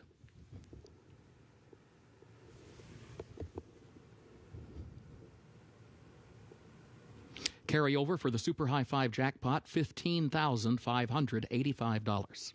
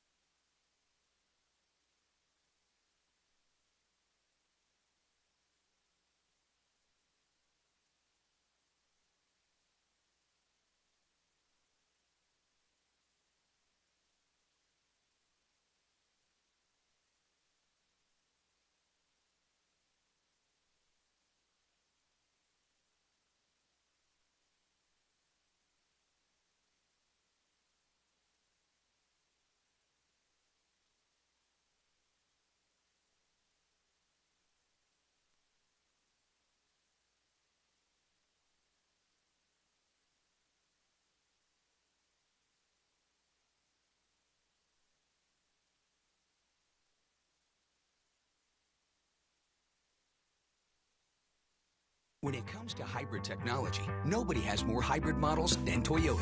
From the Prius, the hybrid that started it all, to America's best-selling car, Camry, and best-selling SUV, RAV4, to the first-ever Corolla hybrid, the new best-in-class Highlander hybrid, and now the first-ever Sienna hybrid minivan, and Venza, the first exclusively all-wheel drive hybrid. They all come with a new 10-year, 150,000-mile battery warranty. Nobody knows hybrids like Toyota. Let's go places. And this is the big one on Toyota Bluegrass Saturday. It is the Grade 2 Toyota Bluegrass, and this is the big horse of the afternoon. You're looking right now at Essential Quality, the champion 2-year-old from 2020, two-time Grade 1 winner here at Keeneland, winner of the Grade 1 Claiborne Breeders' Futurity, followed that up with a big-time performance in the Grade 1 Breeders' Cup Juvenile.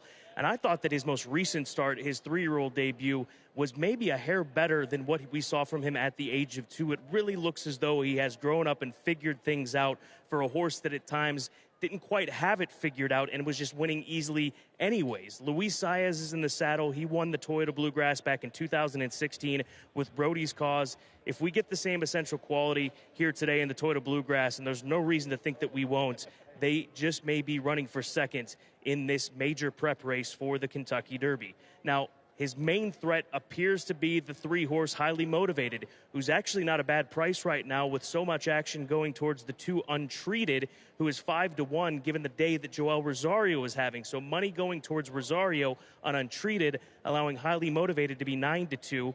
Chad Brown won the Toyota Bluegrass in 2018 with a 2-year-old champion from 2017, Good Magic.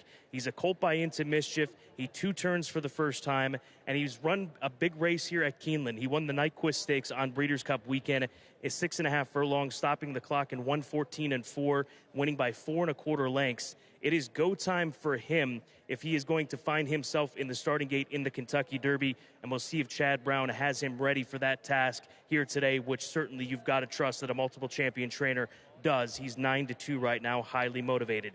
And then down on the inside, Hidden Stash, a colt by Constitution for BBN Racing, Vicky Oliver, Rafael Bejarano, who won this race in 07 with Dominican. He's won here at Keeneland in the past, and I think more than anything, the added distance should move this Constitution colt forward. He was second closing in the Grade 2 Tampa Bay Derby at the beginning of March. Here he is a month later, a big-time crew of connections from BBN Racing. We wish them the best here this afternoon. He is a threat late onto the scene at a price of odds of 13-1.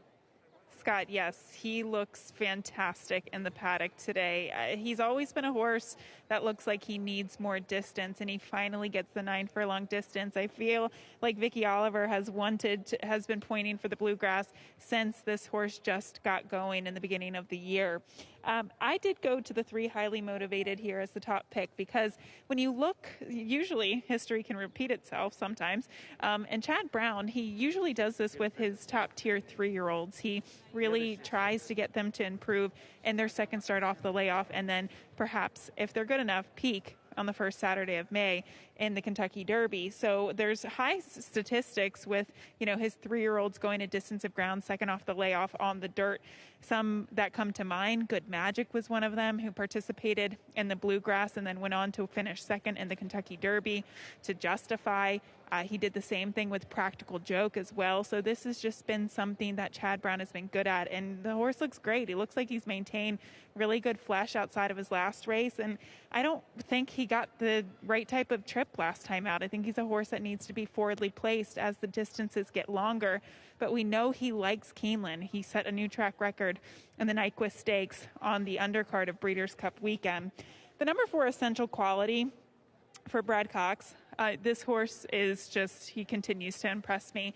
And what they've done with him in shipping him from the fairgrounds to Oaklawn and just all of the things that he has had to do in his career, whether it be close from off the pace, sit a closer trip, be inside of horses, be outside of horses, ship across the country.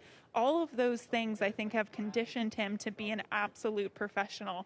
It just seems like nothing phases him. He is so calm in the paddock today and acting so professionally. I know he did ship here to Churchill Downs a couple days ago, and he did come here to Keeneland, and he paddock schooled on opening day morning. So Yeah, it's all of that has really helped this horse. And then finally, the number 1, Hidden Stash. Again, we were mentioning that this is a horse that just seems like he should be able to peak in his third start off of the layoff.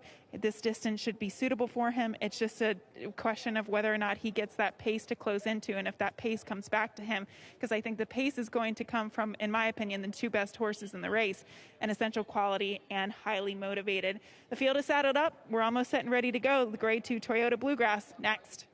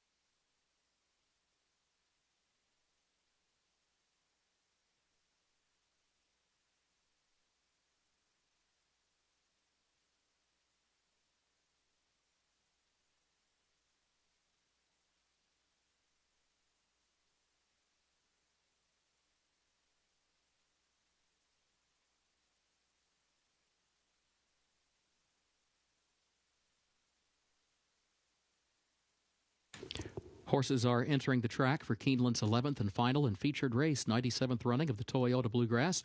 Grade 2, 3-year-olds, 1 1/8 over the fast main track. No scratches, no jockey changes.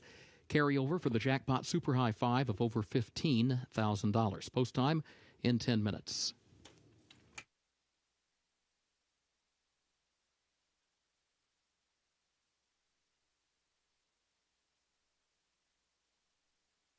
Let's meet the field for the Toyota Bluegrass Stakes. Number 1, Hidden Stash, owned by BBN Racing LLC of Ann Braxton Lynch, trained by Victoria Oliver, Rafael Bejarano, the jockey. 2, Untreated, owned by Team Valor International of Barry Irwin. The trainer, Todd Pletcher, the jockey, Joel Rosario.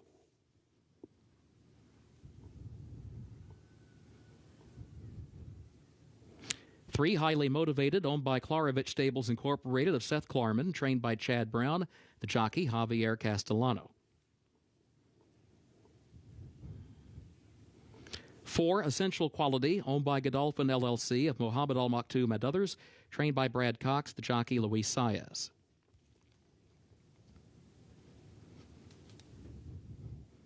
5, Rumbauer, owned by John and Diane Fradkin, trained by Mike McCarthy, the jockey, Florent Giroux.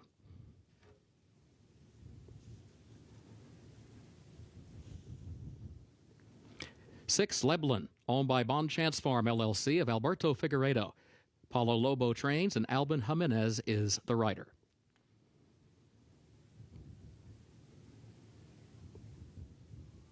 7, Hush of a Storm, owned by Joseph Morey Jr. Revocable Trust of Joseph Morey Jr., trained by Billy Morey. Santiago Gonzalez will ride. 8, Sittin' on Go, owned by the Albaugh Family Stables LLC of Dennis Albaugh. The trainer is Dale Romans, jockey, Corey Lannery.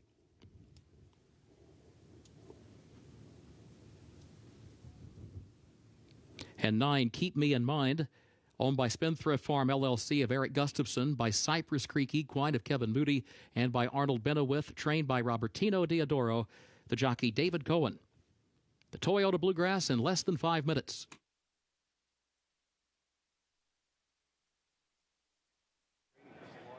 There is the 2-year-old champion and heavy favorite in the Grade 2 Toyota Bluegrass. That is Essential Quality, perked up when he came out with the pony. This is a colt that knows what his job is to do today. I truly think that he has figured things out following that victory in the Grade 3 Southwest Stakes. I think he's been figuring it out all along, Scott. The way that he's been campaigned for Brad Cox has been really ideal, and unfortunately, we can't say anything negative about him because he is just that good, and he just always shows up. He can be forwardly placed, he can close, he can stalk, he can ship across the country, he can do anything. And you can see just his demeanor. He's got so much confidence, so much awareness as well. He looks great.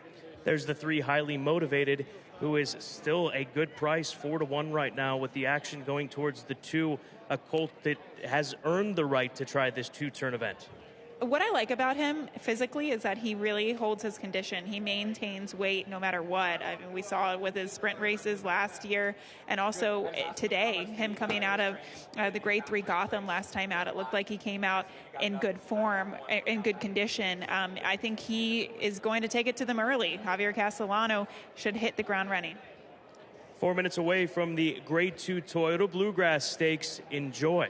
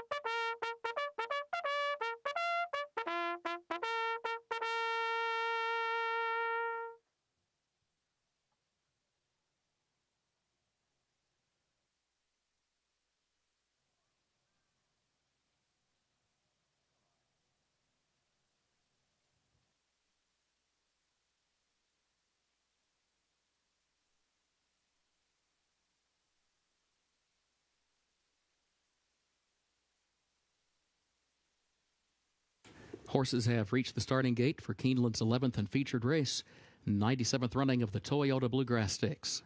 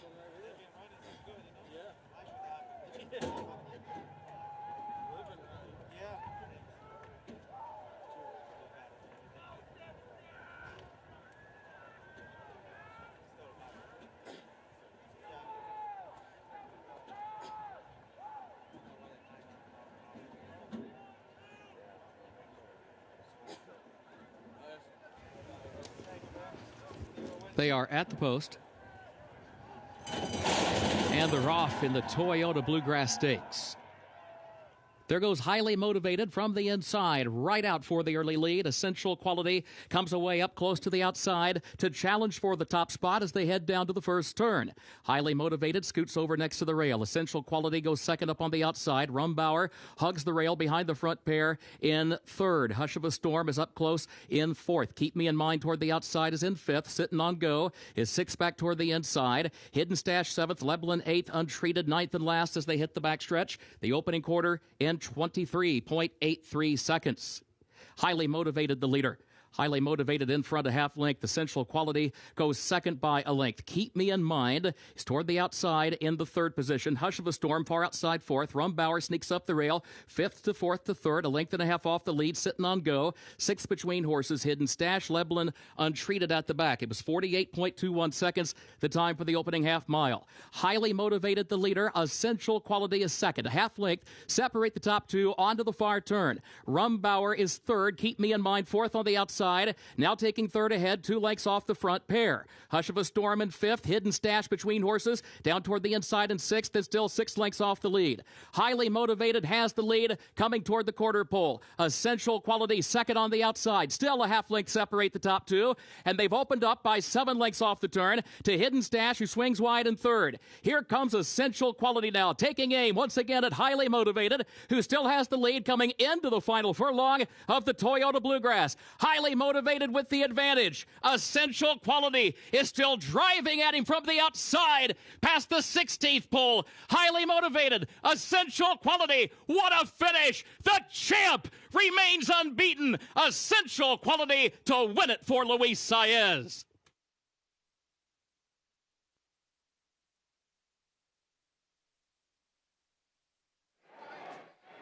He absorbed every shot that Highly Motivated gave him over the course of this 1 1/8 race, and he comes over the top with the victory. That is Essential Quality. As he passed by us in front of the winner's circle, Gabby Gaudet, it did not look like Essential Quality was going to be able to get past Highly Motivated, but this is what champions do. This was an absolute throwdown between two very, very talented horses. But look at this. He is just so relentless to the outside. Essential Quality, Scott. He had to work so hard to get this victory today. I thought even highly motivated lost nothing in defeat. Two performances that we will remember forever in this Grade 2 Toyota Bluegrass. Another defining moment for Essential Quality as he remains unbeaten, 5 for 5.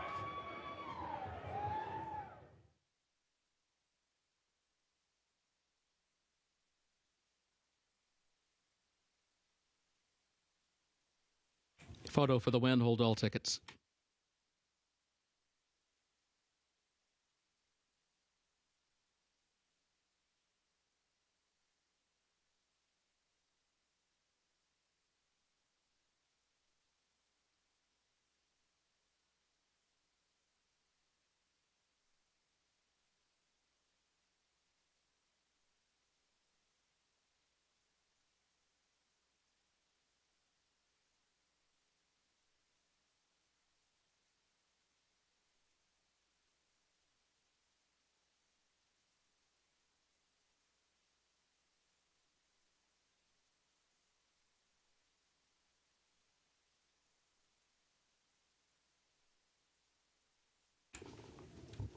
Unofficial results of Keeneland's 11th race.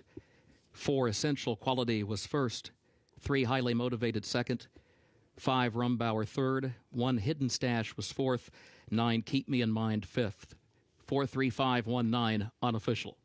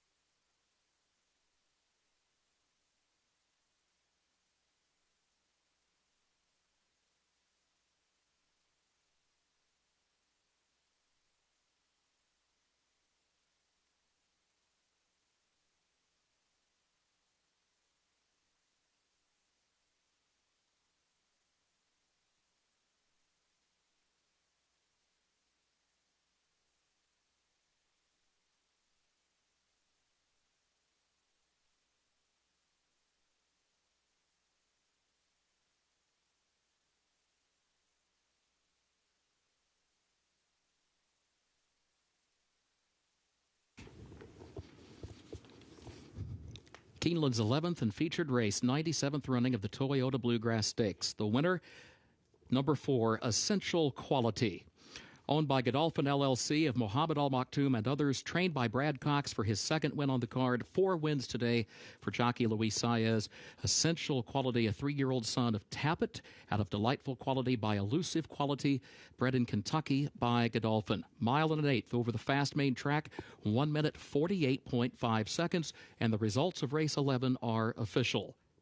4-3-5-1-9, the official results for Keeneland's 11th race.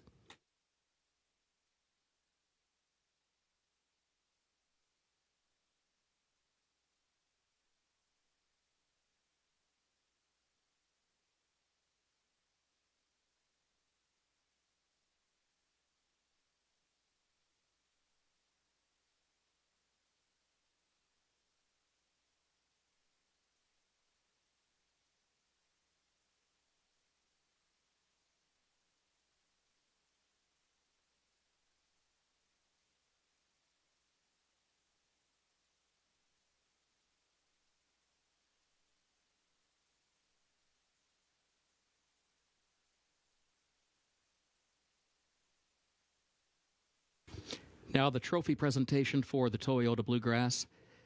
Making the presentation, Ms. Susan Elkington, President, Toyota Motor Manufacturing, Kentucky. Mr. Clay Green, representing the Toyota Dealers Association, Central Kentucky. And Mr. Christian Towner, Marketing Manager, Toyota Motor Sales, Cincinnati Region. They present to the connections of essential quality.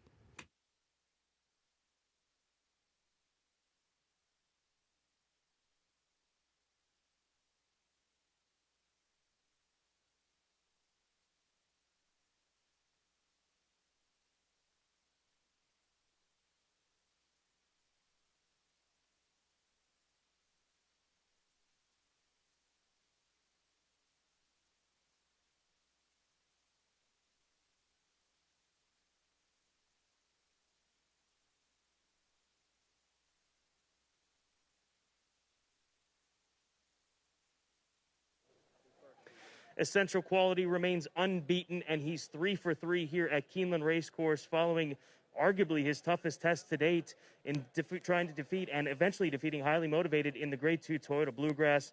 Brad, watching this race, what were you thinking as you knew you had the horse, but did you think you had the measure of Highly Motivated? No, he was traveling really well on the inside. I mean, Javier looked very comfortable and looked like he was going to be tough to get by. He was extremely tough to get by. He's a good horse. He's run good numbers. He likes Keeneland. So we thought that he would be our main competition today, and obviously was. And Louis did a good job of getting our horse home. He needed to a good strong race today, and we got that out of him. There's no doubt about it. Is this the most focused you've seen him? Yeah. He's getting better all the time. I mean, not that he's bad or anything, but he's a colt that's maturing all the time, mentally and physically. So I thought he ran a huge race today, and he's a tough horse. Louis has a lot of confidence in him, and he got him there today. I'm very proud of him. You've been around a lot of nice horses, no question, champion trainer from last year. But what have you learned from Essential Quality from the time that he's arrived into your care to now getting to this point, being one of the favorites for the Kentucky Derby?